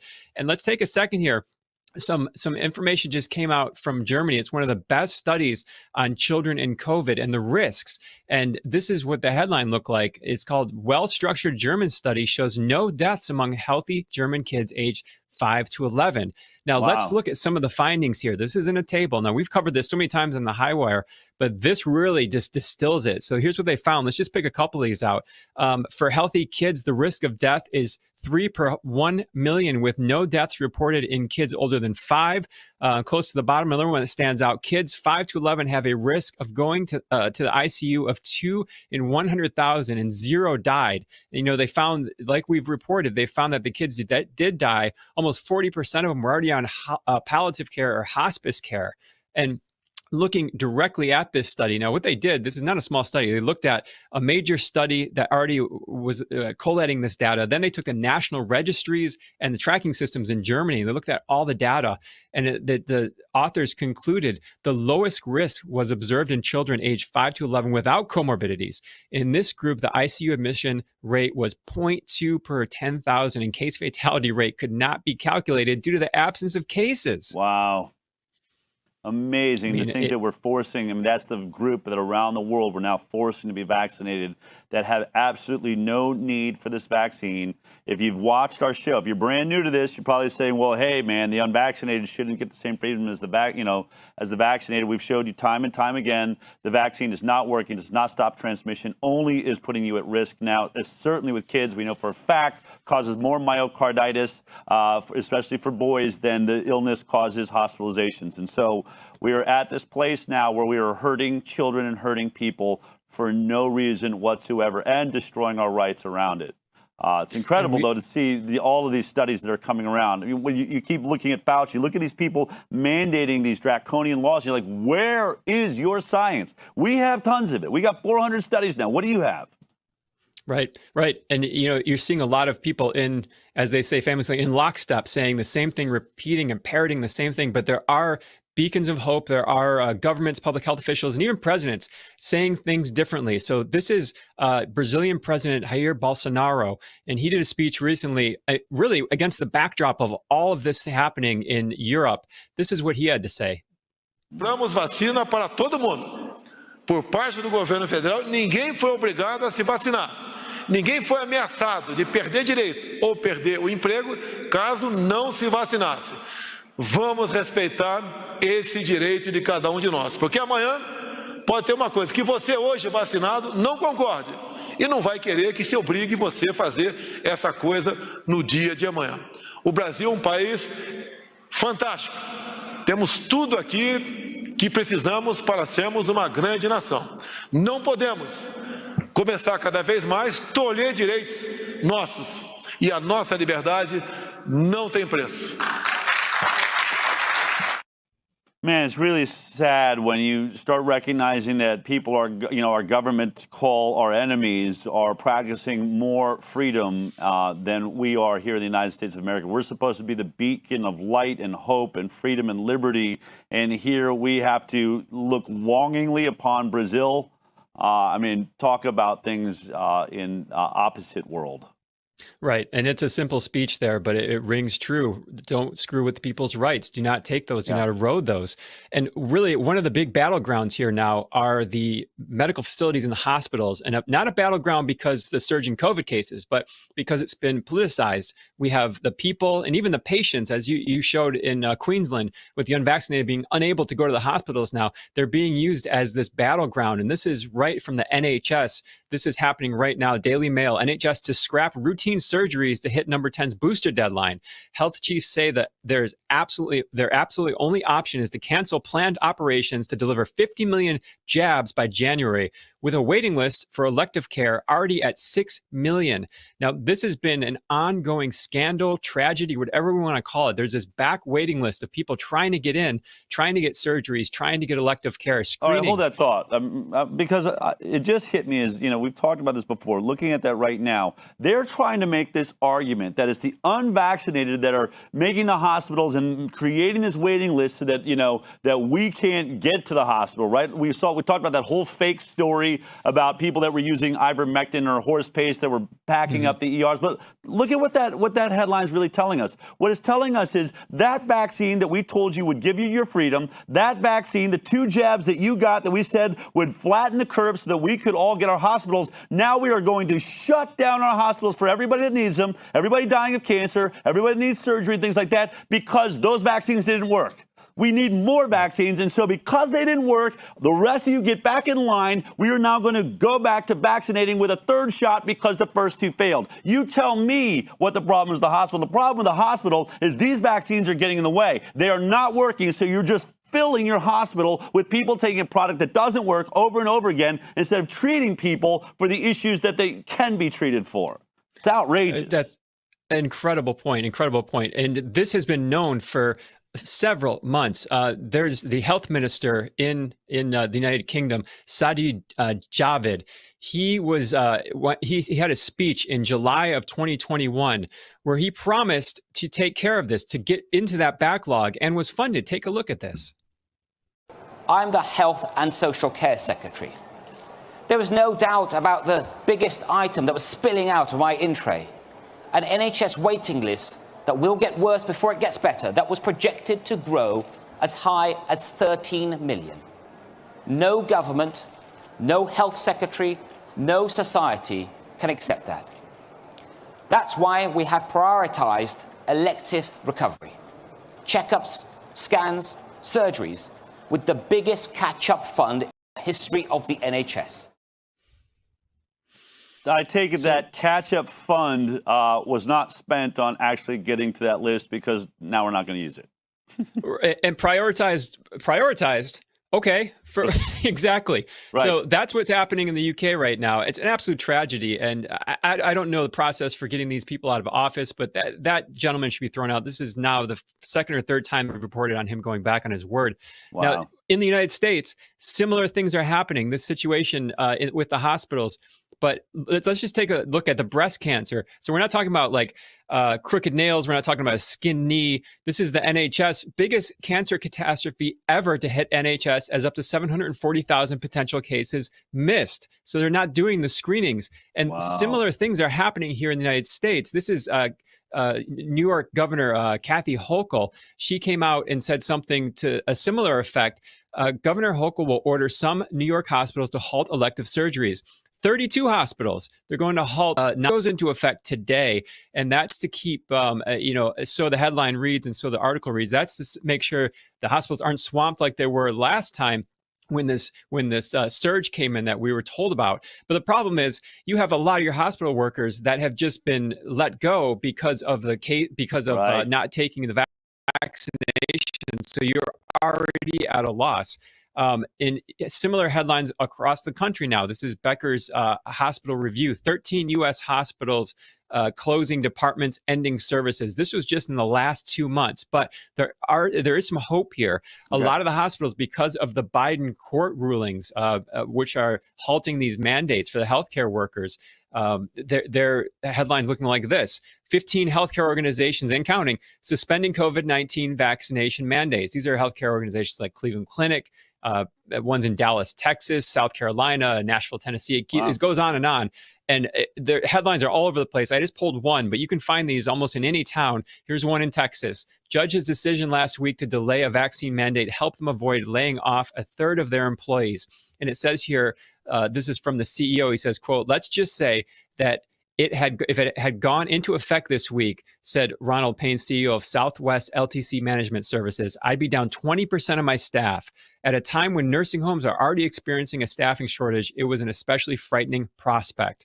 But it's not just a one-sided political issue here. So we even have Politico talking like this. Check out this headline. Dems begin souring on vaccine mandate. So this is this mandate that's really trying to get these healthcare workers out. And it talks with Governor Whitmer from Michigan. Whitmer said she opposes mandates, citing the impact on the state's workforce as Michigan grapples with upticks in cases and residents are split on whether or not to get the vaccine. She says, we're an employer too. The state of Michigan is, Whitmer said on Monday, according to the Daily News in Greenville. I know if that mandates happen, we're going to lose state employees. That's why I haven't proposed a mandate at the state level. Some states have, we have not. We're waiting to see what happens in court. Wow.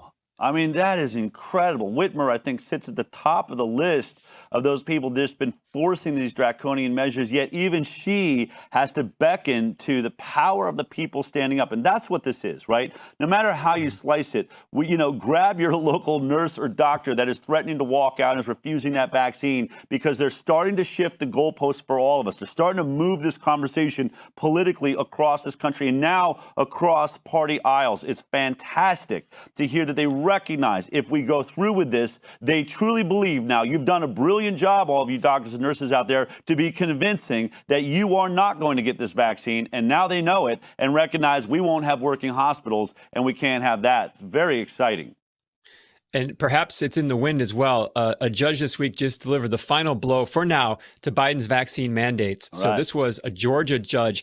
A federal judge blocks COVID-19 vaccine mandate for federal contractors. This is nationwide. If you look at the ruling here, this is state of Georgia versus Joseph R. Biden. That was on 12/7, December 7th. And so where do we stand with all of this? Yeah. There's been a lot of court decisions that we've covered here. It seems like there's 2 to 3 each week. So take a look at this. We have a graphic here. We can explain this. All 3 of them have been halted now. So these are injunctions. So they're held for now. They cannot be implemented. That doesn't mean they're completely defeated, but they're working their way through the courts and they cannot be acted on. So number 1, we have the federal contractor vaccine mandate. That was introduced way back in July 29th of this year. It was halted November 30th nationwide. Then we have the second one, the employers with 100 or more employees. That was the one that was going through OSHA that we've talked about. That was introduced also on November 4th, 2021. It was halted on November 12th. And then finally, we have the healthcare worker vaccine mandate. This was through the Centers for Medicare and Medicaid, CMS. That was introduced on November 4th of this year. Court halted it November 30th, 2021 nationwide. So a lot of incredible movement by the courts here. It seems like this fight is really being taken to the legal battleground, if you will. I mean, as I was saying before, we are very happy with how things are moving here in America. It doesn't mean this is over. I know for a fact it's only going to lead to more pressure. We've cornered, the shrew, as they say. But as you watch from around the world, I want you to know we recognize we are fighting to hold the line for the entire world. All of you in Australia and the UK and Germany, I know you're watching. You're watching what it means to have a constitution that actually protects your rights and what it means to have court systems that are separated from our federal systems. The way our government is set up, you can see sort of the genius of how this was all put together all the way back in 1776 or when we were celebrating it. I'm excited to see how it's holding up at the moment. Doesn't mean it's over, but I can tell we are a thorn in the side of the globalist movement that wanted this to be a hell of a lot easier, I'm sure. And it's not just the judges that are taking this battle and really giving their opinions. It's the court of popular public opinion that's also making their voice heard. So this was back to the UK for a second. This was Good Morning Britain. It's a very popular news show there. And they put out a poll on Twitter and they asked about mandatory vaccinations. Will you support them? Would you like them? There's 45,109 respondents. 89% said no. What they did was they deleted that tweet. They took it down because that is the memory hole, and that's how that works. So we're not supposed to see that, but we have it. We have a screenshot. It's been going around Twitter as well. Power to the people. That's right. Power to the Wayback Machine. Right. So we have also similar situation in the U.S. A Rasmussen poll looked at U.S. voters. COVID-19 voters worry about vaccine side effects, oppose federal mandates. Says a new national telephone and online survey by Rasmussen Reports finds that 54% of likely U.S. voters are concerned about the potential of harmful side effects of the COVID-19 vaccine, including 27% who are very concerned. Incredible numbers there. And just last night, we have the U.S. Senate passing the Republican bill to overturn the Biden vaccine mandate. This was the big news. It happened in the evening of yesterday here. And it says, that's the headline then. And it says in the article, the Democrat-controlled U.S. Senate on Wednesday approved a Republican measure that would overturn President Joe Biden's COVID-19 vaccine or test mandate for private businesses, with 2 Democrats joining Republicans to back the initiative. The 52-48 vote sends the legislation to the Democrat-led House of Representatives, where it faces strong headwinds, while Biden has threatened to veto it. Now, the 2 Democrats that voted against this vaccine mandate, if you will, Joe Manchin, he's a Democrat senator out of West Virginia, and John Tester, Democrat senator out of Montana. So these are some big movements here. It's fantastic. And in some ways, I hate even talking about the party affiliation. What they are is they're free-thinking individuals. And I think there's more and more of those waking up saying, I don't care what the party says, I care about this. But the idea that every Republican voted for this, every Republican thought it was a bad idea to mandate this vaccine upon employers, or even mandate testing if they decide they have a religious exemption or anything like that. I mean, that's phenomenal. And to have 2 Democrats, I mean, when we start looking at this, it really, now I think we can honestly say we have taken the majority of the nation. And look at the UK. So UK, what was that? It was like 88, 89% saying 89%. No, they don't believe in mandates. Here in this country, our own poll amongst the people says 54% are obviously afraid of the vaccine. I think you can go ahead and assume they wouldn't believe mandating a product they're afraid of would be a good idea, so they're against the mandates. And now our own political officials, 52%, technically is how you can look at that. 52% of our senators in the United States of America just voted against a vaccine mandate. Now, one of the things I think about, Jeffrey, is, how many times we keep having this conversation amongst us, right? I mean, those of us that are out in the public will say things like, well, I'm not anti-vaccine, I'm pro-choice. I'm not anti-vaccine, I'm pro-science. All these conversations. And then there's those of you out there that say, why don't you just admit you're anti-vaccine? Well, the truth is we may have to. We may actually have to now because the definition has actually changed. Get this, and I think they think this is going to help them. This is Webster's Dictionaries. It's their new definition of anti-vaxxer. Yes, it's in the Webster's Dictionary. Anti-vaxxer, a person who opposes the use of vaccines or regulations mandating vaccination.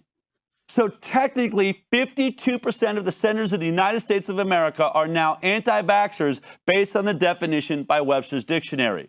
Now, I get that they may struggle with that, and that's a really ugly name that's being used as a pejorative against those of us that are free-thinking in this situation. And I think they think, oh, well, we're just going to sideline them. That's what Webster's did, right? That's what the CDC probably asked them to do it. Just make them feel really bad. Only problem is now more and more people, 54%, and then once you mandate the 3rd shot, and that's the only way you're vaccinated, all those people that got 2 shots are going to be called anti-vaxxers too. And what happens? Those people say, well, I'm not accepted by the team that I thought I was on that lied to me to get into this situation. I guess I better start getting friendly with those people that I thought you had to do more. I thought you had to be really against vaccines. As it turns out, I'm an anti-vaxxer too. I think guys like Joe Rogan are dealing with this, and people that said I was just questioning one vaccine or one issue or one test, and now I'm locked in with everybody. Well, welcome to the party. Hop on in. The pool is warm. We're all here. Join us. And we're supposed to remember that these vaccines are completely safe. There's no issues with them. That's what we were told, even though they were rushed. No matter what they say, they were rushed through their testing of safety and efficacy. The timeline was sped up. And this is what we've been droning on and on about. This is what we've been taught to listen to in the news. Take a listen to this. This vaccine met the FDA's rigorous standards for quality safety, and efficacy. There should be no doubt whatever that this is a very safe and highly effective vaccine. I'm confident about its safety and about its efficacy. No deaths are linked so far. We're not cutting any corners here. No corners on safety or efficacy. 2 months of data that we do have studying this vaccine, it doesn't look like there's any serious adverse events. Maybe some redness and a little pain at the injection site at most for a few days. You put all these vaccines together, and we're not seeing much in the way of severe events. No serious adverse events at an increased risk beyond placebo. Dr. Christensen says so far no vaccine-related deaths have been certified by the state. So far, after even all those doses, there's no suggestion that this vaccine actually causes people to die. Experts say there's no evidence any COVID-19 vaccines have led to any deaths. We see the data, we know about it, there's nothing secret about it.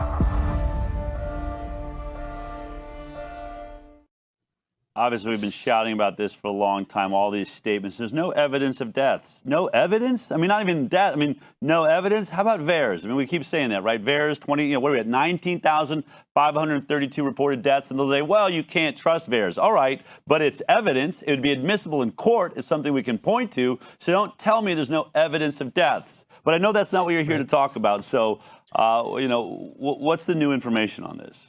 Yeah, you heard Fauci there say there's nothing secret. Well, there actually is some things that are not public that are being worked on to make them public. And this was the Reuters headline. This story's been running for about a week now, and there's new developments here. Reuters, wait, what? FDA wants 55 years to process FOIA requests over vaccine data. That's Freedom of Information Act requests that we can get the documents from the government because technically we own those documents. So this is a legal action by one of our attorneys at the Informed Consent Action Network. Aaron Siri's firm was put this forward, and basically they were looking for the FDA, which has all Pfizer's data, was given to the FDA, all Pfizer's experimental data for the vaccine. They're asking FDA to release that data to the public. So this has been going back and forth in the courts, and the latest update who's asking? on that, Who's asking? Who's Aaron representing in this? Yeah, he's representing a group called Public Health and Medical Professionals for Transparency. That's phmpt.org if you want to visit that. And who's in that? Well, there are about 78 and counting doctors, medical professionals. Some of them have been featured here on the Highwire even. Dr. Peter McCullough. We have Dr. Peter Abe. We have Professor Tom Jefferson, Professor Denis Rancourt, Dr. Joseph Ladapo. He's the Surgeon General currently of Florida. Harvey Reich. Just a tour de force of medical professionals here that have signed on to this. And the latest part in this story, you can check out Aaron Siri's Substack, and he posted this here as the headline: FDA doubles down, asks federal judge to grant it until at least the year 2096 to fully release Pfizer's COVID-19 vaccine data. It was 2076 a week ago. Now we're at 2096. It's pushing back even further. What's going on there? Hey, we're going back to the future, I guess, or something. So what? Let's look at the court docs. So this is what the FDA said in the recent court filing. So here you go. It's civil action, public health, medical professionals against the FDA. It says the FDA is not able to commit to processing plaintiff's request at a faster rate than the 12,000 pages and 10 data files by January 31st, 2022, and 500 pages per month thereafter. That seems reasonable, 500 pages per month. Well, the problem is we've just found out that there's over 451,000 pages. So if you do some number crunching there, you got a pretty big timeline on your hands. So let's look at what we know now. So essentially, the extra 20 years is just more data, even more pages of data have showed up, which now that 500 per month now pushes us to 2096 before we see the end of it. Okay. Meanwhile, they themselves were able to so thoroughly go through these, 40,000 pages? Of information that they were able to assess that it was safe for all of us. So if you can go through it in 100 days or so, then certainly you should be able to provide it to us within 100 days. Exactly. And that's the interesting point, because the attorneys did ask the FDA to provide it in actually 108 days. And that's the amount of time that the FDA took to look through Pfizer's data to approve this. I love that. So the fact that they can't just release it to the public in that time is very telling. So what has been released already has been basically the first 2.5 months after the emergency use authorization of Pfizer's vaccine back in late December 2020. So just those 2.5 months of reporting, this is what we're looking at here. Let's look at the actual documents that we know, about 90 plus pages so far. Cumulative analysis of post-authorization adverse event reports received through February 28th, 2021. Again, that's 2.5 months after the EUA.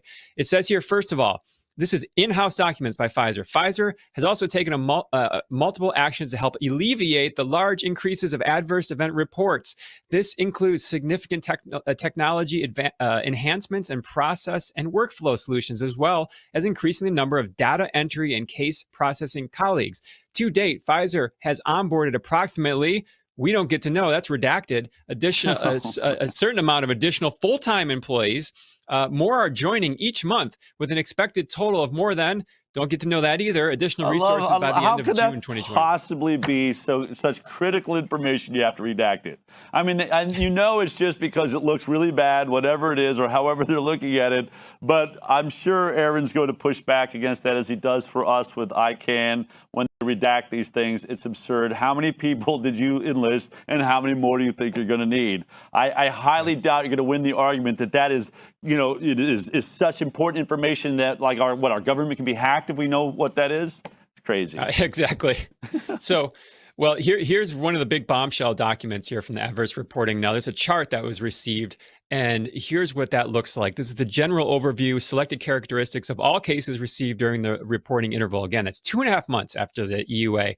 So we have here female, total cases, case numbers of received 42,086. Highlighted up at the top there, 29,914 were female. Interestingly enough, only 9,182 were male. Wow. Then you have almost 3,000 that had no data. So that's going to be kind of hard to track how that works, I guess.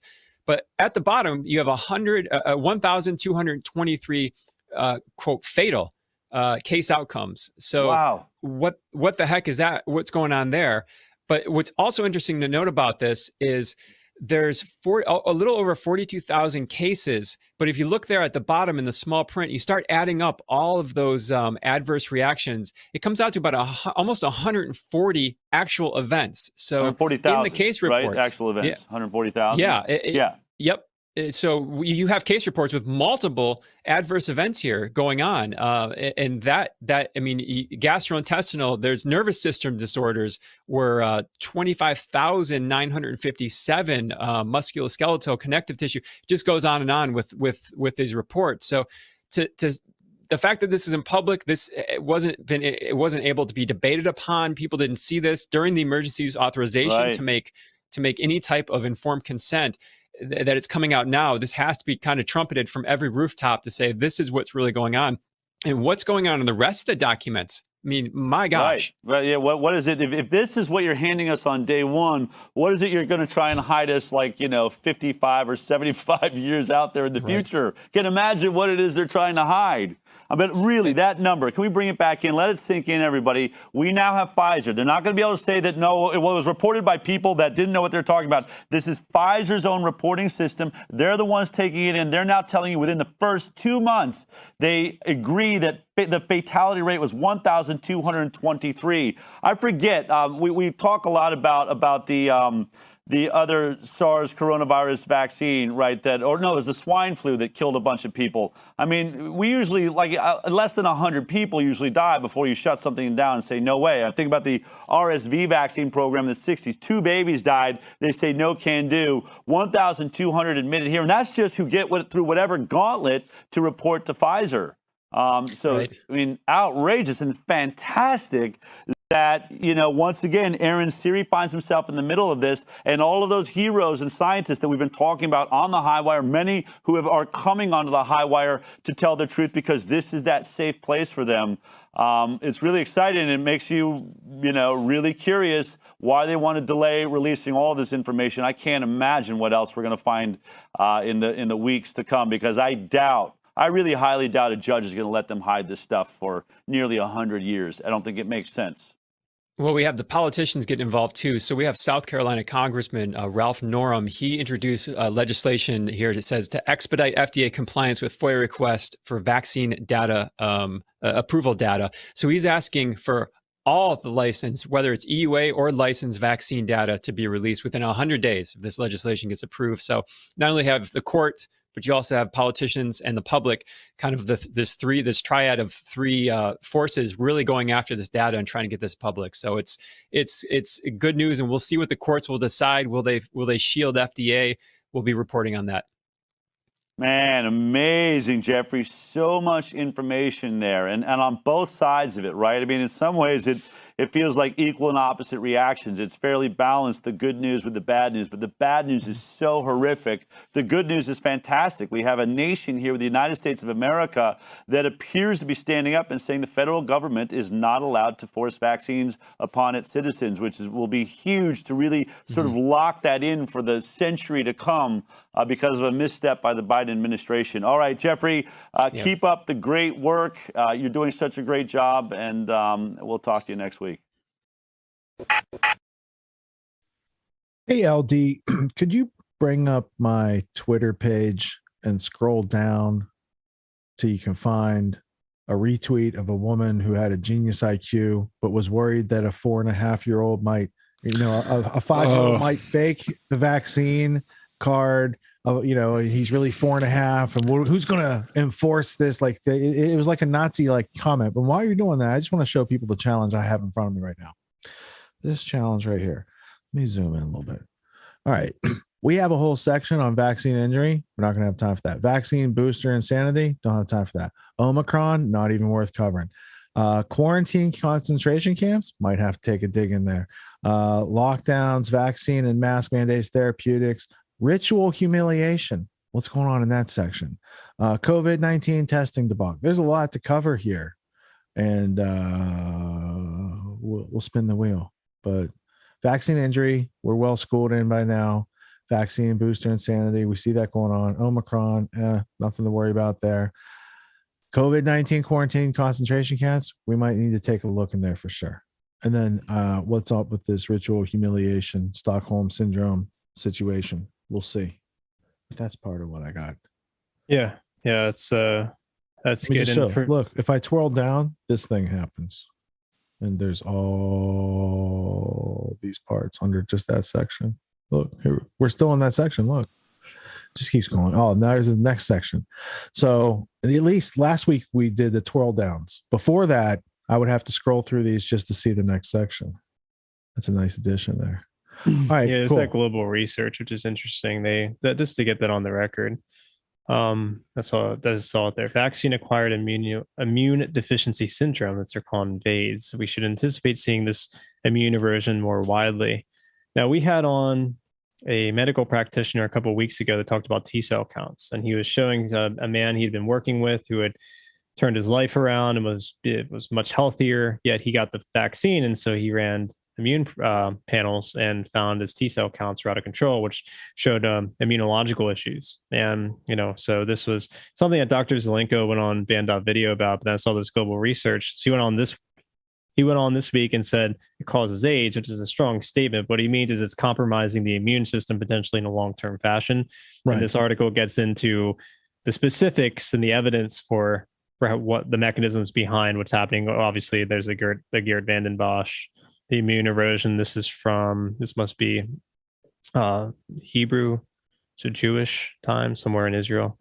So they talk about Dr. Yeadon, a whole bunch of individuals. Dr. Kobe Haviv, fully vaccinated account. Yeah. So they go into a whole bunch of details to the regard what's happening with T cell counts of people who've been vaccinated. It's very interesting, actually. And so it's worth checking out for those that are interested.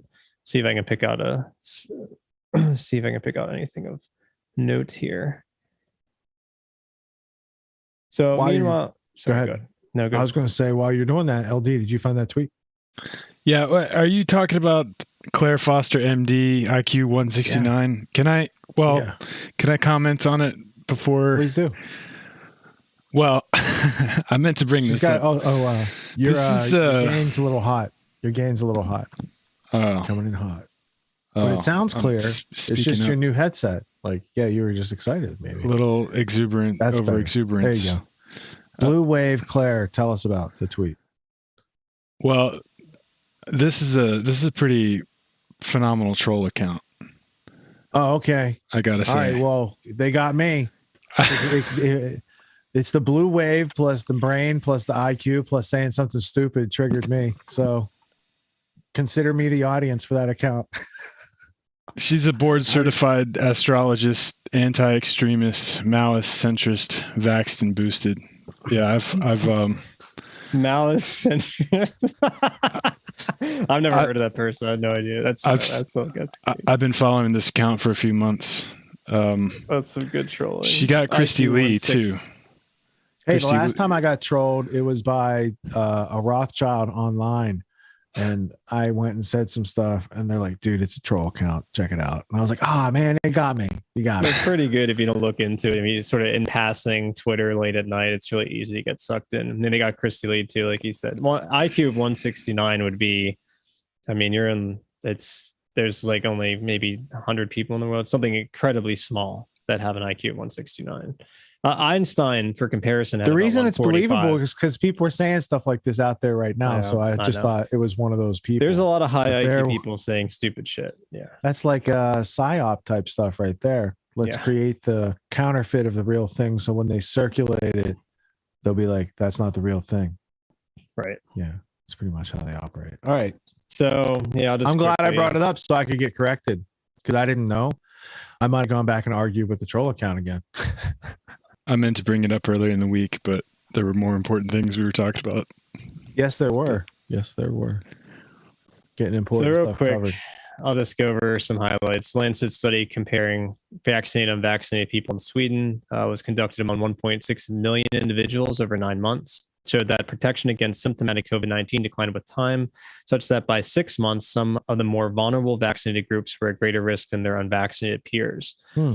Doctors are calling this phenomenon the repeatedly vaccinated immune erosion or acquired immune deficiency, accounting for elevated incidence of myocarditis and other post-vaccine illnesses that either affect them more rapidly, resulting in death, or more slowly, resulting in chronic illness. If we scroll down a little bit, it says... Hold on, I've heard enough. I think I could solve the puzzle. Yeah. Multiple vaccines are creating an immune deficiency syndrome. Mm-hmm. I know a doctor who's a professional. We should call Dr. Fauci. He helped all those people with AIDS. Now the new people are getting the AIDS-like syndrome from the vaccines.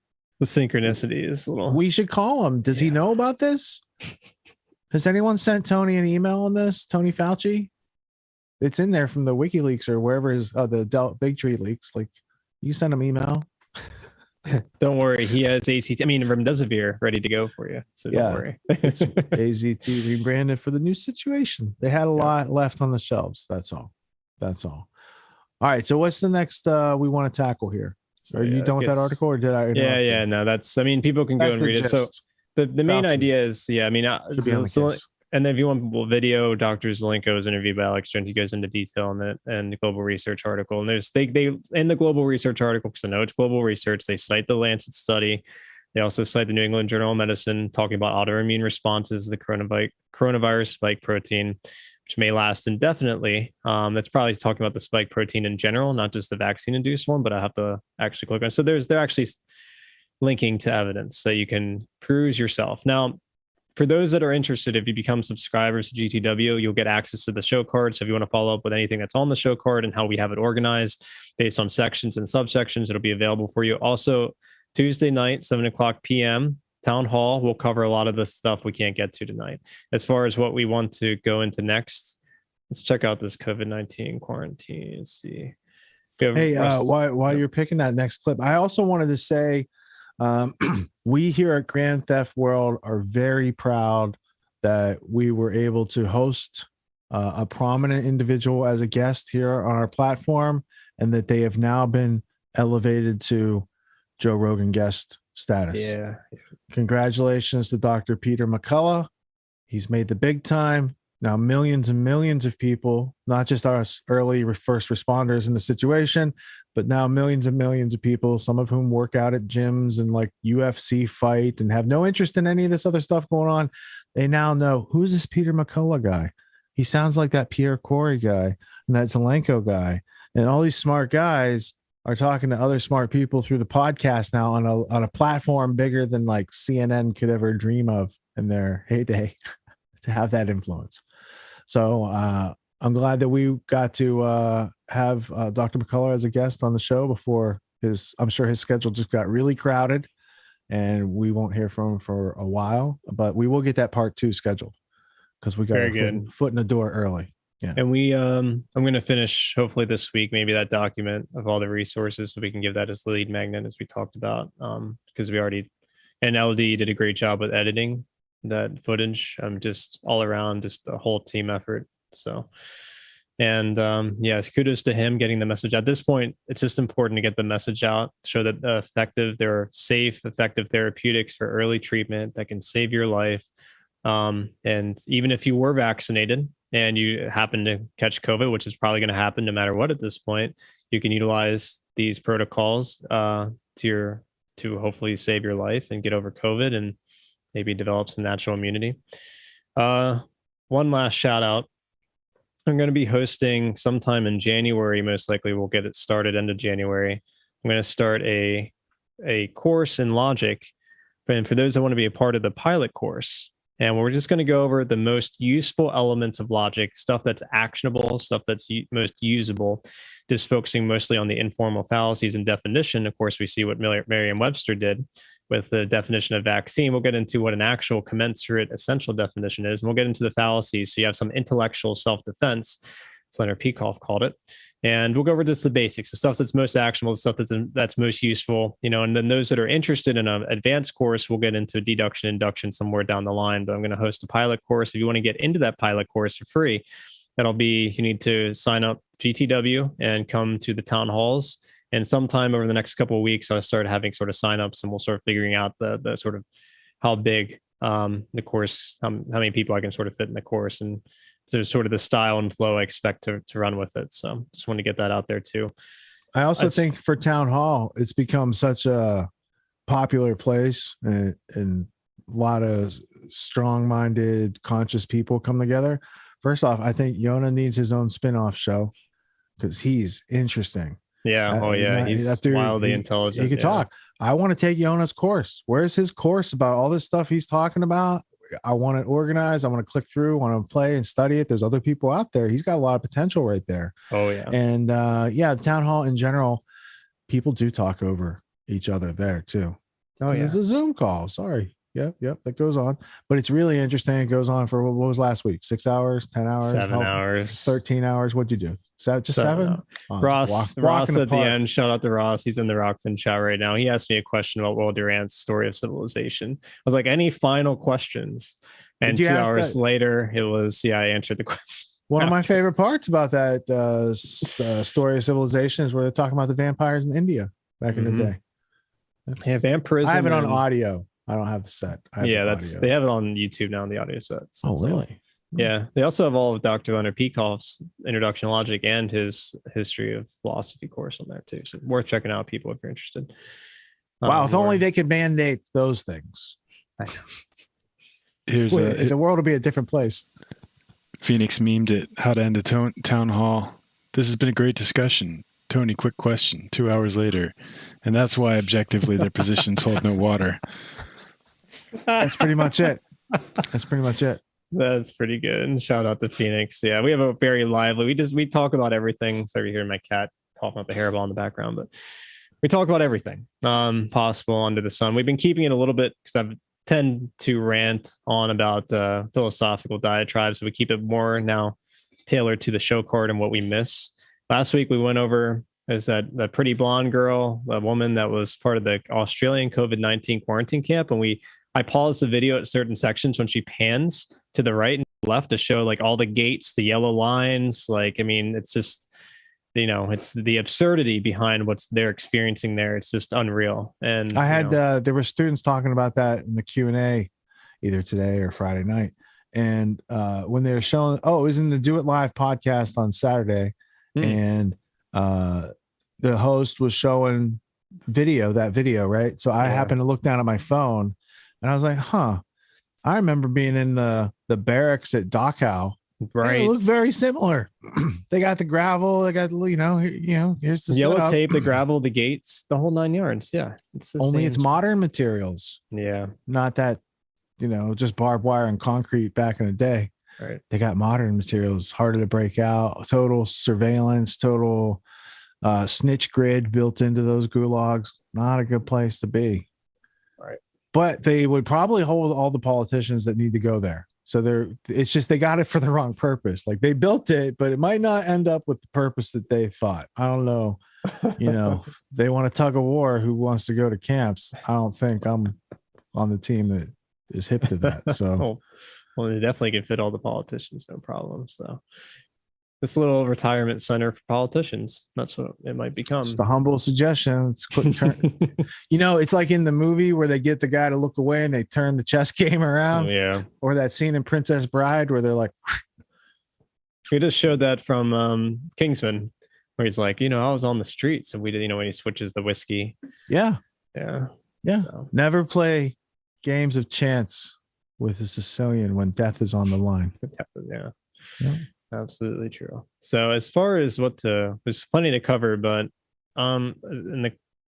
there's the reason why I called the subsection quarantine concentration camps, because after looking at that video, I was like, yeah, it's basically a concentration camp. Looks just like what the British invented in South Africa, another one of their colonies. So to see them in Australia, it's like, did Australia and South Africa used to be one place? I don't know, but they both got these same camps. Yeah, that's hundreds of years apart. Yeah, it happened long before the Nazis, everyone. It started with the British. Yeah, I got a book on it. You want to see it? Yeah. Still. I got concentration camps of the Anglo-Boer War. Social history. See that? Yeah. That's the camps back then. Those people weren't vaccinated, I guess. Yeah, the Boer Wars. Weren't vaccinated. They weren't vaccinated, so they had to be put in camps. Well, they didn't get that smallpox vaccine back in the day. A little pus. I was trying to find what year this book is. 2020. Let's see. 2013. 2013 is the first edition of it.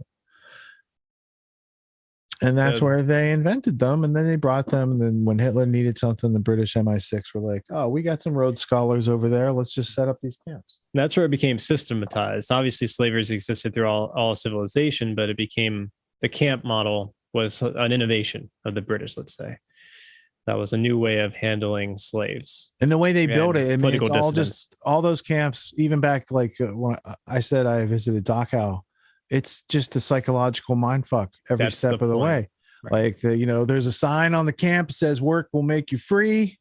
You're in a slave camp.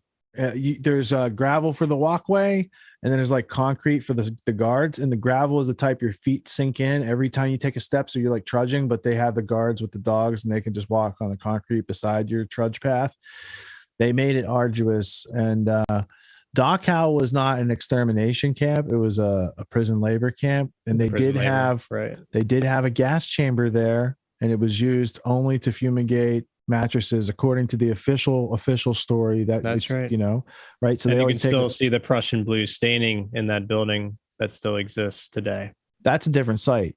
But when I was at Dachau, I went out. Dachau had it too. There's multiple sites that have that, but so good. Yeah, I don't remember the blue staining with that, but I also remember going out and they had ovens. And so I'd seen all the films in high school, and I go out and I'm like looking at these ovens. I'm like, I don't know if people fit in these ovens. These look like they're used for baking bread for the camp people. Where were they baking bread? Where are the ovens for the baking of bread? Because it doesn't look like this is the thing. And so things are taken out of context, and people sometimes think Dachau was like Auschwitz or one of these other camps where those things were noted.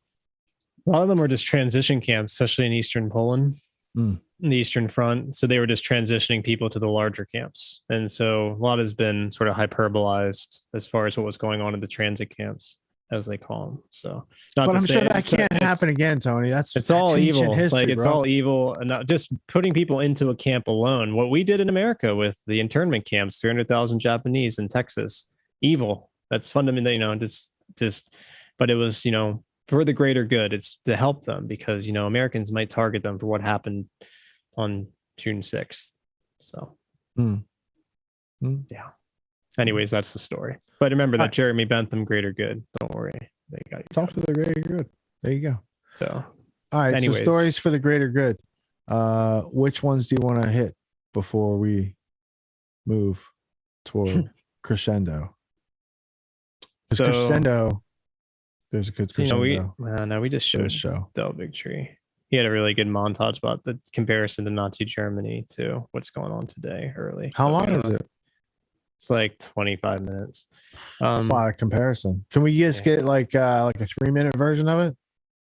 Yeah, there's actually Paul Joseph Watson did a lot of really good clips here. But if we want to do the COVID concentration camp one, there's a Russell Brand talking about it, Crystal and Sagar talking about it, and I think Alex Jones or Owen Schroyer. So we have those 3 personalities, whichever, all about the same.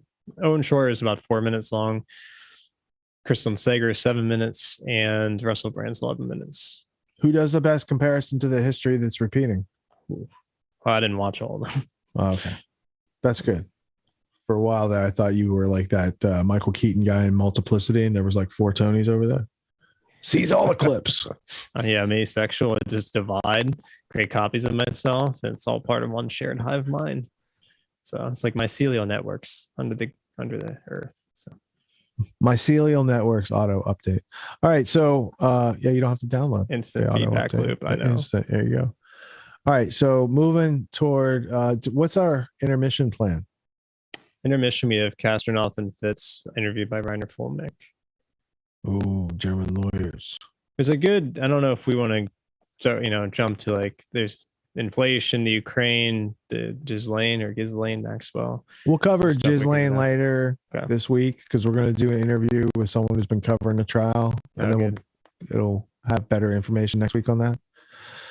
I like to wait till we have some substantial information from, I like it to almost be history, not so much current events. So we'll wait a couple days, let things settle.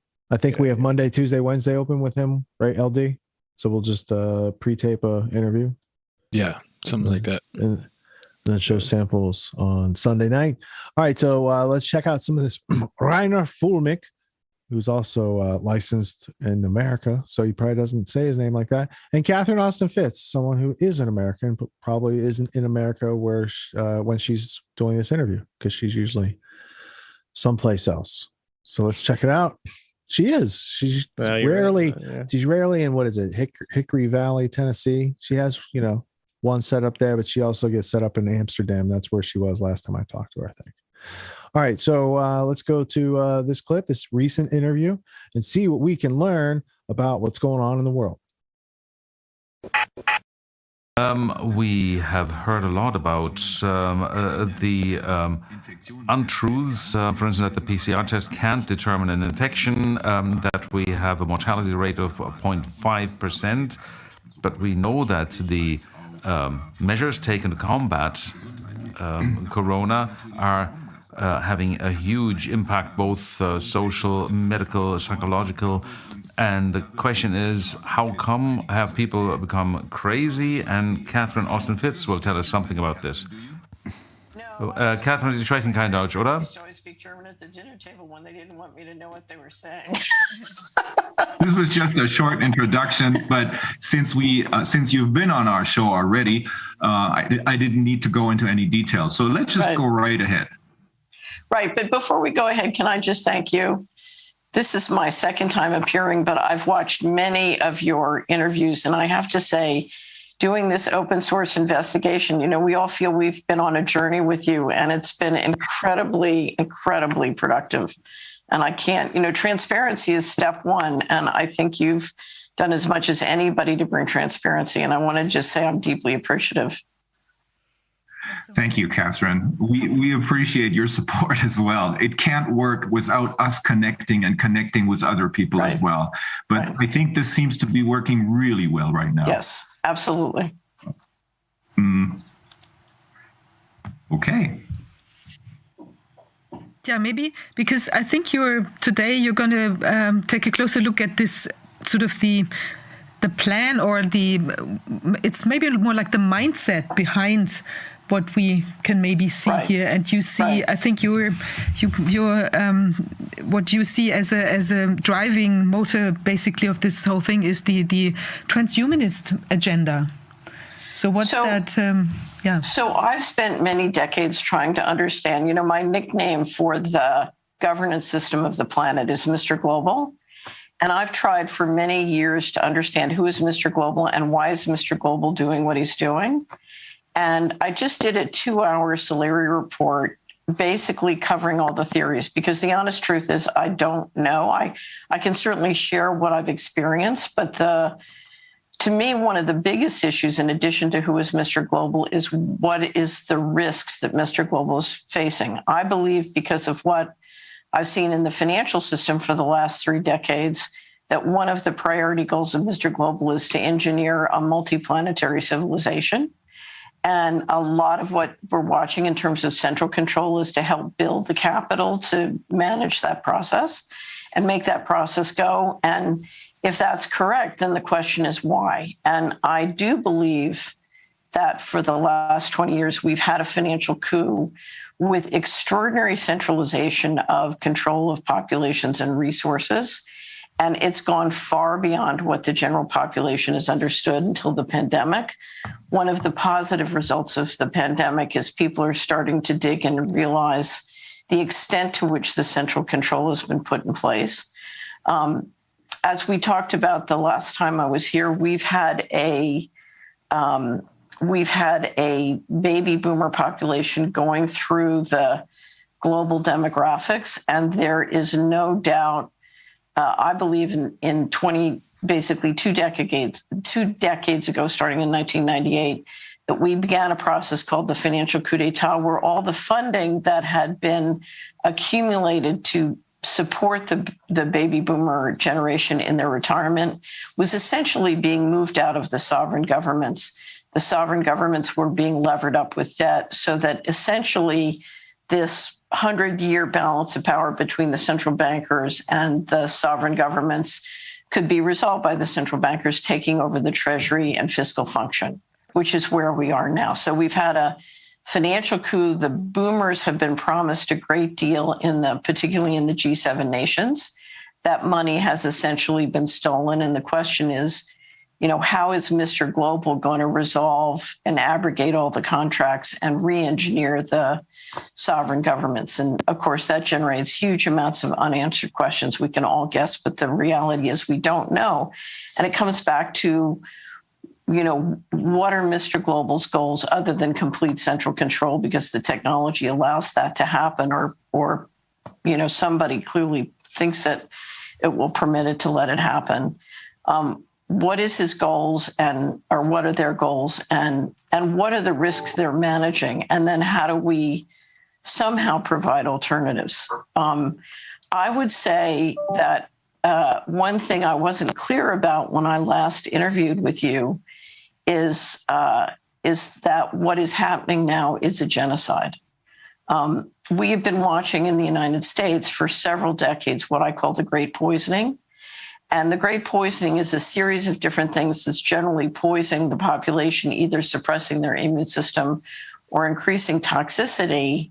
And then people die of what they're weak. It doesn't look like an epidemic, but it is. If you look at what we do know so far about the COVID-19 injections, they seem to be radically accelerating the Great Poisoning. And it's clear to me that the death and the disability resulting from them is much more significant than whatever is happening from what the phenomena called COVID-19, which seems to be a relatively complex phenomena. But the injections are far more dangerous. And so I wrote an article in the beginning of the pandemic called The Injection Fraud, and I continue to think, before us, we need urgently to stop the mandates for the injections, because too many people are being harmed in very gruesome ways. But the other thing we need to do is stop the vaccine passports, because when the passports go into effect, we will be subject to a tyranny that will accelerate the evil that can be done to us. What we're dealing with is nothing compared to what will happen if the passports go into effect. And it's extremely important to understand that the passport system has been put into place for the last 20 years. We have in the West a very deep, complex, invasive social credit system already operating on a covert basis. if you get overt approval of the passports, the speed at which that covert social credit system can go into effect will dazzle you, because it's already in effect on a covert basis. The vaccine passports just give us the ability to take it overt. And so whether it's stopping the harm done by the mandates, helping the people who've already been harmed, which is very, very important. We have many, many people who are in real jeopardy from a health standpoint. Or, and this is the last thing, if you look at who's financing this genocide, it's us. And so I just launched yesterday with Polly Tommy on the Children's Health Defense TV, a 15-minute weekly show called Financial Rebellion. We have to unleash a financial rebellion if we're going to stop the mandates and stop the vaccine passports. Because right now we are financing and building this prison, and we have the power to stop. Can you? So if the passports go into full bloom, what is it you expect is going to happen, like immediately and in the long run? So it's going to be total control, like for everything. It's going to be total health control. So if you look at some of these vaccine passport apps, they envision 7+ boosters, and that's important because we do not know what are in these injections. So we have a secret governance system injecting secret ingredients into our bodies. We know some things about the injections and what's causing harm, like the spike protein and the lipid toxicity. But there's clear evidence that there are secret ingredients, and we're not allowed to have informed consent because we're not allowed to know what's in it. And I think if there's one dominant unanswered question of the pandemic, it's what are the secret ingredients? What is in this stuff? And I don't presume it's just one batch. It's, multiple matches in multiple places. But what is in this stuff, and why does Mr. Global want it in? Because I think, we mentioned transhumanism when we started. My guess is those secret ingredients are going to tell us a lot about what transhumanism is being tested, experimented, envisioned, and where it's leading. And of course, I believe where it's leading is Mr. Global wants a slavery system where humans are essentially, linked into the machine instead of linked into the divine in each other. So we're resonating with their machines as opposed to resonating with life. So that's always been my guess here. But to me, I'm very big on unanswered questions. What are the unanswered questions that we need to bring transparency to? One of the most important is, what are these secret ingredients? Because if you just look, so for example, the Japanese found steel particles. Why are we injecting steel particles into people's bodies?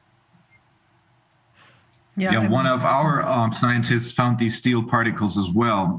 But, he believes that maybe this is due to the manufacturing process, that it was sloppily done, but he's not sure. So that's, to him too, that's another unanswered question. So if it was one researcher, but I've had multiple researchers report steel particles. And what I will say, if there's anything I've learned about we did a 12-part series on the Slayer Report called Deep State Tactics. And two of the most effective deep state tactics that I have ever encountered is, one is we're incompetent, we made a mistake. I can't tell you how incompetency is used effectively. For 20 years, the federal government can't produce audited financial statements as required by law, but it's because they're incompetent. The second thing is it's complicated. It's really very complicated, and it's really very, and between incompetency and complexity playing off against each other. For example, I'll give you a perfect example. If you look at, I just published a review of Kennedy's incredible book on Fauci. And one of the reactions I'm getting from people when they read that book is they're saying, how could all of this been going on and me not know? And if you go back and you look at the at the coverage of the AIDS epidemic or swine flu or all the different things documented in that book, I can't tell you how many of those were covered up with, we made a mistake, it's really complicated. You know, it's been going on for years in both the health and the financial area.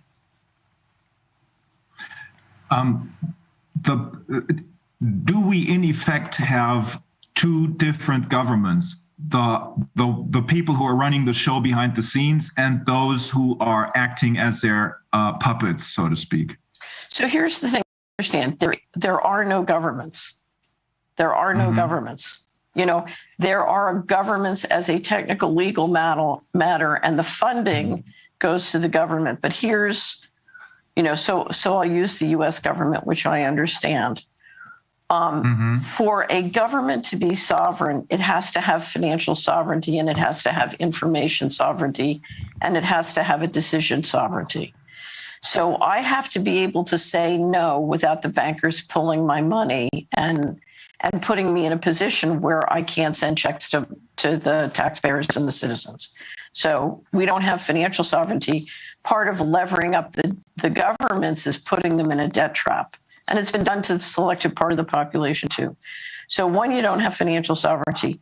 Two, you don't have information sovereignty. When I became assistant secretary, I would regularly try and get data from corporate contractors that was required for me to run my operation according to the law. So according to the law, the mortgage insurance single family fund in the United States is supposed to be run on a self-sustaining basis. That is the law. I could not get from Lockheed Martin the data I needed to tell whether I was making or losing money.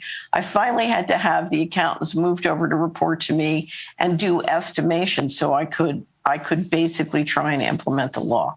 But I can't tell you the food fights I had with corporate banks and corporate contractors who would refuse to give me the data because they didn't want me to know what was going on in the operation because it was clearly outside of the law.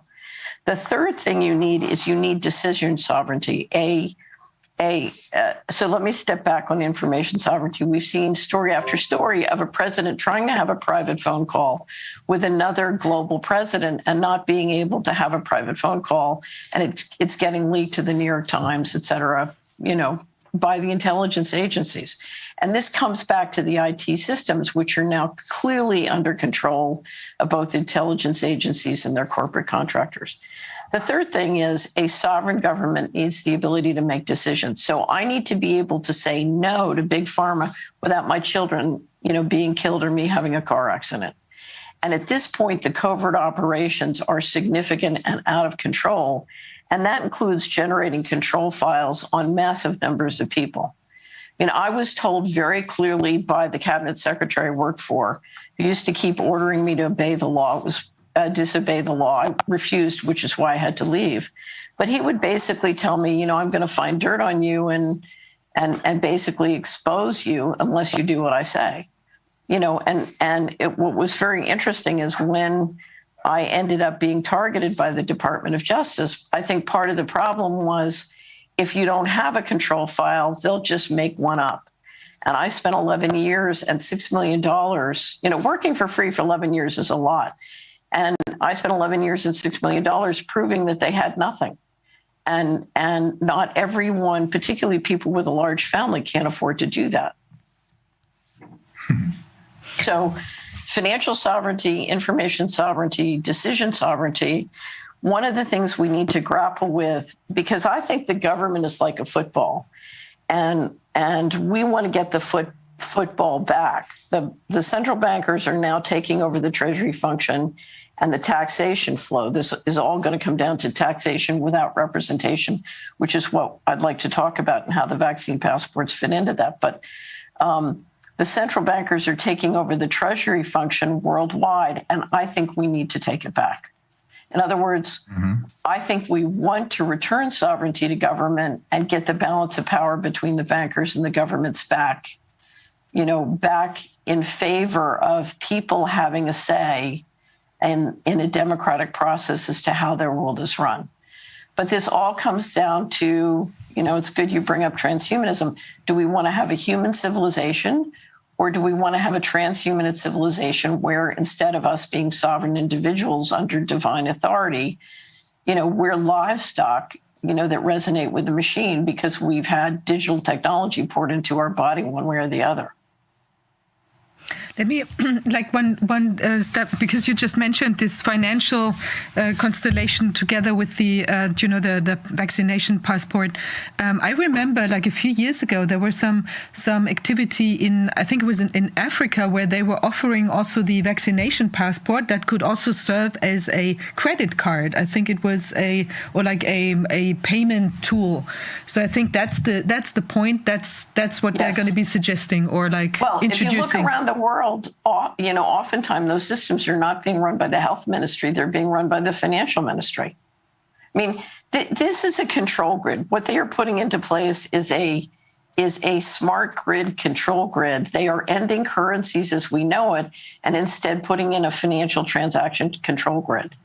And the vaccine passports and central bank digital currencies are two pieces of what's already been built. I want to stress the covert social credit system and smart grid has been significantly built, and 5G is a very important piece of putting it into place.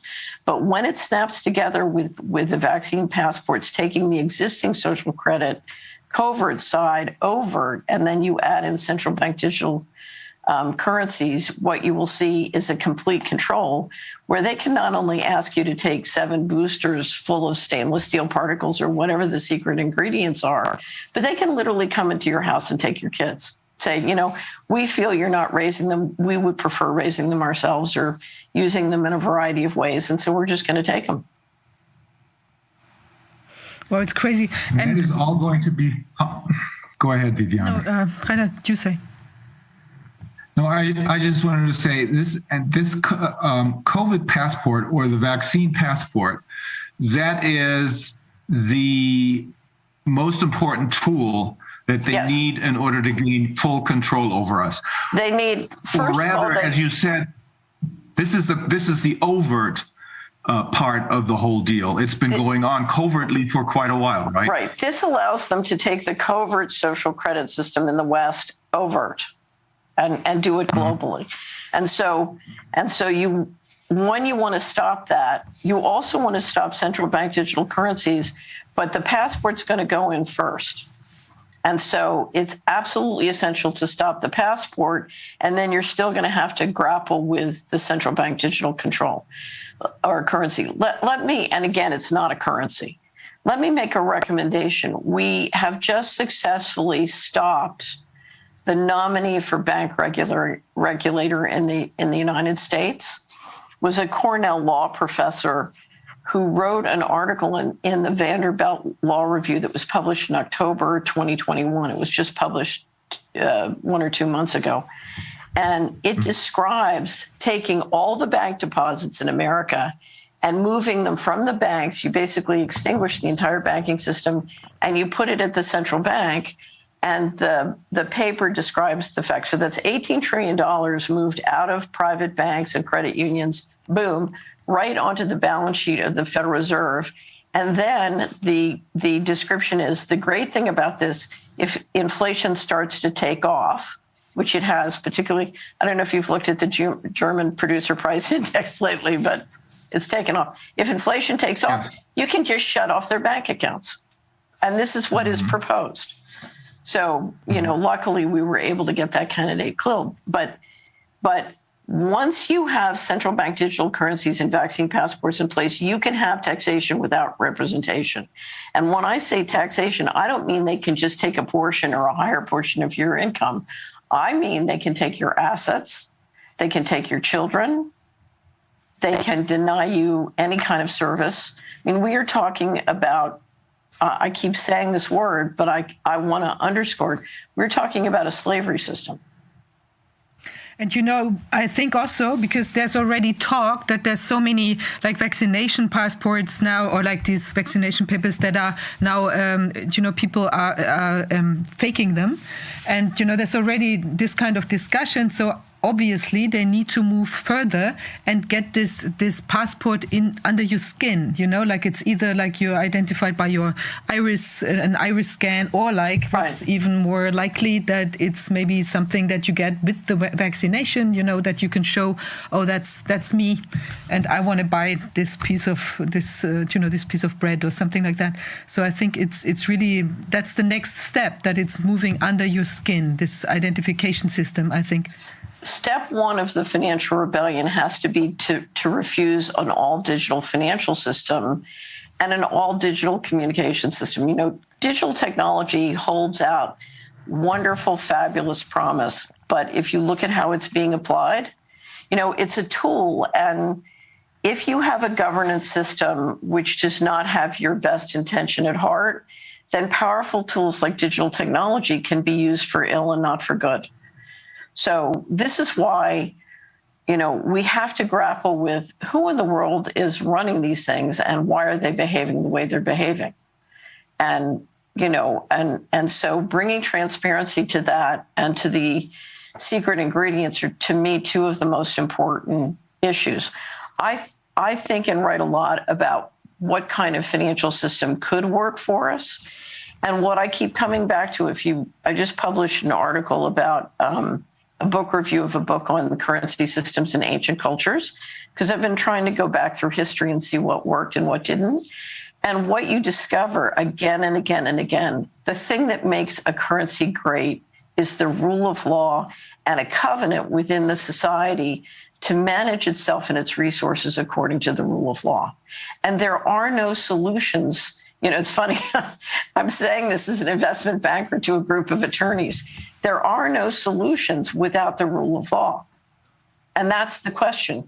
How are we going to bring transparency and then enforce the rule of law? Because basically we have a planet being run by criminals, and it's gotten worse and worse and worse and worse as the secret money has grown. There's a real correlation between the growth of secret money, including in the United States, and the growth of organized crime globally, and the power of their invisible weaponry and tools. But it's all going to come back to, okay, how do we enforce, nurture, and support the rule of law? Because until we do that, no financial system is going to work. And I don't want to, gold's not going to do it. Blockchain's not going to do it. You have to have the rule of law. Yeah, definitely. I absolutely agree. I'm actually quite frustrated is not the right word. Angry, I don't know, that in Germany, the rule of law is completely destroyed. I mean, nothing works anymore. There's only something going on the surface, but this is only to keep people, to give them the illusion that some parts of the judiciary are still working. Right. So here's what's happened. You have government officials, you have judges, you have policemen who have the same sovereignty issue. They don't want their children killed. They don't want to lose their ability to support their family. So everybody's, I'm going to grossly oversimplify, everybody's in a situation of blackmail and threat for their life. And so they're behaving this way. And the reason the corporations and banks who would love to sort of take over and run everything are leaving the sort of blackmailed judiciary and the blackmailed government in place is they're not yet in a position to implement taxation without representation. So they need the appearance of a government and the budget of a government to keep taxing and regulating. And the danger, of course, is when they get the vaccine passports, if we don't return the governments to some kind of position of sovereignty, we'll have something far worse, which is, control by a very centralized group of people who are implementing it through corporations and banks. And if you think if you have a problem with the civil service, wait do you see those things implemented with a corporation and bank? And then we're in never land. So before that happens, what we have to figure out is how to shift our tax money back to lawful governance and management, and how to start protecting government officials so that they can implement the rule of law.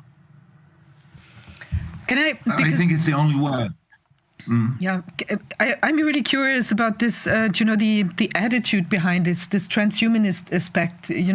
Maybe we can talk a little bit about that as well, and and then maybe come back to the solution parts again, because I think that's very interesting what you've been thinking about that, and maybe could you elaborate a little bit, because I think it's also not like an obsessive, it's some kind of obsession, right.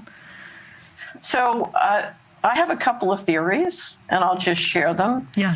One is, I think if you are looking at the entire planet from a very high level, and you're in the process of bringing automation in, and you believe, which they do, that you can replace every existing job and employee with robotics and automation, you have a real question.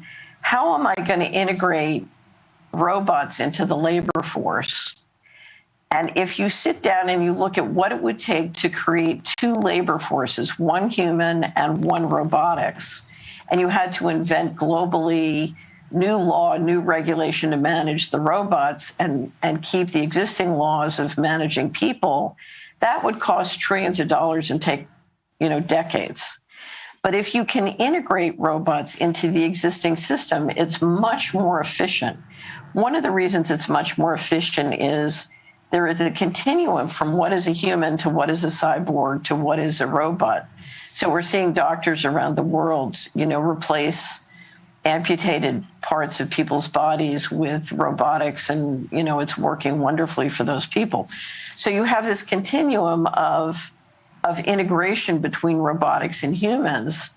And so you say, look, it's going to get wildly complicated. Why don't I just integrate everybody to the existing labor system? And I think a lot of the really bizarre transhumanist things we're watching comes from that. So theory number one is it's much more efficient from a labor management standpoint to integrate robots into one existing system with humans as opposed to have two systems.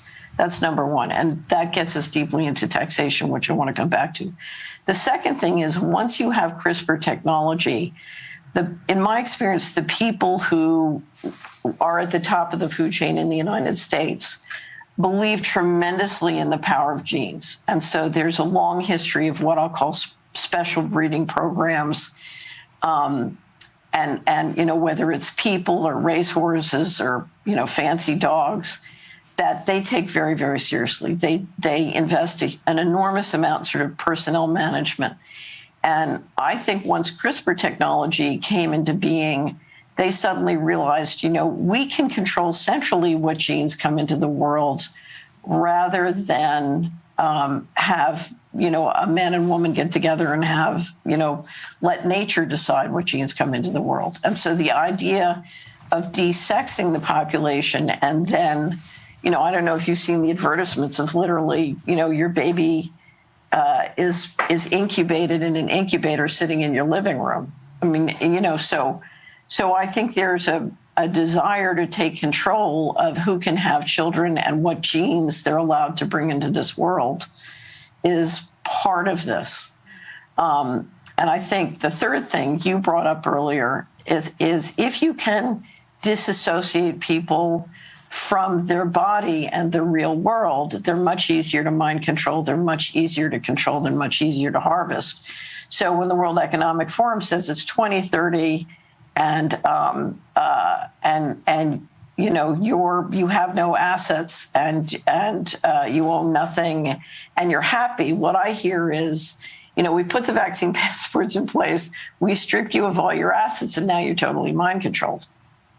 So I think those are some of the issues. Now, there's a third economic issue, which is very important to understand. And that is, if you understand the competition to win in the race to develop AI and literally manage the planet with AI, what you will see is the person or the company or the country that produces the best AI is the one that has the most data. In other words, great AI is not created by software developers. Great AI is created by essentially a feedback loop between data and the data generates the intelligence of the software. I'm grossly oversimplifying again. And so you see this race. We mentioned James Corbett, who has a wonderful Corbett report on data is the new oil. But you see this race to suck up as much data as possible. Asia has a tremendous advantage because it has a much bigger population. And so part of the effort in the West has been to literally digitize everything, digitize the trees, digitize the animals, digitize all the material that we create, put digital technology into humans, digitize the atmosphere. I mean, there is a race to digitize everything on the theory, then you can hook it all up to AI and use telecommunications to understand your world and manage the risk. You know, I keep coming back to the fact, in my experience, the people, literally the top leadership in America was phenomenally oriented to managing risk. And there's no doubt that if you can get everything digitized and literally constantly map, all reality and all life, it can certainly help you understand and manage risk. The problem is you end up using the tools for control and control to protect your leadership. And the next thing you know, you've killed meritocracy. And right now we're on a terrible downward slope in terms of productivity, because the more you centrally control, the more you cut off the oxygen that creates open source intelligence. Markets and democracy are very messy, but they are brilliant at creating open source intelligence and improving the health and vitality of the culture. And of course, the more you engineer central control, the more you engineer privilege, and the more that privilege is used to literally destroy the economy, but make a few people very, very rich. I just heard Kennedy say that we've created 500 new billionaires since the pandemic started. Not surprising. My guess is it's more. But here we have a citation here from Sean Parker, former president of Facebook, said in 2017 in an Axios interview, "Because I'm a billionaire, I'm going to have access to better healthcare. I'm going to be like 160, and I'm going to be part of this class of immortal overlords. Give us billionaires an extra 100 years, and you'll know what wealthy disparity looks like."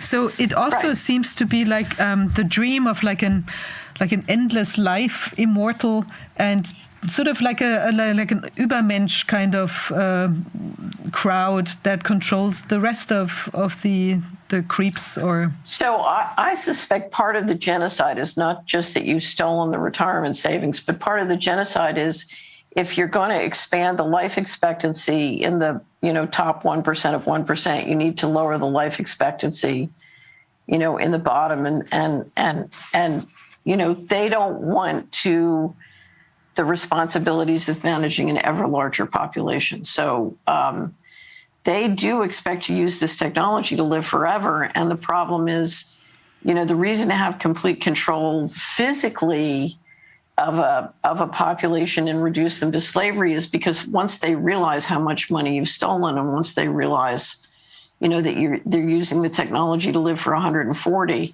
there's nothing more gruesome than looking at people who cannot afford to feed their children, taking their children down to a center to give blood so that a Silicon Valley executive can refresh their blood with young blood, and it was that company, that Silicon Valley company, that had a lot to do with stealing all the federal monies that have, of course, has reduced the economy of the person who now has to give. It's a vampire model financially, but then literally with the blood.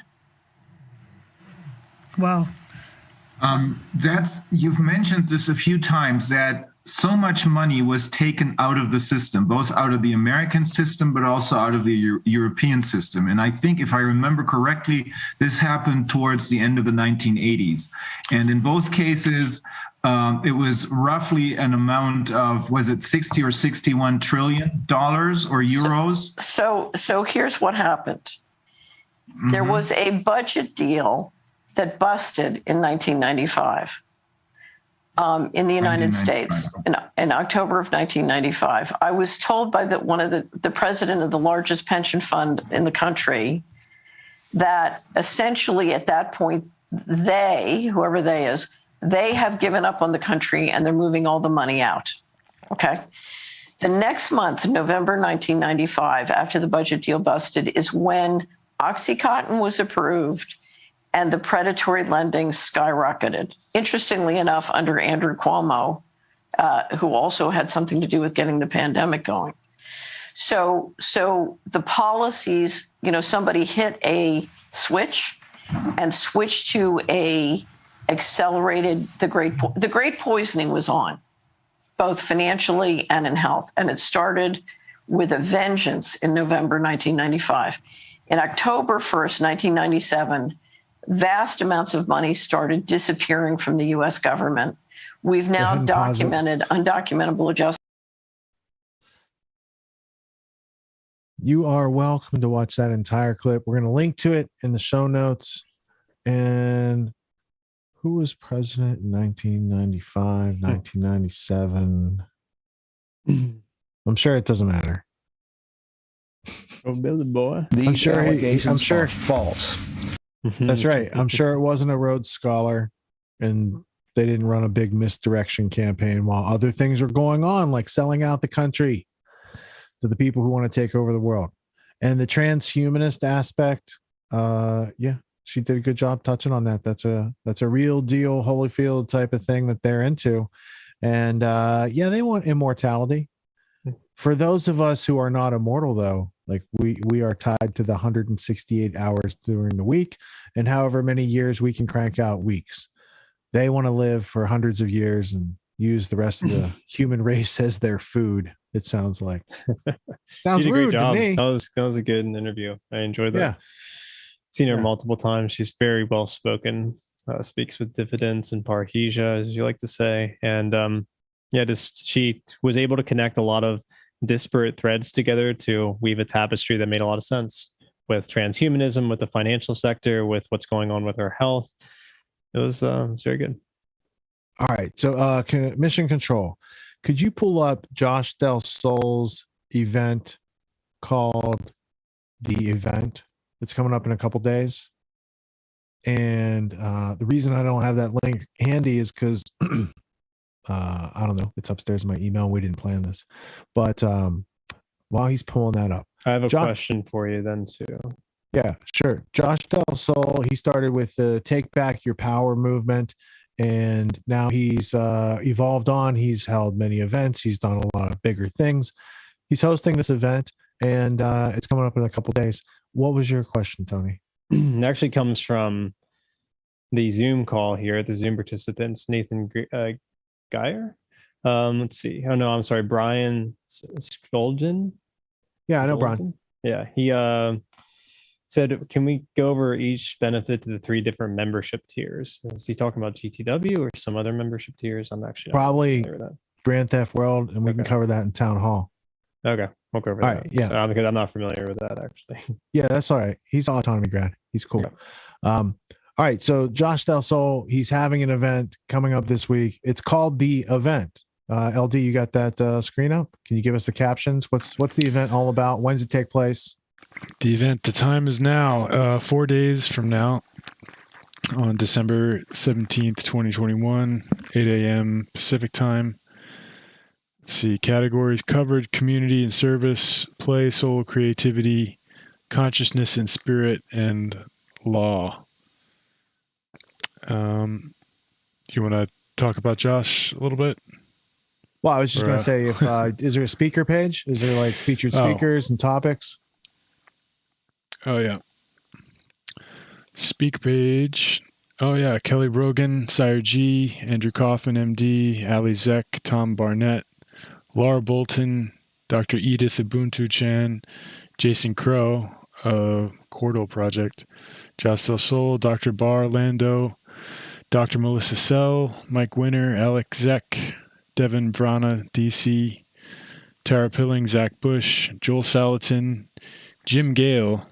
Oh, Food Forest Abundance. He's friends with... I really like Joel Salatin too. Yeah. Yeah. Yeah. Ayla Cuenca, Hannah Maria, Tom Cowan, Charles Eisenstein, Dr. Brett Jones, Dr. Ben Tapper, Rob Reiner, not that Rob Reiner. Not Meathead. Different. From All in the Family. Yeah. Wow, this is huge lineup. Oh, Jimmy Levy, the singer. Zuby, Robert F. Kennedy Jr., Sally Fallon Morell, John Bush, Derek Bros. How many days is this to be able to fit this many people? It's huge. Yeah. So the reason I bring it up is because I got to tap out of this podcast because we are going to buy 2 sponsorships for the event, one for Autonomy, one for Autonomy Unlimited. There's Autonomy grads on that list. There's Autonomy Unlimited clients on that list. And I've been a fan of Josh's work for years, so I know what the cost is going to be. I just want to nail down tomorrow and negotiate what we're going to get for the sponsorship. And it's a pleasure to be able to sponsor somebody's project that I've seen like grow from when we shot interviews. Lisa and I shot interviews for his Take Back Your Power movie. I was there for that. Yeah, Tony was there. Remember? Mm-hmm. Yeah, that was a lot of fun. Yeah. It was good. So yeah, the event goes on in 4 days. Josh already has 40,000 people signed up for it. So that's not the number of speakers. Like you just saw, there's a lot of speakers. That's the number of attendees. So it's going to be something worth checking out. I plan on, like I said, we're sponsoring it. I'm not having a formal speaking role there, but there might be some sort of Q&A or something that goes on that I get roped into, such as the benefits of sponsorship. But yeah, thanks LD for putting that on screen. And Tony, since I got to tap out, I got too many things on my schedule. I also have to film the vlog tomorrow. So now you feel my pain, right? So are you cool with driving to the end of the episode, or do you want to should we finish it up now so we can all get some sleep, or how do you want to play it? It's really not. I mean, I'll drive it to the end. There might be just a clip or two we play, but I'm not going to. 2 hours later. I'm not going to do no, it's not. I actually have food in the oven, so I'm like, throw the memes out. Getting ready to eat and then fall asleep afterwards. That's the healthy. Do you need me to cover you till you get a snack? No, I mean, it wouldn't. I'm the slowest eater the world has ever seen. So I had my snack during the Jackson report. So I was working on crafts during the intermission. There's not much to cover. I mean, if you have to tap out, we'll just maybe go over some inflation news, see if there's anything worthwhile, and then Ghislaine Maxwell, Maxwell. Well, yeah, I've been here. I've been standing at this desk for 10 hours today. I'm ready to tap and I know get to tomorrow's or later today's work sooner. Yeah, later today. Then we covered the majority. We had a great interview earlier with Luke, and we got plenty on the record. I'm really glad you put the Catherine Austin Fitts in because I would have missed that, and I'm fans of them both. And so even for me, being a host or co-host of the show, I still get to this is benefiting me because I would have missed that for weeks probably. Well, no, if I'm not, correct me if I'm wrong, Autonomy, you're sort of finishing up this season, right? This season 7? We have graduation lecture this Friday, and then there's one more Q&A past that, and then they get 3 bonus lectures. So they'll be going into the early January. Oh, okay. But I got other projects I'm looking to do in the meantime, and family vacation and all these things between seasons. So I'm better prepared to do the show on the road, or at least help carry the ball now that I'm familiar. And so we're gonna it won't be a problem 30 days. In case, I know on the vacation I'll be able to handle it if anything pops up. Won't be an issue. So otherwise we'll just make it the LD show. He can run everything by now. He's got 2 streaming computers. He's got it all going on. What's he need us for? Sort of grooming him to fill my spot and get back to my philosophy.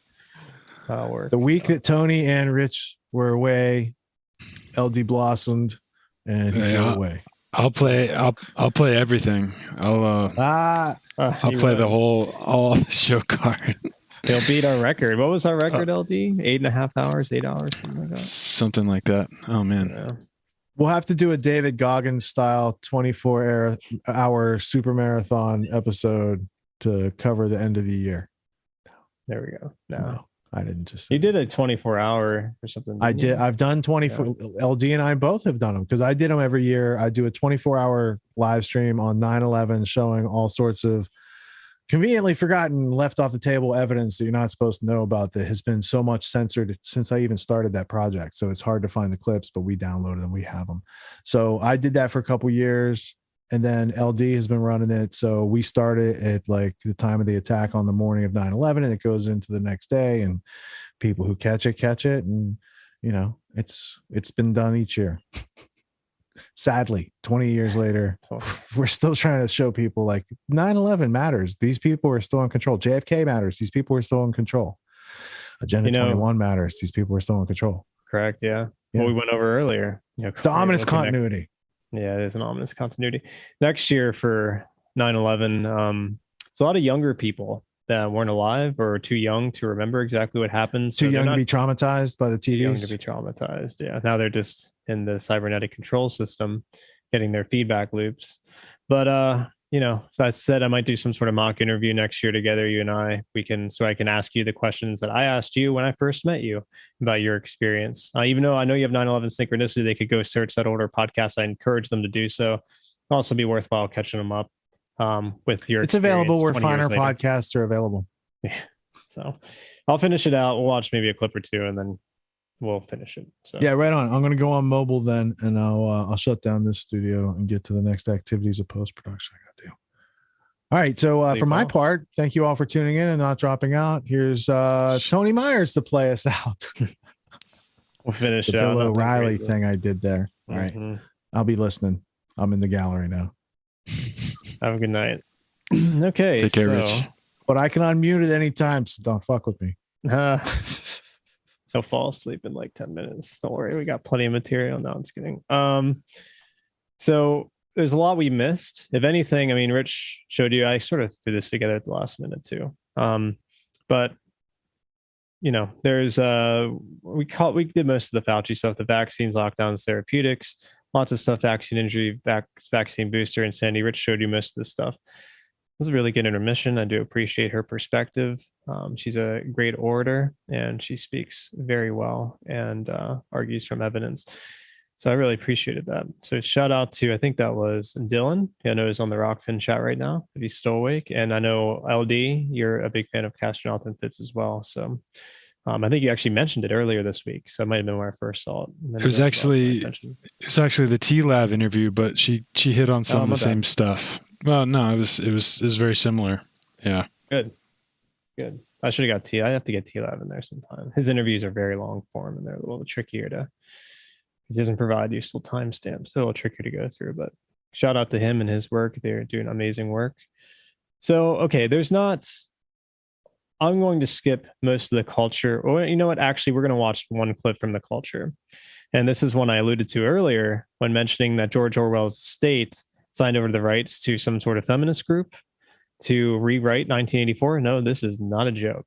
And I think it's the irony behind this absurdity is just overwhelming. So it's only a 2-minute clip, and I'll highlight it. It's under the feminism and gender theory section of culture. Let's see here. I just want to get this on the record just for the absurd factor of this backwards world we live in right now. For more context, James, I think last week did a What is the Trans Agenda? Questions for Corbett. It's about 37 minutes long. We're not going to play that. I encourage people to check that out. He did a great deep dive into the trans movement and how it's being weaponized. Also, there's a feminist one on Tucker Carlson that spoke pretty well and pointed out many of the contradictions associated with the trans movement. So not to say anything against trans people itself, but how it's being weaponized to bring in this sort of to destabilize the culture more and more. So without further ado, LD, do you have that up? Yes, sir. Perfect. We can jump into it. Yeah, let's go for it. You know what George Orwell's dystopian classic 1984 needs? A politically correct modern rewrite from a feminist perspective. Said no one ever. Well, that's what it's getting. You probably saw this story and thought, yeah, that's somewhat amusing, but I thought the Babylon Bee could have been a bit more inventive. Well, no, it's really happening. The Guardian reports the estate of George Orwell has approved a feminist retelling of 1984, which reimagines the story from the perspective of Winston Smith's lover, Julia. And if you think this is some kind kind of lame joke or cheap marketing trick, like when they print those books full of empty pages. No, it isn't. They're actually doing this with a straight face. Let's pause for a moment and appreciate the fact that the most famous novel on propaganda will be rewritten to conform to modern propaganda. I've seen the future, and it's a reboot on a human face forever. Let's just bathe in the delicious irony of Winston Smith, the main character in 1984, in the book literally having the job of editing historical publications to retroactively fit the party line, and now them doing something quite similar with 1984 itself. I wonder if the rewrite will include this quote from the original: "Every record has been destroyed or falsified. Every book rewritten." As Dave Blount lucidly explains, stunted by moon battery, our society can produce nothing new except in the realm of technology. All it can accomplish culturally is to pervert the works of healthier generations by imposing the prevailing ideology upon them. Truly never has the term been more apt. Orwell rolls in his grave.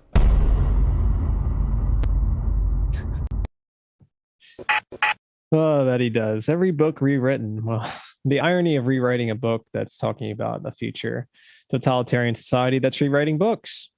How clever of them.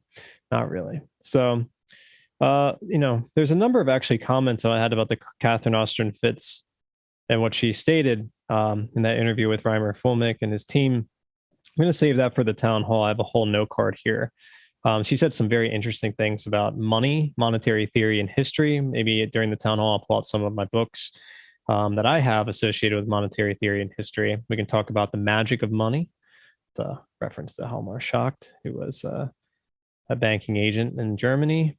I think comes from Britain. Anyways, that's a whole nother issue. Anyways, and he headed the Bank of Germany during, I think, both the Weimar Republic and Nazi Germany. So anyways, we'll get into the lost science of money. We'll get into Babylon's banksters. There we get into Web of Debt. There's another book though, I'm forgetting. The Babylonian Woes. Oh, we'll tie it to the ancient mystery schools and temples and religious sects that existed in ancient times. So we can just see how strange the concept of money is and how much it represents, and as an analogy, energy and the flow of energy and the sort of goal of money and what's going on. So we can take it to we can expand upon it and take it to whole various levels. We've actually done this before in town halls, but I'll actually whip out those books and we'll get more into it. But she said some really important things also about the rule of law needed in order for money to actually have some sort of agreed upon value. And that's a whole nother issue. And robots in the labor force. I want to talk about human capital versus technological capital. So I'm going to get into all those problems. Also, she mentioned sort of this continuum between robots and humans. Yes and no. There's also the hard problem of consciousness. I know what she means by continuum, but I do think we need to draw the line with whether or not they can actually become conscious. There's a lot of different theories on that. Right now, they're just, we'll see. And we can go over that in more detail. And I'll whip out my Gödel Escher Bach and we can do some deep dives into that. But that will save for the town hall because it's 3 a.m. now. And I'm not going to wax philosophic and diatribe like I normally like to. I would say if we're going to finish this out tonight, I'm going to just put this on screen very quickly. Technology, economics, and politics section was actually very interesting this week. Devastating as usual. I would like to maybe play a Tucker Carlson clip talking about juxtaposing the CPI to actual rates of inflation of various assets and showing how much of a bullshit metric the CPI actually is. This is something that Peter Schiff has covered ad nauseum, someone I've been into for some time, and a number of other economists of the more Austrian persuasion. Tim Pool talks about this as well as John Bown. Prepare yourself, the economy. It's actually a good video, but I think we're going to play the Tucker one. I think that's important enough to get on the record. After that, let me see if we got anything else here. Russia and Ukraine, it's a serious problem. Not sure it's worth getting into. Let me see if we got anything at the Jizz Lane Maxwell trial. Yes, it's that late. I can use Jizz Lane. It's a sticky lane. You want to be careful going down that road. Let's see here. Kim Iverson. Maybe we'll play that. If not, let's see what else we got here. The band video. It's probably Owen Schroyer. Yep. There's a bunch. Cover up. Let's see here. Crystal and Sager. I thought I had a better one here. Anyways, we'll maybe play those two and we'll end it from there. So let's go with Tucker Carlson. So this will be inflation. Let's see here. This is impossible to ignore. It's the second one in that section under inflation and economics, or whatever I called it, economy and inflation. And it's about 12 minutes long. So we'll play that, and then we'll play something from the Ghislaine Maxwell trial. All right. Sticky Jizzy. Got that up for you. Yeah, go for it.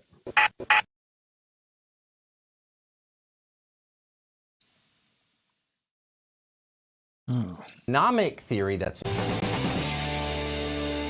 Good evening and welcome to Tucker Carlson Tonight. There's a lot about modern economic theory that's important but difficult to understand. In fact, many of the people formulating these theories don't really understand them, and that's why they can never explain anything clearly. But there is one core economic fact that everybody, even those of us with poor math skills, grasp instantly, and that's when we're getting poorer. How do you know when you're getting poor? Well, you know you're getting poor when you don't have enough money to do the things that you once did. You are moving backward. It is a very scary feeling. Short of armed robbery, nothing makes Americans poorer faster than inflation does. Now, finance moguls who borrow money for a living love inflation. It makes their debt cheaper. It's a good thing for them. But everyone else hates it because it crushes them in ways that are very obvious day to day. So with that in mind, the new inflation numbers are out, and they're the worst this country has seen in nearly 40 years. According to the Consumer Price Index, inflation is up almost 7% over the past 12 months. It's very high. The problem is the reality is much worse than that, and that's because the Consumer Index is useless as a guide to life in America. It doesn't actually measure the cost of living. In that way, it is a lie. It's a rigged government number, one of many. Now, the CPI is calculated by assigning relative weight to different categories of goods. It's a very complex series of formulas. Some of them were formulated in good faith. Others were designed to deceive you. But in effect, the bottom line is the CPI does a very bad job of measuring how much it actually costs to live in this country. For example, gas prices.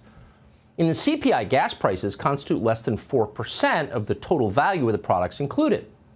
Now, that's realistic if you happen to live in, say, Manhattan, where pretty much nobody drives a car. But if you have a car and you drive more than a few miles to work every day, that's ridiculous, because for you, gas prices are a far larger part of your budget, and yet all of this is ignored by the CPI. You don't need to be an economist to understand this. The bottom line is these are not accurate numbers, but they were put together by people who we consider very smart. So you have to ask yourself, why are these numbers inaccurate? Think about it. The Consumer Price Index measures the downside of federal economic policy. So let's say you printed too many US dollars. You wanted to fund useless programs and pay off your donors. Now, if you did that, you would devalue your own currency. You would cause inflation. Over time, you would impoverish your own population. Those would be the effects. But of course, you would want to hide those effects. You'd instead want to tell everybody that thanks to you, the economy is great. And the Consumer Price Index allows politicians to do that. The CPI allows reckless, economically illiterate leaders to hide the mess they have made. It's a conflict of interest if there ever was one. It's like putting Bernie Madoff in charge of the audit committee. What do you think is going to happen if you do that?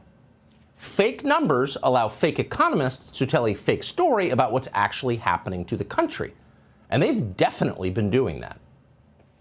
Our economists have conveyed that they feel that the impact of our proposals will be transitory. All of the economists that the president has been relying on suggest that there is a transitory nature to the inflation problem. Economists call all these things transitory effects. This inflation that we're experiencing is transitory. It is not going to be here long. We've had several months of high inflation that most economists, including me, believe will be transitory. We don't expect that that upward pressure will produce substantially higher prices or that the effects will be persistent. We expect that they'll be transitory or temporary. The usual cavalcade of liars and dumb people. Maxine Waters on economic policy, please stay in your lane. But the last guy is regarded as very smart. His name is Jerome Powell. He is, believe it or not, the chairman of the Federal Reserve. Powell has now updated his assessment, transitory, after weeks of being laughed at. He no longer uses that word, transitory, to describe inflation. Quote, "I think it's probably a good time to retire that word," Powell said. Too late, Jerome. No one believes you anymore. No one ever did who was paying attention. In fact, there's only one accurate way to measure inflation, and somehow the Fed has not yet figured this out. Here it is. You ask yourself, what does it cost you to live in this country compared to what it cost you a year ago? It's not complicated. Do the math, and you will see that the actual number, the rise in inflation, is not even close to the 7% that Washington is claiming. In the last year, the price of a used car, for example, has gone up by more than 30%. Beef prices have risen by 21%. Crude oil up 55%. Dimensional lumber, 35%. Wheat, 37%. Sugar, 33%. Corn, 39%. Palm oil, 43%. Do you drink coffee in the morning? Ever? Oh, too bad. The price of coffee has risen 108% in the last year. Do you like breakfast cereal? Oh, sorry. Oats are up 114%. And those are just the numbers you see on the label at the grocery store. In addition to conventional inflation, consumers also face widespread shrinkflation. That's an informal term that economists use for the stealth shrinking of consumer products. So companies sell you less for the same price. Have you bought a Snickers bar recently? If it seems a lot smaller than it used to, that's because it is. And those are just the products you buy. Most people in this country still live indoors, and the cost of living indoors has risen dramatically. Rents in Southern California, for example, have tripled in a single year, as this recent Fox package reports. Inflation and migration. People from LA and Orange County moving to the Inland Empire in search of affordable housing are two reasons for the booming real estate market and the high rents in the Inland Empire. Some landlords have more than tripled rent prices in the last year. An apartment that is in not great area of Redlands, it used to go for $800 a month. And we just noticed that it was up for $2,600 per month. Space hasn't changed, you know, it's like a 2-bedroom apartment with barely any livable space. $2,600 per month for a depressing little unit in a deeply crummy part of the state. That cost $800 a year ago. So that's what was going on in this country when Jerome Powell and Joe Biden were telling you that inflation was transitory. These people don't buy things, or are they just lying? Either way, everybody else knows exactly what's going on because it's impossible to ignore. Americans are seeing the side effects of inflation in their budgets. General Mills even announcing they're raising the prices of some of their cereals by up to 20%. The grand total of our Thanksgiving dinner was $51.25, more than 20% over last year's list. The Dollar Tree is hiking its prices from $1 to $1.25 for most items. If you're lucky enough to find ammo, you'll pay more for it. This on the store shelf for about 63, 65 cents a round when this would be normally somewhere around 20, low 20-something cents a round. Pizzerias across the 5 boroughs are rising the price of a slice. Dollar slices are now up to $1.50. Those who heat with oil will need to dig deeper this year. The average homeowner is probably going to pay about $500 more for the heating season than they did a year ago. Oh, so tell us again, Joe Biden, how inflation is at 7%. Read some more government numbers to us. One group that would never even consider believing numbers like these, crap like this, is investors. They're not looking at the consumer price index. They do this for a living, and they know exactly what dangerous inflation looks like, and that's why they're buying hard assets. You see it everywhere. The median sales price of an existing single-family home in Austin, Texas, increased 33.5% in a single year. The median price of a condo around Miami has gone up nearly 21%. Now, real estate in Dade County was already wildly overheated. Now it's a bonfire. Why is that happening? Simple. Investors are afraid. Consider equities prices. The S&P 500 is up 28% in the last year. Now, if you're looking for the real inflation rate, that's a lot closer than the CPI is going to get you. But if you want to know what people who think about money for a living really think about the economy and the value of the US dollar, look at the value of cryptocurrency. Cryptocurrency is by definition a refuge from inflation. People buy Bitcoin when they decide the US dollar is no longer safe. What's happened in Bitcoin? It's up 164% in the past year. Ethereum and other cryptocurrencies up 622%. So you should consider that a referendum on the strength of our economic system as judged by the people who know the system best, because that's exactly what it is. So these are major changes to the U.S. economy, and they're very ominous. For financial journalists, there is no bigger story right now than this, what we just said. And yet, amazingly, these shameless hacks are studiously ignoring it. Here's CNBC's eternal financial genius telling us that, in fact, under Joe Biden, we're now entering a new economic golden age. Watch. To me, we have the strongest economy perhaps I have ever seen. See that number this morning, the unemployment number? It's the best in years. It's not best in 69. We have all spotted the endless help wanted signs, the housing and apartment shortages, the tremendous demand for goods and services, a marvel to behold. Oh, people are confident about their jobs. I say fantastic. And the ability to even get better ones if they want to. They're spending more than I've ever seen, but they're doing it with cash, not on credit. They're doing so in a roaring 20s style. Imagine believing that. That was Jim Cramer of CNBC. So we see that tape. How should we feel about Jim Cramer's assessment of our economy? Well, it may be a little bit early to apply for a foreign passport, but it's not a good sign, not at all. It was Jim Cramer, you'll remember, who told you to buy Bear Stearns a few days before it disappeared completely. Should I be worried about Bear Stearns in terms of liquidity and get my money out of there? No, no, no. Bear Stearns is fine. Do not take your money out. This is really, look, if there's one takeaway other than the plus 400 somebody, Bear Stearns is not in trouble. I mean, if anything, they're more likely to be taken over. Don't move your money from Bear. That's just being silly. Don't be silly. Bear Stearns is not in trouble. No, no, no. Bear Stearns is fine. Do not take your money out. That's what he said right before the crash. Now, in a normal country with a functioning meritocracy, anyone who said something like that would no longer be touting stocks on television. He'd be cleaning your pool, assuming he could muster the skills to do that. And yet there he is, the same man, still televised, a living testament to our leader's suicidal tendency to reward failure. Or consider Andrew Ross Sorkin. His bosses consider him the smartest man on CNBC. In fact, he's about as bright as Jim Cramer is, but much oilier. Sorkin's view is that we ought to be grateful for inflation. You ought to be thankful to Joe Biden. Quote, inflation has long been seen as the economic villain. That view is changing. For those who worry about growing inequality, inflation might actually be a salve up to a point. Oh, thank you, Andrew Ross. So we're becoming Venezuela, but that's a good thing because your neighbor is going to be every bit as poor as you are. So that's the current state of the cutting edge of financial journalism in this country.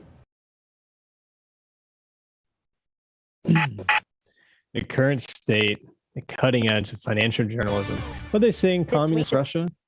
Oh, we got that in the back. Okay. What did they say? The old cliche in communist Russia, you know, when people couldn't afford shoes, the government convinced you that you don't need shoes. Basically what's going on here. Nothing to see here, though, and nothing at all. In fact, investors are buying hard assets and also investing in crypto and probably gold and other precious metals. Should give you a sign that the economy is on the brink of collapse in some capacity. And it'll be interesting to see which bubbles pop first in this multi-bubbled economy we live in. Let's we're going to get two more. If you have the time, LD, let me know if you need to bow out here. I think it's important to get maybe two more stories on the record, then we're going to call it. I'm thinking about doing this Russia and the Ukraine, just a 6-minute video by Jimmy Dore. It's talking about how the Biden administration is pushing the neocons in his administration. It's hard to call them neocons, I guess. Neo-progressives, whatever. Same people, just different political, ideological clothing they're wearing. I want to go to this. It's the first one under the Russia and the Ukraine section. Jimmy Dore talking about how the Biden administration is pushing for war with China and Russia. ? So let's go to that one. Then we'll finish it with a Ghislaine Maxwell trial update. And then we'll finish it. The Russians? Yeah, it was. The Russians? Yeah. That's perfect. Yeah, that was recommended a while back. I've been waiting to roll that one out. All right. Oh, I'm glad we did. I had no idea we had that. That was great. We're talking about the Russians. All right. Yep. We are talking about the Russians. U.S. plans diplomatic boycott of Beijing Winter Olympics. But you're not going to boycott Saudi Arabia, who literally dismembered a journalist, and you know about it.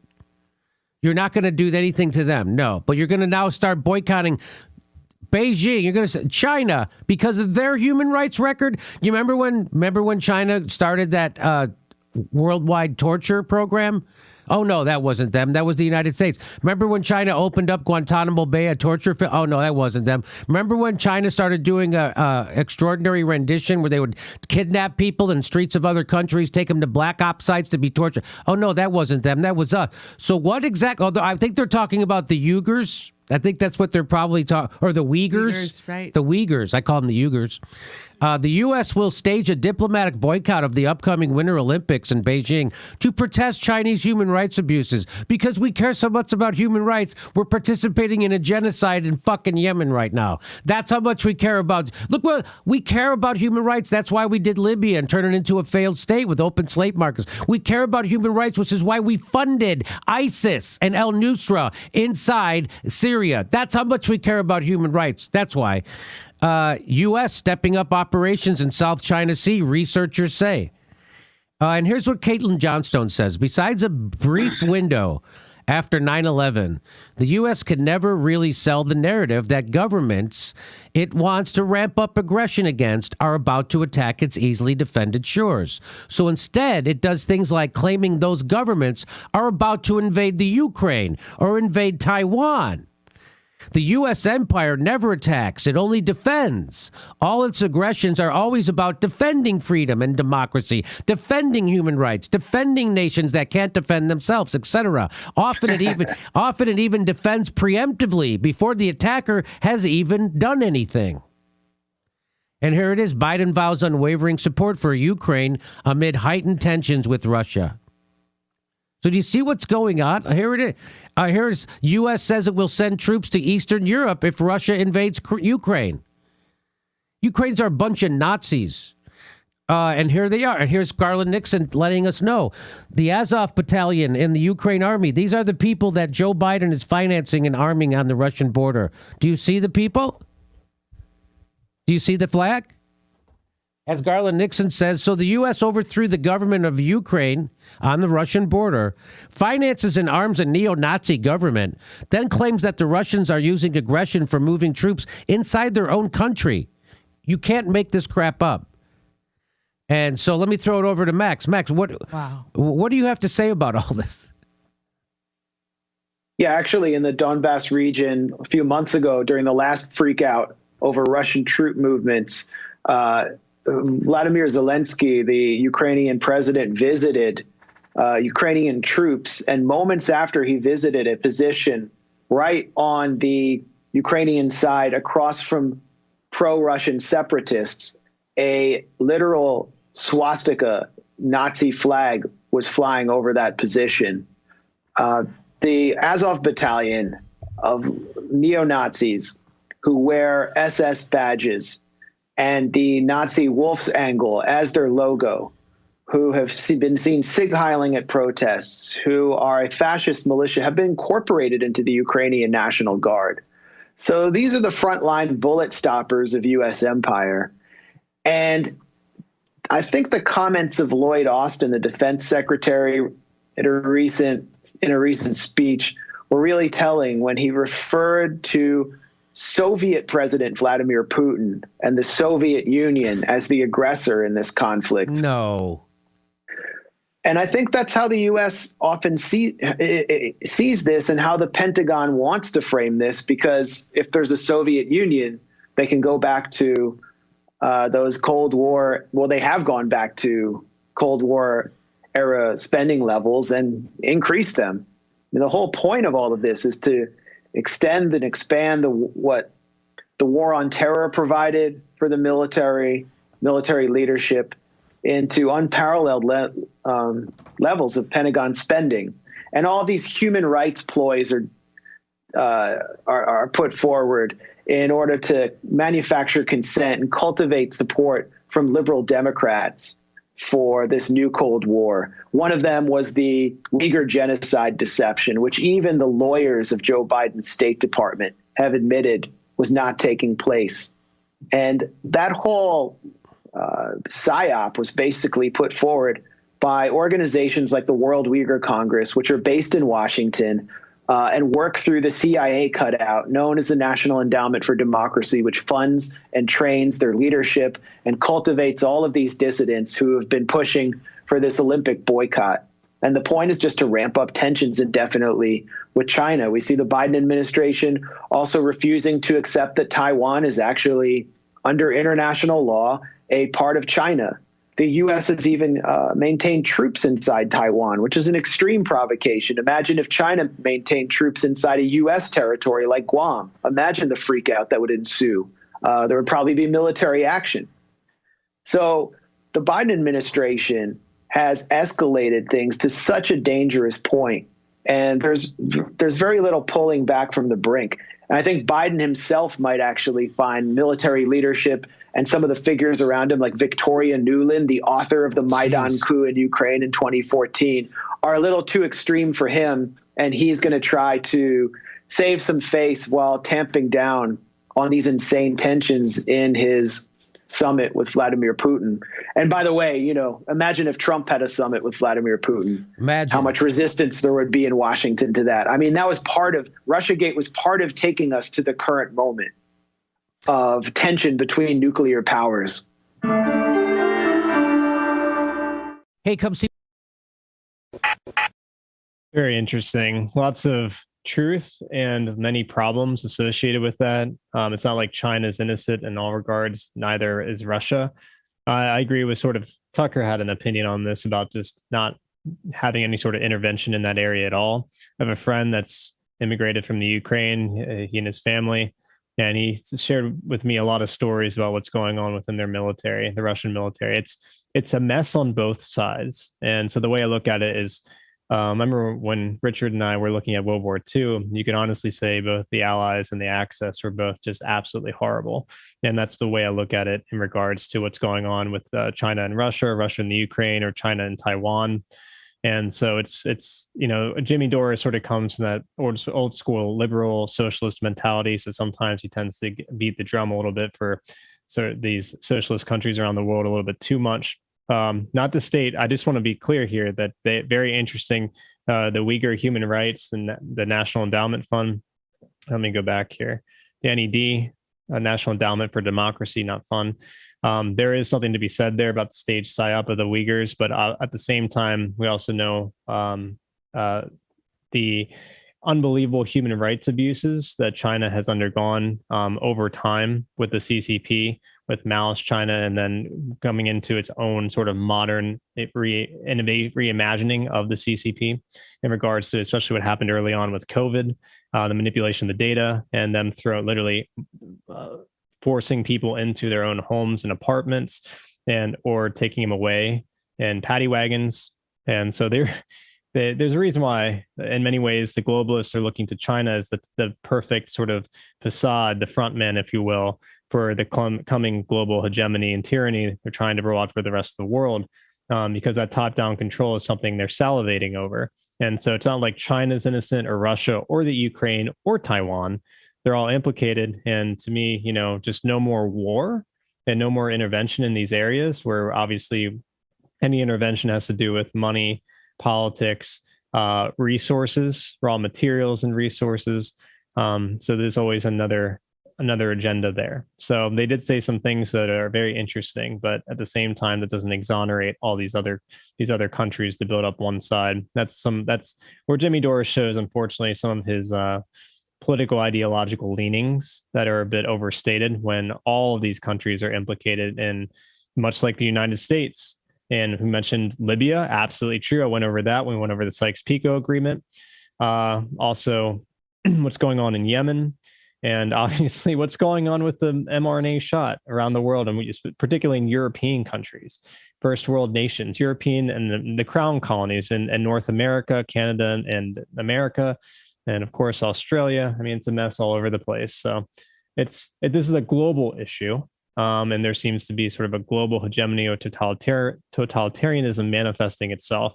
And so we look at it from a nation state or a particular political ideological standpoint, we end up subjugating ourselves to or forcing ourselves into a certain box from which we can only see certain evidence and not realize all the other connecting pieces of how this all works together. So otherwise, very interesting and a good point to point out what's going on. Russia has a number of issues within their own military, and I can't share videos right now, but what my friend showed me with what's going on in Russia is they have many military units that are essentially operating outside of Putin's control to a certain extent, especially what's going on in the Crimea as well, which is there's a global silence that's going on there. And, the different populations that make up what's considered to be the Crimea, which again, like, it's not just in the Middle East where the British Empire sort of broke it up into pieces along with France. And, but we talk about Sykes-Picot, but it also happened in Eastern Europe as well, particularly after the fall, well before. It was really the fall of Tsarist Russia, particularly leading into the USSR, and then the fall of the USSR leading into all these bullshit nation states that are made up of all these different populations of individuals that do not adhere to whatever aspect of the nation state they're conforming to. So they have their own sort of identity, either culturally, ethnically, religiously, that does not suffice to what is the creed of that particular nation state. And so it's the same issue in Eastern Europe as it is in the Middle East. It's just not as pronounced, and there's a much sort of wider blackout in regards to that, probably because there's less resources to gain from the Eastern Europe. But that's going to be coming to a head quite soon. And plus, it also works well from a narrative standpoint to use Russia as the boogeyman over and over again. They did during the Trump administration. And now they're Russia and China sort of collusion sort of push them as though they're the one and the same entity, and they're kind of really not.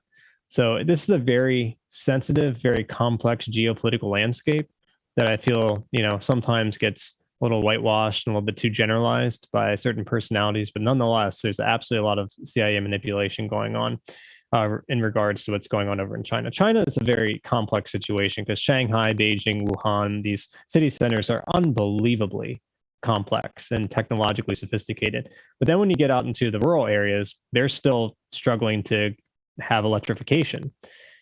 And they're still struggling with some basic human needs, for God's sakes. They have over 1 billion people, to be fair.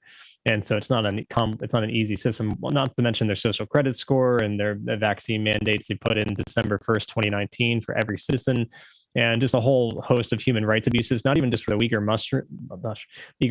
Uyghur Muslims, but for their own population at large. Now there's the issue of the semiconductor. They sort of poo-poo Taiwan as though, why would we be backing Taiwan? Well, semiconductor production takes place in Taiwan. Also, Taiwan sees themselves as the original Chinese government. So there's this tension between the CCP, and although, yes, it's recognized internationally that they're part of the sort of CCP government that controls China, they don't see themselves like that, and they see themselves more as a republic.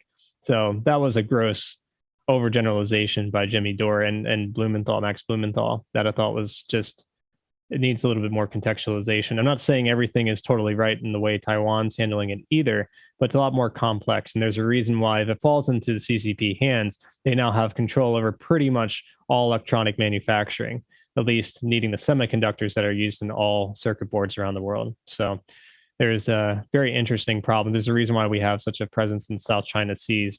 When the other problem is Japan, it would basically be an island hop. They'd go from Taiwan straight up to Japan, and Japan knows this, and Japan does not have the standing military to be able to take over or be able to defend themselves against China. Not only to mention Australia can't either, but Australia probably would welcome them with open arms at this point. I mean, they're pretty much top-down totalitarian communists at this point too.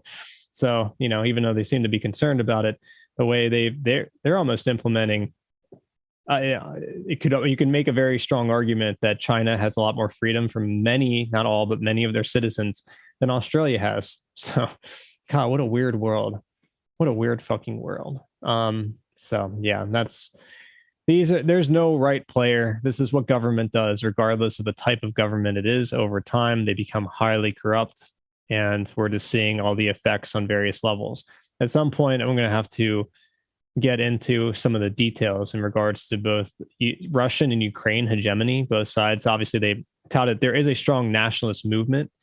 They call them identitarian movements over in Europe, There's one in France, there's ones in Germany and UK. They're small, but in places that are like the Ukraine, they're much more conspicuous because those people are under, and in fact, I just witnessed their sort of Independence Day celebration because my friend who's from the Ukraine sent it to me. I was up at like 4 a.m, like I am now, practically.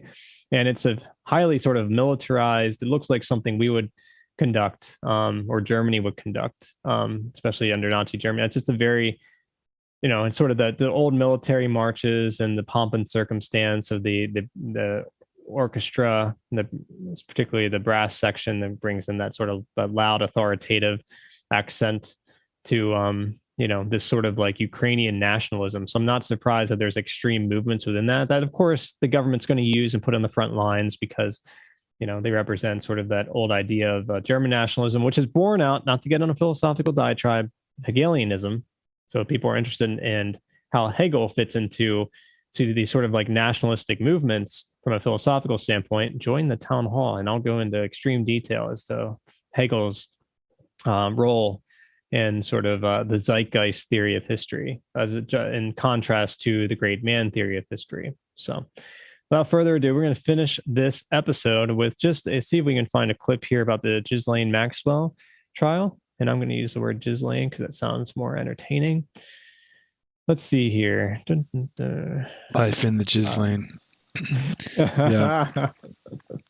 That's fantastic. Yeah, what do you have? Because this fella Addy adds sorry about the background there. Okay. Yeah. Well, I saw a comparison. This is tangent body language. Yeah, but then they show Hitler over it. Yeah. Oh, law. All right, sorry. Seriously though. Oh man, great. It's getting late, huh? It's getting late. Yeah. See, this is what happens when it's 3:33. Sacred number. There's repeating numbers. For anyone into numerology? Dun, dun, dun, dun. So 3:33. Let's do Kim Iverson. How long was that? I mean, we can start. Is it really 10 minutes? Let me just look at this real quick. It's kind of weak, maybe. Yeah, I'll tell you when to pull it. We don't have to do all 10 minutes. I think that'll just cover some of the basics, what's going on there. All right, where's Kim? She is, I think, the first one of that section. Maybe highlight it here for you. Okay, I got it. Yeah. It's kind of short, so we'll finish it out from there. Those cats, man. See, these people, they're not reptiles, they're cats, everyone. That's what it is. Got that feline blood going. Kim, what's on your radar? The second victim out of 4 scheduled to testify in the Ghislaine Maxwell trial took the stand yesterday, giving us more disturbing details as to how Maxwell and Jeffrey Epstein recruited the girls and what they were asked to do. According to the Daily Beast, the victim with the alias Kate was 17 when she first met Maxwell and Epstein. She was originally listed by the prosecution as minor victim 3, but was renamed after the defense argued she was actually above the age of consent and thus could no longer be referred to in this way. The judge allowed her to continue to testify to show a pattern of behavior for Maxwell and Epstein, and what a pattern did she disclose?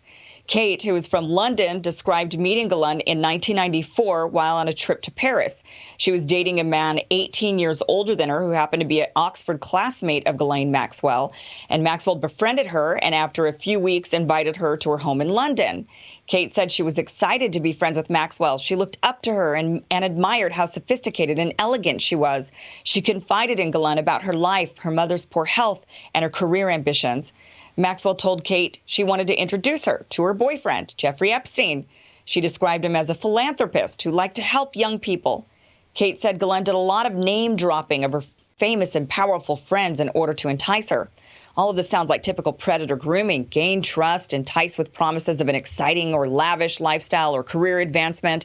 And after they gain that trust is when they begin to exploit. And that's exactly what it sounds like Ghislaine did, according to Kate's testimony. The Beast reports that the first time Kate met Epstein, Maxwell told him all sorts of flattering things about her, such as how she was smart and athletic and how, despite her small frame, she was strong. Maxwell talked Kate into giving Epstein a foot massage just to show how strong her hands were. It was a few weeks later when Glenn called Kate, asking her for a favor, claiming Epstein's massage therapist canceled. And since Kate had such strong hands, could she fill in, even though she had absolutely no training? So Kate testified that when she arrived, Glenn led her to a robed Epstein in a massage room, gave her a bottle of oil, and shut the door. This is when Epstein engaged in sexual acts with her. When it was over, Glenn asked her if she had any fun and if it was any good. CNN reports Kate claims Glenn told her it was difficult to keep up with Epstein's sexual needs and that she was glad Kate was there. She even asked her at one point if she had any friends who could help satisfy Epstein's insatiable appetite. And Kate testified that she never recruited any other girls for Maxwell and Epstein. Kate testified that giving Epstein massages that turned sexual happened several other times until they flew her on a commercial airliners, not on Epstein's private jet, to Palm Beach, Florida. There, Kate describes a home with photos of nude young girls hung in nearly every room and a schoolgirl outfit laid out for her in a guest room for her to wear while serving Epstein his tea. New York Times reported that the defense tried to discredit the witness by asking her if she was seeking a special visa to live in the U.S. for helping with the case. Kate admitted that at one point she had, but isn't any longer. CNN also reports that the defense brought up the fact Kate had kept in contact with Epstein over the years, even while he was in prison in 2008. Epstein asked Kate to send photos of herself. She did not send the photos, but she did, however, sign an email saying, "Best, love Kate, love always Kate." She testified that she kept in contact with Epstein all the way until 2012, even seeking at one point to stay at his home in 2011, but didn't because he was out of town. Kate said keeping in contact with Epstein was a mix of denial and fear. So we're just learning more and more disgusting details about Ghislaine Maxwell and Epstein through this trial. And this is the second of four That was their audio, by the way, just for the record. I was going to say, because that's happened before. Like their production team, I don't know, they're messing with Kim there a little bit, aren't they? They need an audio guy. I don't know why she kept talking about Glenn. Glenn, which Glenn? Glenn. It's Jiz Lane. Kim, Jiz. You had to really pronounce that, Jiz Lane. So, okay. Now, real quick, let's get this on the record. Shocking photo shows Jeffrey Epstein and Jiz Lane Maxwell posing at Queen Elizabeth's log cabin. Oh, give me 2 seconds. I gotta use this other browser. Yeah, me too. We'll get this on the record. And then we're gonna call it. Because it's probably like 4 a.m. on this. Okay. Shocking photo shows Jeffrey Epstein. Like, it's big. Jeffrey Epstein and Jiz Lane Maxwell posing at Queen Elizabeth's log cabin. So there they are. Newly released photos. So this is Jack Posobiec. Is it Posobiec or Posobiec? Doesn't really matter. I guess he's still naval intelligence. Newly released photos show Maxwell and Epstein relaxing at a cabin thought to be the porch of the Queen's log cabin. So let's just click on this because, obviously they look very similar. Log cabins can look very similar, no doubt, but that is a hell of a similarity. One looks like it's a much older photo. Maybe not. Yeah, a little bit older. And then that would be an old photo of Queen Elizabeth. Still quite young compared to what she is now, 90 years old. Prince Andrew's close relationship to Epstein has been documented through Epstein's travel logs to Pedophile Island in the Caribbean, as well as photographs at Epstein's apartment in New York City. So we can click on here. And more pictures have also been released during Maxwell's trial that shed light on her close relationship with Epstein, including photos of Maxwell giving him a foot massage on the famous and infamous private jet dubbed Lolita Express. Jesus. 59-year-old Maxwell is accused of grooming underage girls, blah, blah, blah. Let's take a look at this. Prince Andrew is pictured inside pedophile Jeffrey Epstein's 63 million mansion of depravity 9 years ago. So how did he miss signs of the billionaire's sexual deviance? There you go. On December 6, 2010, pedophile Jeffrey Epstein was seen leaving his home in New York, East 91st Street, before Prince Andrew was also spotted inside. Duke appears entirely at ease, but then for a split second glances around the door, check to see if anything's going on, of course. And then, earlier that day, wrapped up against the cold, there's Epstein outside of that same doorway. So the video is shot back on December 6, 2010, during a visit by the prince to Epstein's 9-story, 21,000 square foot mansion dubbed the House of Horrors by many of his young victims. Now, House of Horrors is interesting because when we went over the Franklin cover-up, we talked about Bonacci's testimony, and he wasn't the only one that talked about sort of ritual child sexual abuse. Story was very, what's hyperbolic, very over the top, but we went over some details in the town hall, and this isn't, unfortunately, there's a pattern here that exists amongst people. It's not just, they rape them in a very sort of basic and blasé manner. They just have sex and force it upon the person and leave. They usually do this oftentimes in a very ritualistic fashion, meaning there's a lot more pomp and circumstance around the abuse, and there's also a lot of physical abuse beyond just forcing the victim down and engaging in sexual acts. There's a lot more that goes on that is very disturbing, very, very fucking disturbing, that people should at least be aware that that's something that seemingly a lot of very rich and powerful people, for whatever reason, seem to be in on and interested in, which is a very disturbing aspect of the human nature and these powerful elite. So just the fact that they call it the House of Horrors, I can only imagine. In fact, I think the judge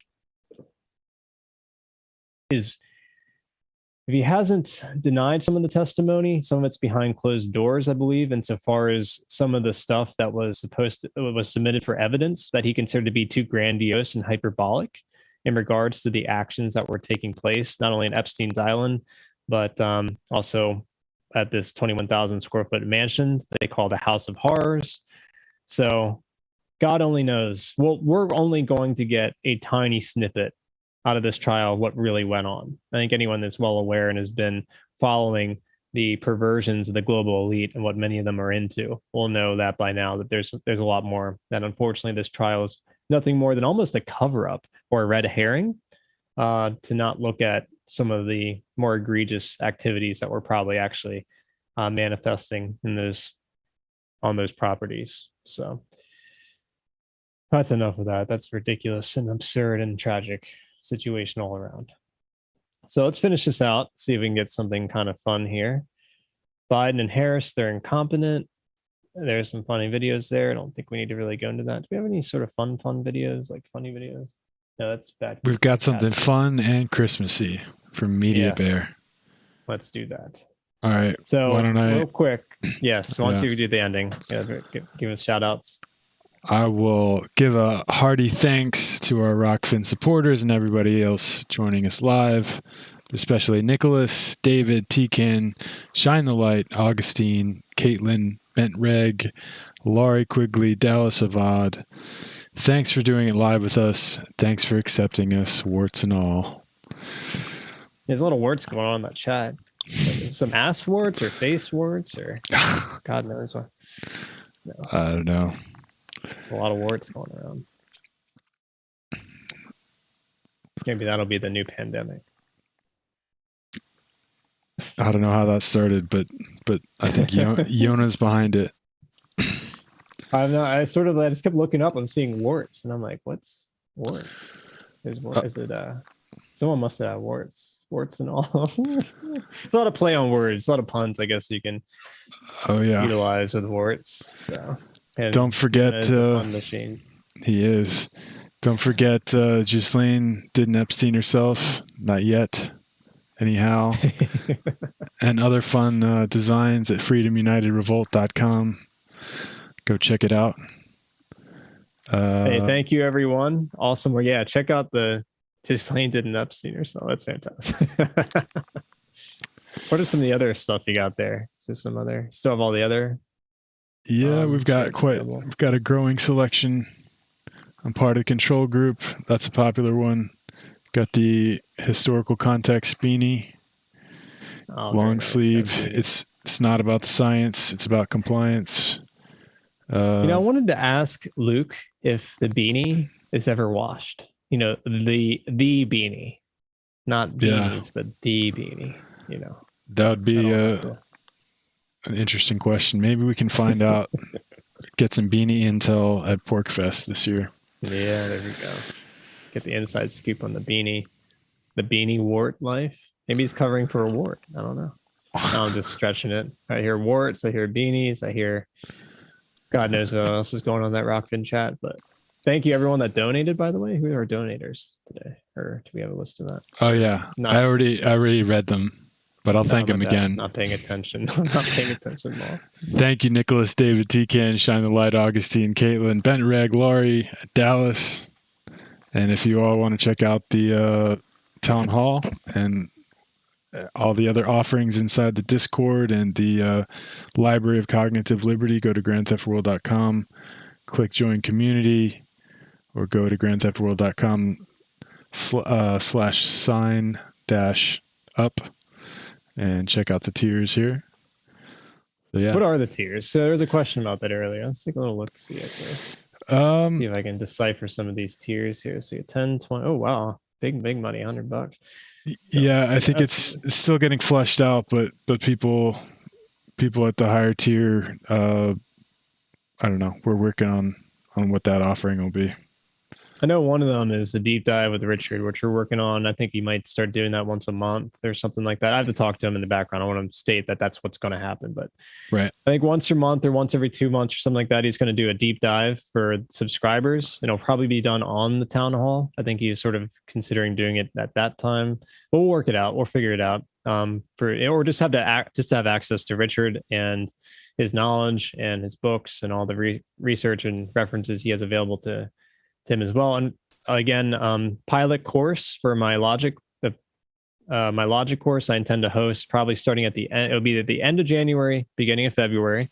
And the idea is to simplify logic to make it actionable and usable for individuals. And so for those who want to get into the pilot course, because anything after that, this will also be recorded and I'll be using it then on the Agora marketplace for those that want to pay for it later and have access to it. But to be a part of it, just sign up at grandtheftworld.com, the subscribe button at the top right, and you'll have access to come along for the pilot course. And we'll do sort of the introduction of an introduction to logic, going over the fallacies and definitions, since they're committing more fallacies than one could ever possibly imagine in a lifetime, on top of redefining everything. So I figured those might be the two places to start. And then for those that are really interested in the minutiae, the details, the pedantic details of logic, I'll run a second course. It'll happen probably in springtime on deduction and induction, which is a bit more scientific in the approach. So if you want to be part of that pilot course, you come sign up and participate in the town hall.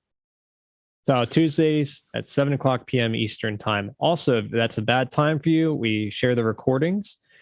LD does a great job of, everyone in the chat shares a lot of links and resources. You make sure to get that and put it alongside the recording for each town hall. I think last week it went like 7 or 7.5 hours, which they don't always go that long. Didn't mean for it to go that long. So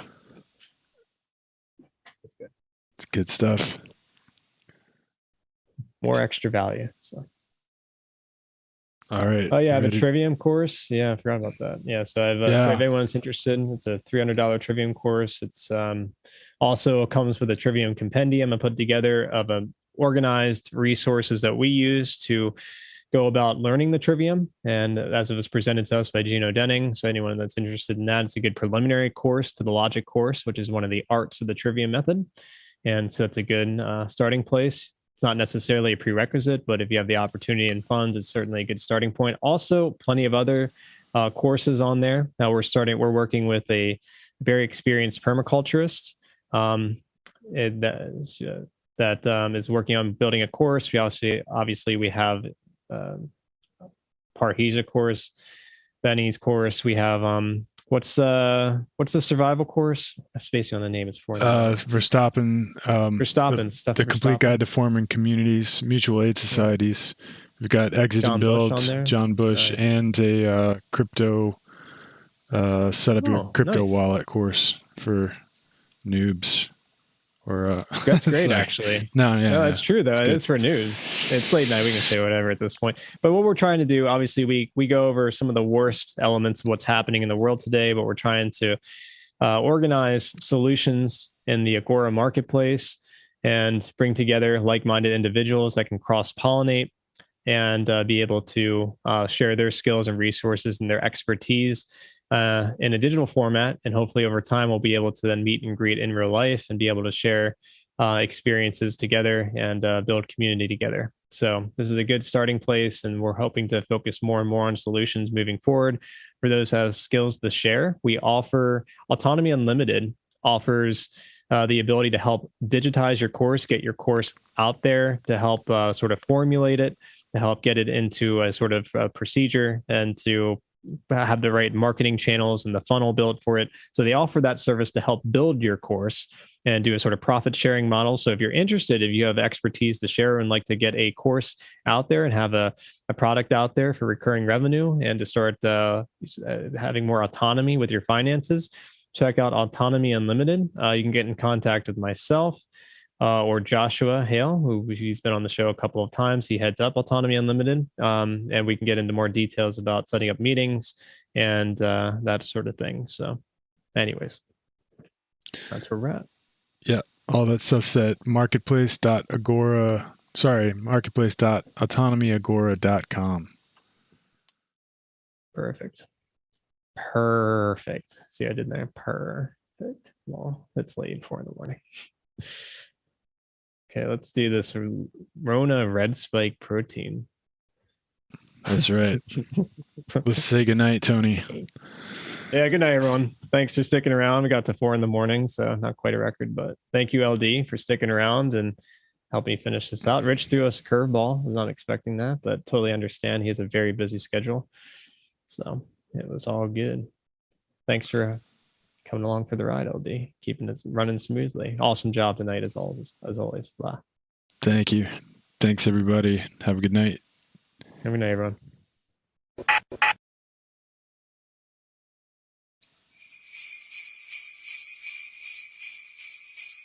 You know swine flu. You know swine flu and mad cow, AIDS and the Zika, Ebola and typhoid, smallpox and MRSA. But do you recall the most famous affliction of all? New CDC guidelines are too timid. Rona, the red spike protein, the virus everybody knows. And if you ever caught it, it went in your mouth or nose. All of the TV pundits laugh and call us all insane. Are you people insane? Never allow free thinking, living in the Hunger Games. Another lockdown Christmas Eve. Fauci's here to say Christmas lockdown. Cooties has a curve so high. Don't you leave your home tonight. Oh, how the normies loved him. Injected with a fake vaccine. I vaccinated Santa Claus. Rona, the red spike protein. Greatest scam in history. Another lockdown Christmas Eve. Fauci's here to say Rona with your curve so high.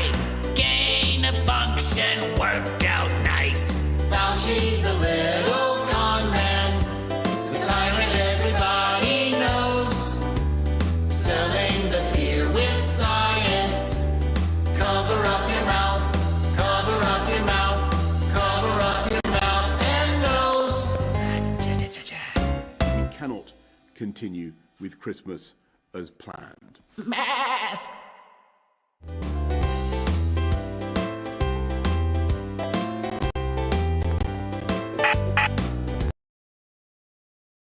Conspiracy is the story of history. It's the story of plunderers taking care of people who produce. They claim to take care of them through government, which doesn't give you anything. It doesn't take away first. So it's not creating something out of nothing. It's very real what they're doing. They're taking your rights or taking some people's rights and adding more to someone else's rights. If you haven't heard about our Grand Theft World community membership, here are a few of the things you've been missing. a mobile app where you can access replays of the Grand Theft World podcast and show notes, access to the Grand Theft World community on Discord, where we crowdsource news and resources, and you can contribute to the show, the opportunity to participate in the Grand Theft World bi-weekly town hall, exclusive content from Richard Grove, including behind-the-scenes footage and future access to unpublished material, 93 episodes of the Peace Revolution podcast, and the Grand Theft World newsletter delivered straight to your inbox each week. If you want to stay ahead of the great game, visit us at grandtheftworld.com, click or tap the button in the top right-hand corner, and join a vibrant community of researchers blazing a new path to truth. We'll see you there.